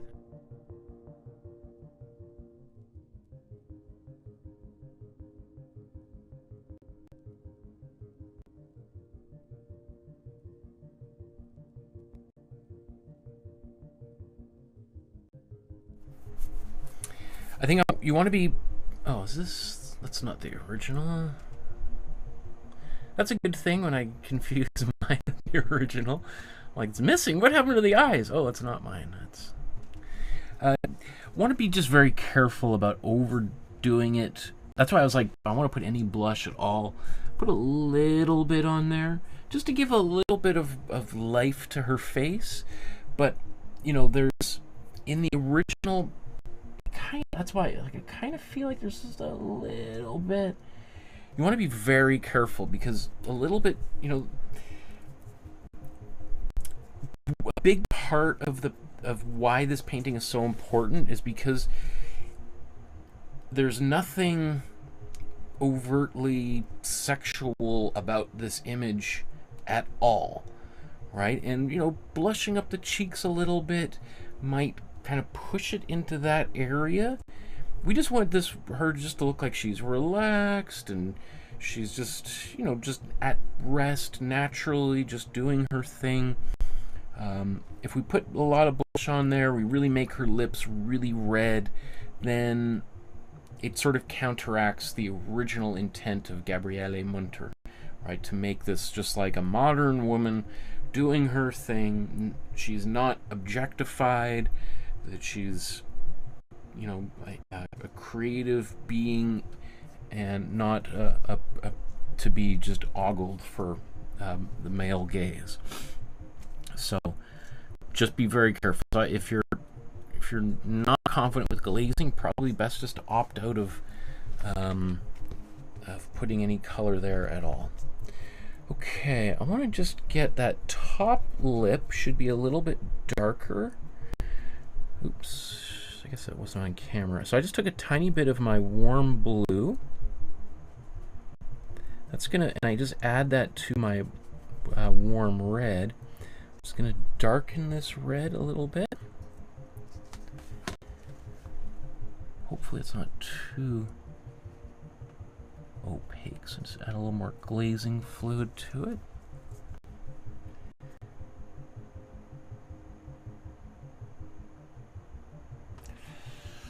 This feels maybe a bit too much.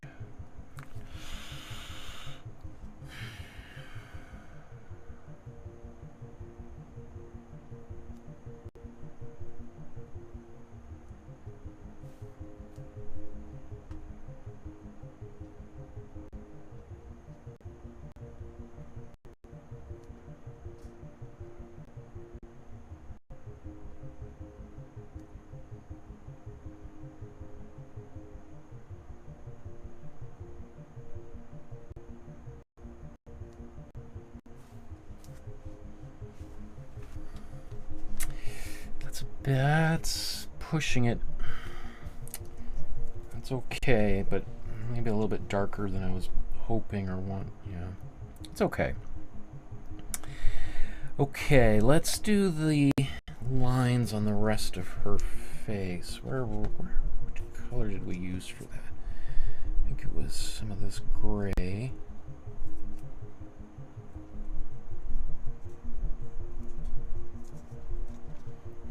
Seized up a bit there.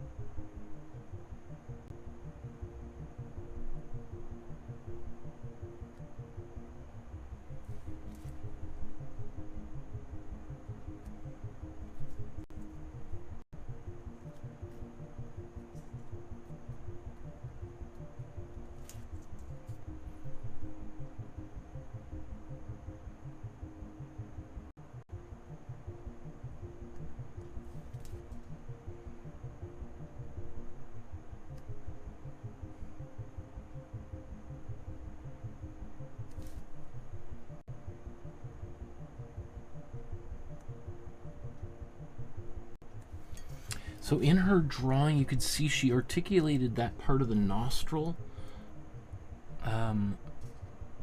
quite a lot, whereas in the painting, she basically kind of removed it.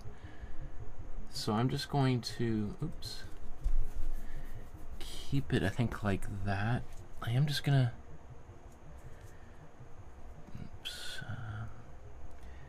down to her bottom lip here.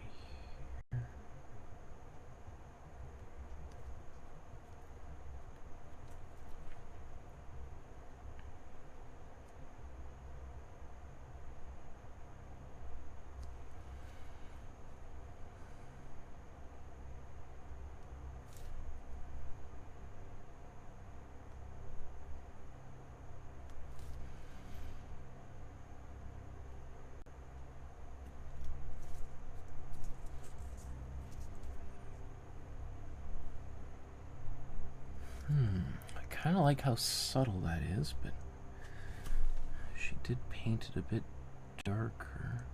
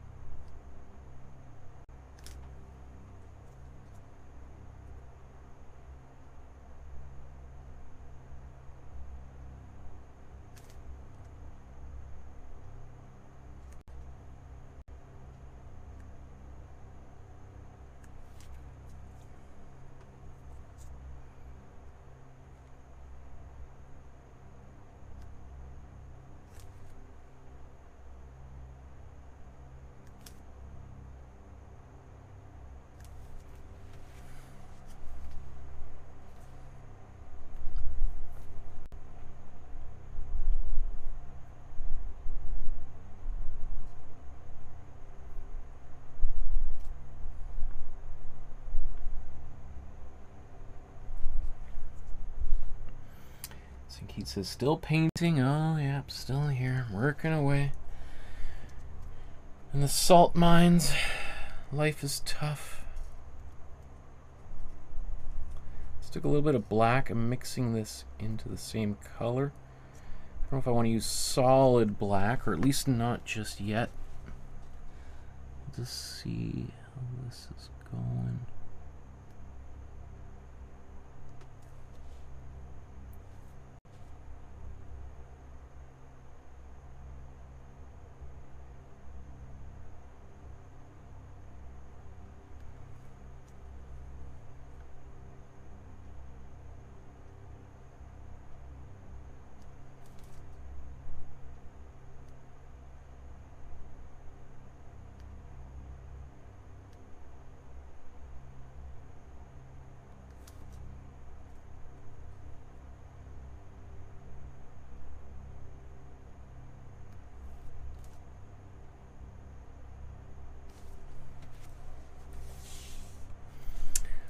I like how that looks, so I'm going to do that.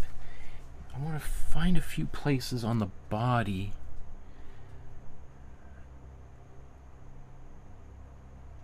where I can just very so subtly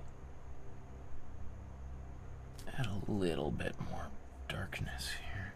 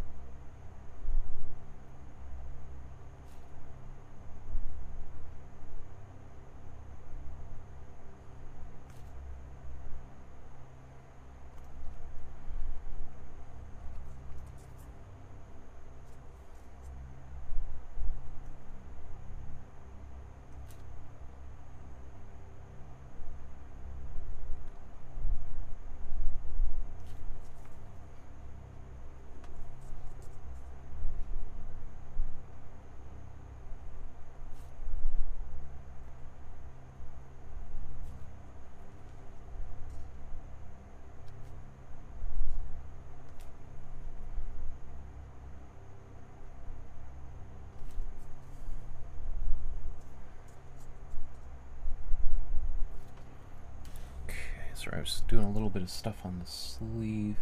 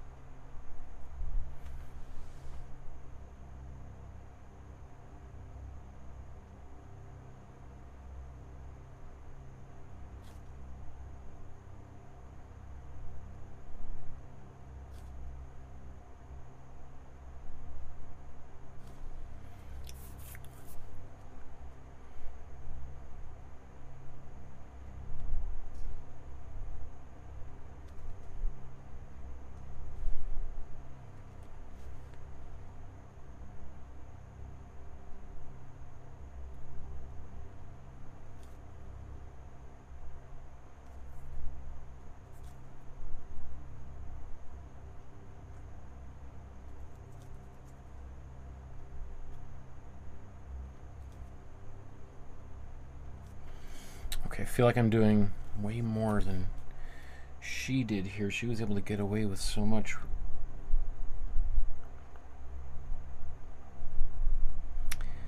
Oh, yes, the folds on the couch. Let's do that.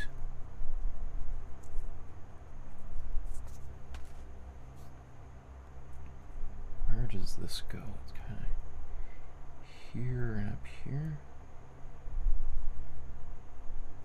So it's interesting, like, look how, when I painted with this exact color in here, how dark that looked. I do the same thing on the gray, and it barely shows up. It really shows how relative colors can be. So I'm just adding way more black in here.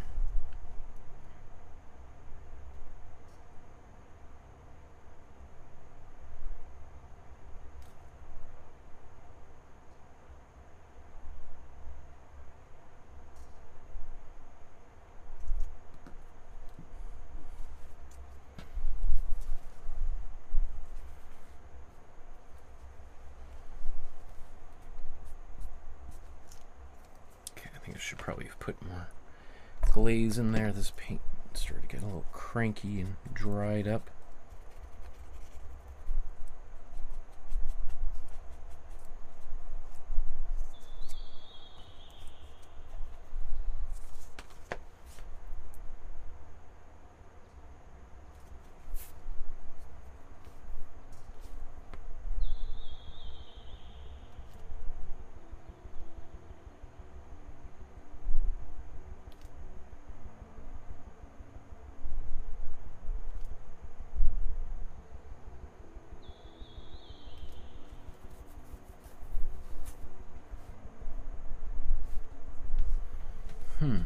She has done a little bit of this around the chair too.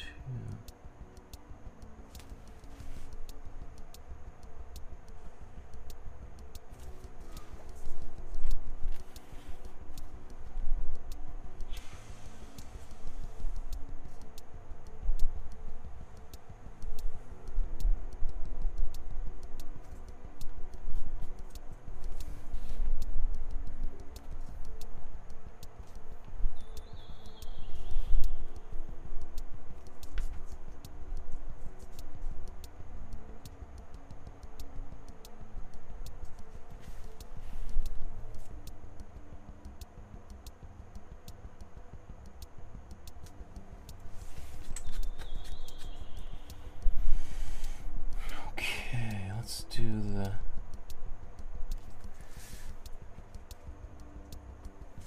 details on the chair legs.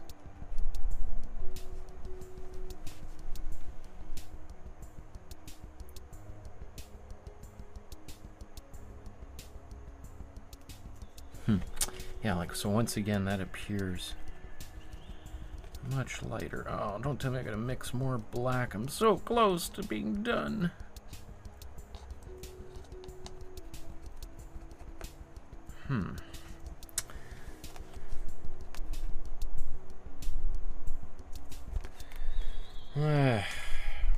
All of my colors are almost dried up.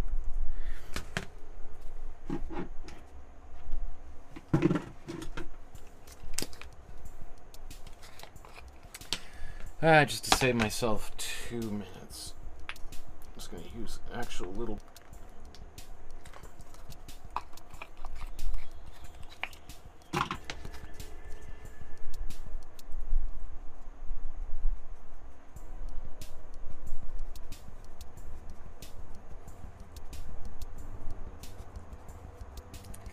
It's pretty dark.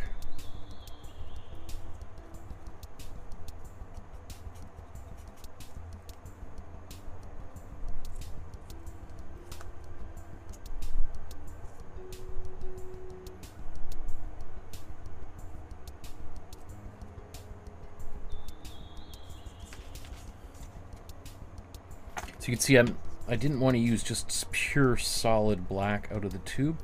It just would be way too dark. It'd be darker than anything. else, so I've gone in and just added it to this brown to get just a darker brown.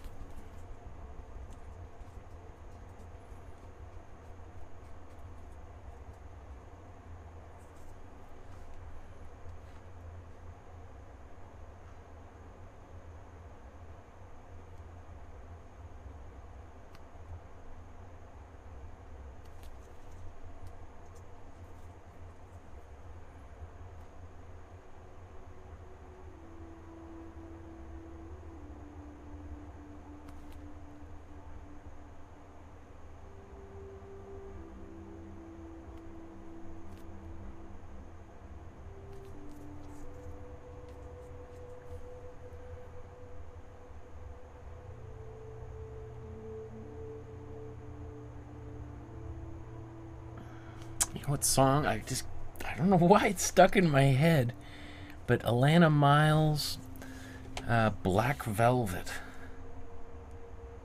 It's just going around and around and around in my head.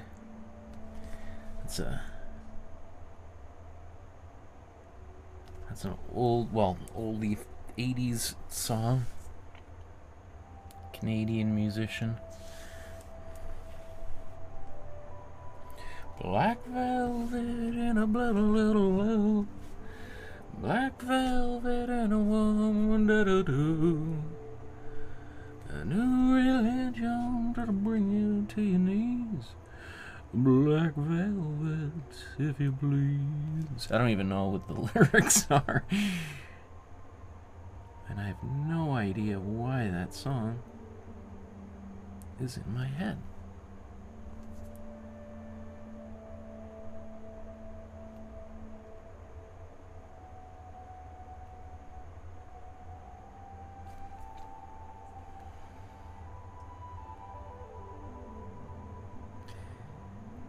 And with any luck, it's in your head too.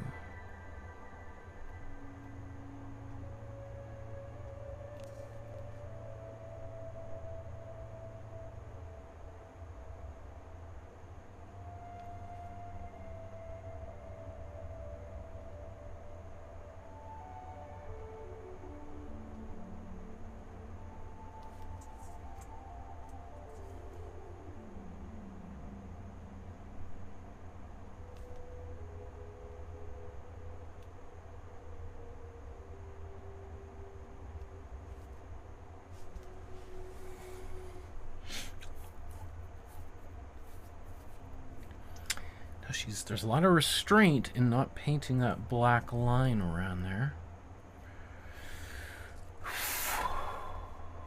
Or even dividing the line between her shoes, right? We're going to paint blue there. Let's go back to her hair.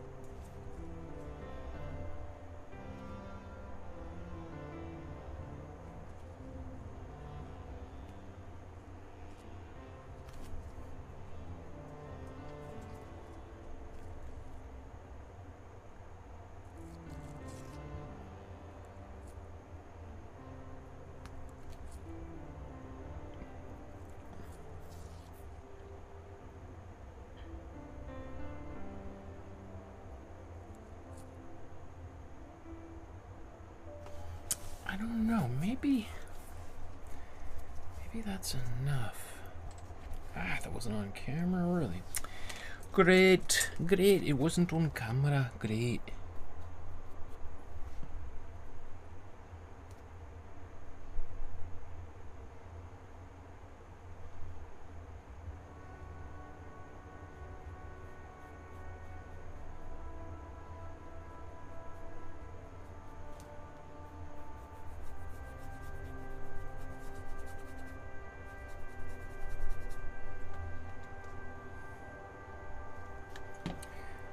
Okay, I'm just going to take a bit of actual black, because I just accidentally used it to try to tidy things up.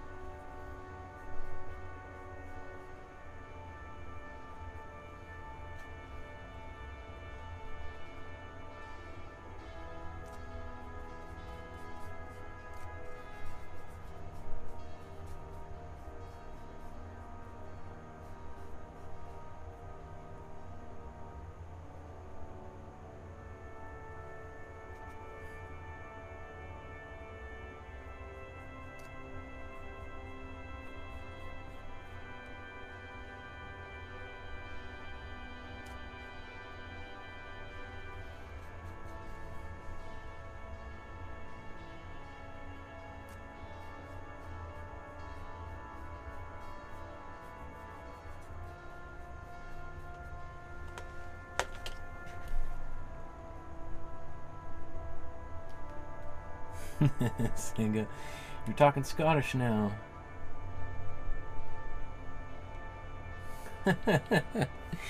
Singa loved that song too. Good.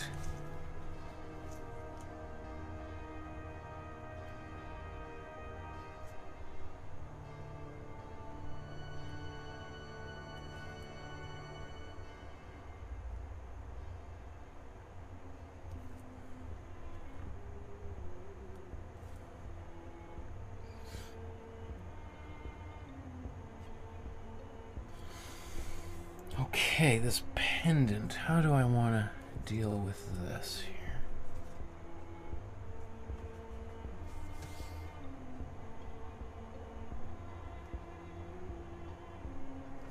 I think I'll probably make like a gray.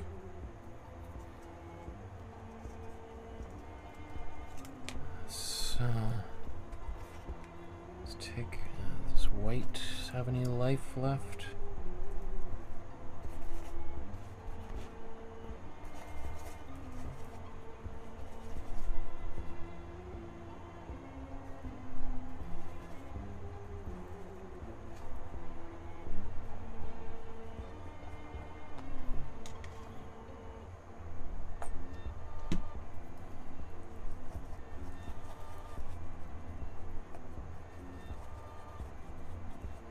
Deliberately going for a pretty, well, I guess it doesn't appear super dark, but certainly don't want white.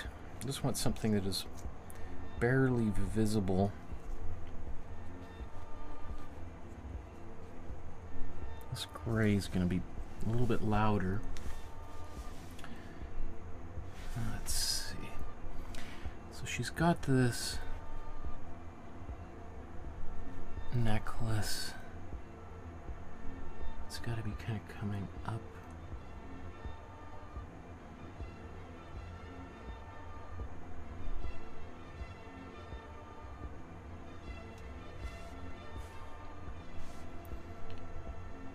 And then it kind of hangs this way.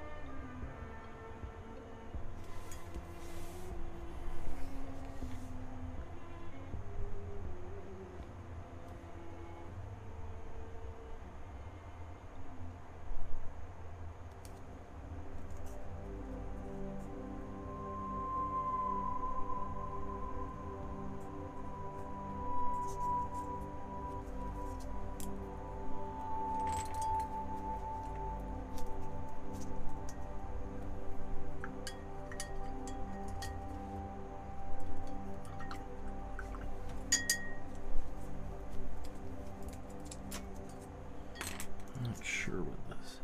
Just a little flake of something.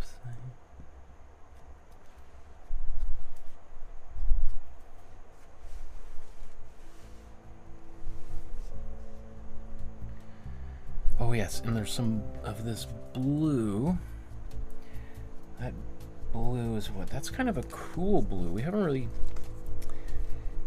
Do we have any? Don't have any cool blue left, I don't think.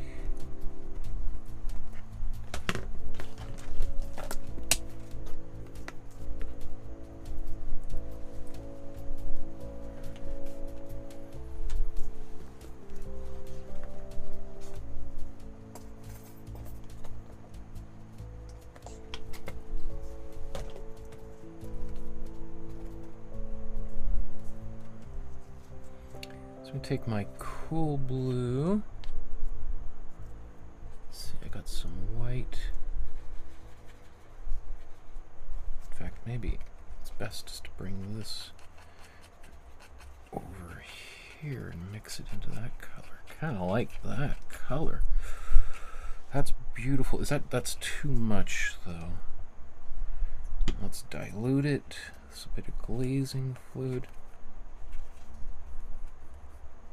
I do love that color.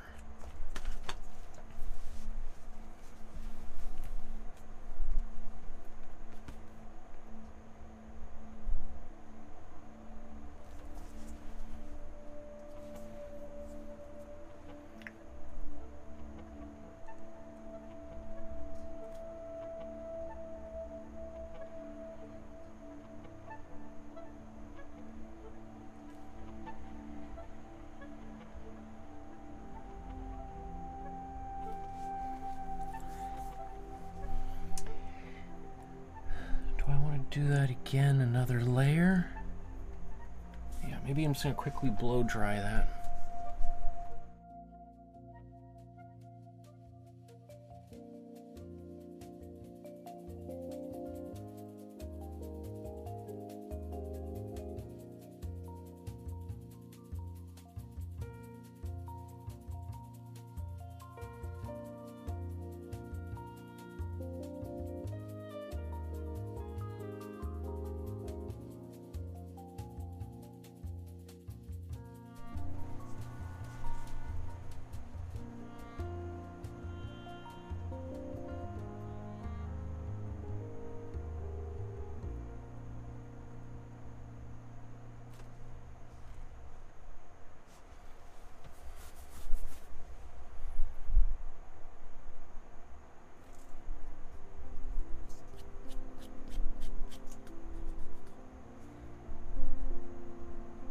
I feel like there's something I'm missing, but I can't figure out what it is.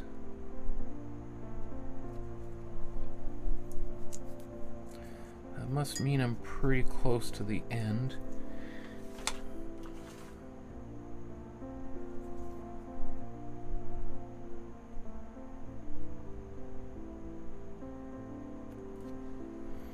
Put a little black dot at the tip there. I think actually she did that too, maybe. Just to reinforce that that's the tip of a pen or something.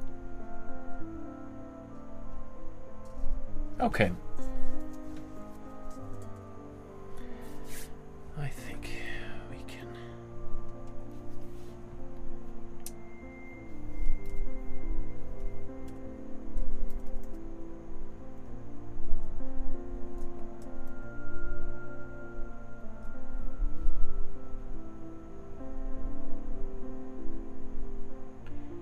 Lisa says, I like this painting, but I miss the old music.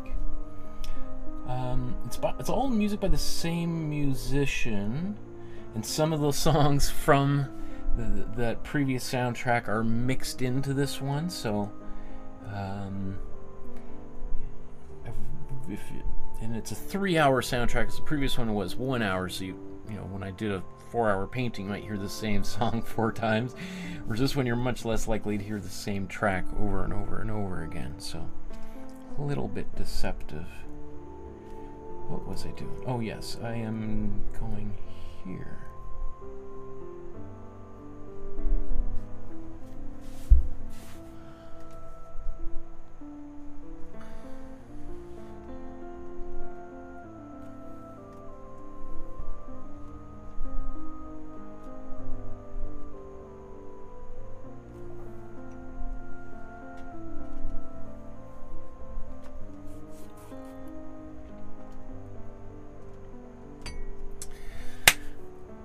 We have made it once again to the end of one of these episodes. We're going to do a side-by-side comparison, see how they fared, mine versus the original.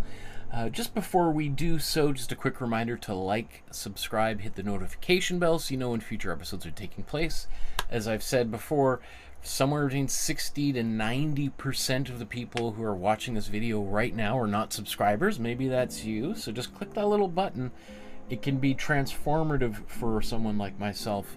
So, you know, as we get to close to 3.5 million views, it would be nice if just an extra 5-10% of those people who are watching hit the subscribe button. If you want to donate to support the channel, $5-10, that would be great. I'm entirely supported by people like yourself. You notice I'm not sponsored by anything. I'm not foisting any materials on you. So to help keep the channel independent, please consider leaving a small donation.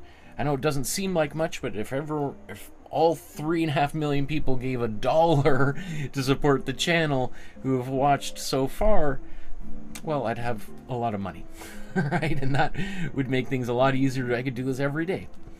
If you hit that subscribe or the QR code there, or enter in the web address paypal.me/Markowsky Art, you can safely donate to support the channel that way. You can also donate by sending an e-transfer via email or a check in the mail. Contact me. To get my email, it's on the Facebook group and on my website. All those links are down below. I don't post it here because I'm inundated with spam from Russia and trolls and stuff. So just one, I know it's an extra little step, but it makes a huge difference. Consider joining the Facebook group and taking a photograph of your artwork, load it up to the Facebook group, and then I think maybe it's next week or maybe the week after is when we're doing our next bonus feedback episode. Everything that's on the Facebook group, I give free feedback on how to improve those artworks, because my mission is to help increase the number of people who have creative outlets for their feelings and thoughts. So let's look at the original. There's Gabriele Münter's work, and there's my version there up on the screen. There is some reflections coming in from the side that are kind of making this look a little bit lighter or reflective, but it is, I think, ultimately when I just tilt it up a little bit like that, you can see how her shirt there, the top half, is much darker. So let's, where should we start here? Where should we look? Let's zoom right in.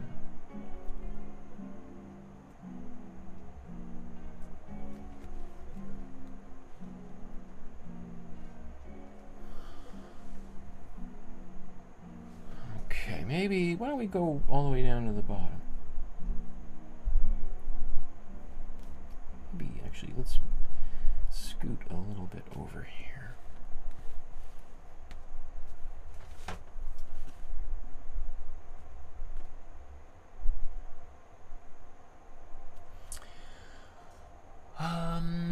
So a few things. I mean, I think the bottom down here is pretty close. It might look a little bit on the more purpley side of things, but it's pretty close to the crimson in the original.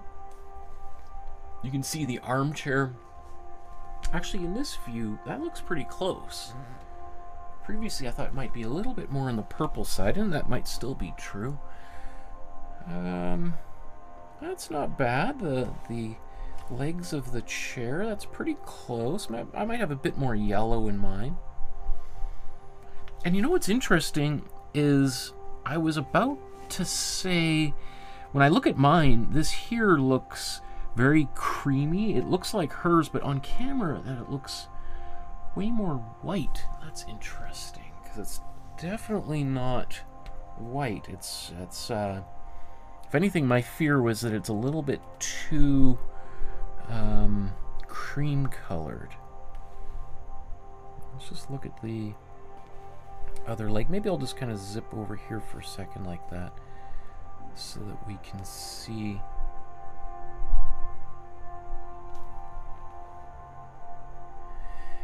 You can see, however, right here how much lighter, how much more white I put in the blue down here. That's interesting. I didn't notice that. I also added this little shadow under the armchair, which is technically not really in hers. I thought it was there, and then after I painted it, I'm like, oh, I don't know if that's there actually. And then we'll look at her shoes, her slippers, because technically she's in pajamas, but so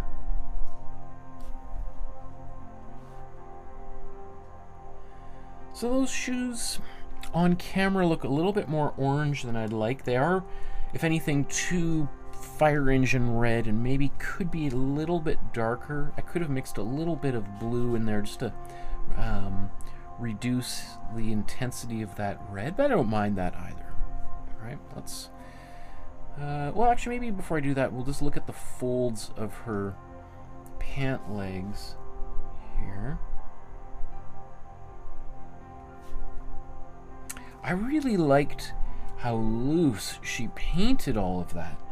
For me, I actually ended up maybe even arguably overworking that area a little bit. Whereas hers just feels like there's a few brush strokes and then she was able to move on, which is one of the reasons why I think she's such a great painter, is how she's able just to put something there and let it be.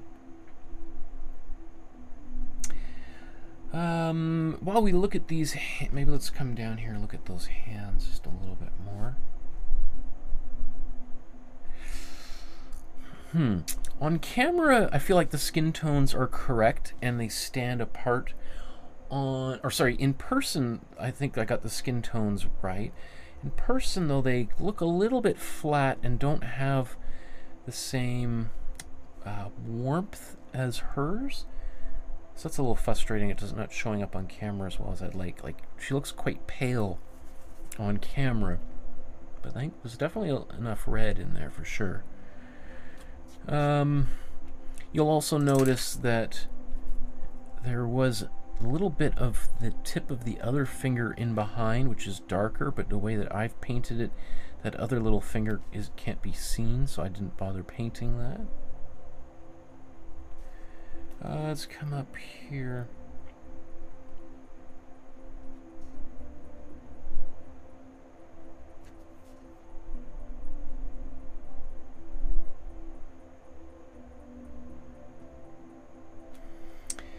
You know, it's always interesting how when I do these, how often kind of like the personality or expression changes.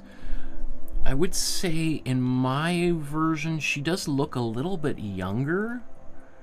I think it's because maybe I've made her chin just a little bit rounder. That gives her a bit more of that baby fat, versus in Münter's original, you can see how that chin comes to a bit more of a point, and that can make her just look a little bit older. You know, the nose here is also a little bit rounder, whereas hers has got a little bit more of a point to it. She's darkened in there. I was very careful, like maybe a little bit hesitant with this eye right there to make it a little bit darker and to kind of put a little black dot, which makes it look like her eye is a little bit more open and looking at the paper that she's writing. But I think it's okay like that, so I'm just going to leave it. Maybe I could have had that line continue down. I'm just going to leave it, but yeah, I think that's all. That's fine. Anything else?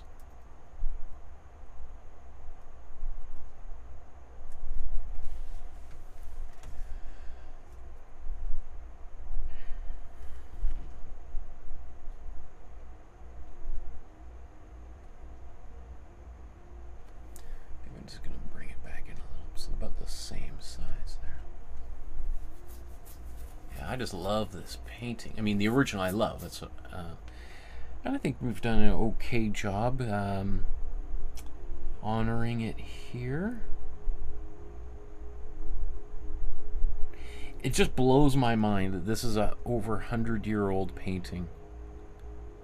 That this painting was, or just under 100 years. In a few years, it'll be 100 years. So like 96 years ago, she made this painting, and I could see someone walking around town in this exact same outfit and actually looking super hip. So it's just kind of neat. Obviously, I also should mention before somebody does that I added the necklace there, which is not in the original painting, but is in her original drawing. So I kind of just wanted to throw that in there just for a little Easter egg. Can you tell the difference between these two paintings? And because that same sort of thing, the shape of the couch is a little bit different too, but you know, just super minor differences. Okay.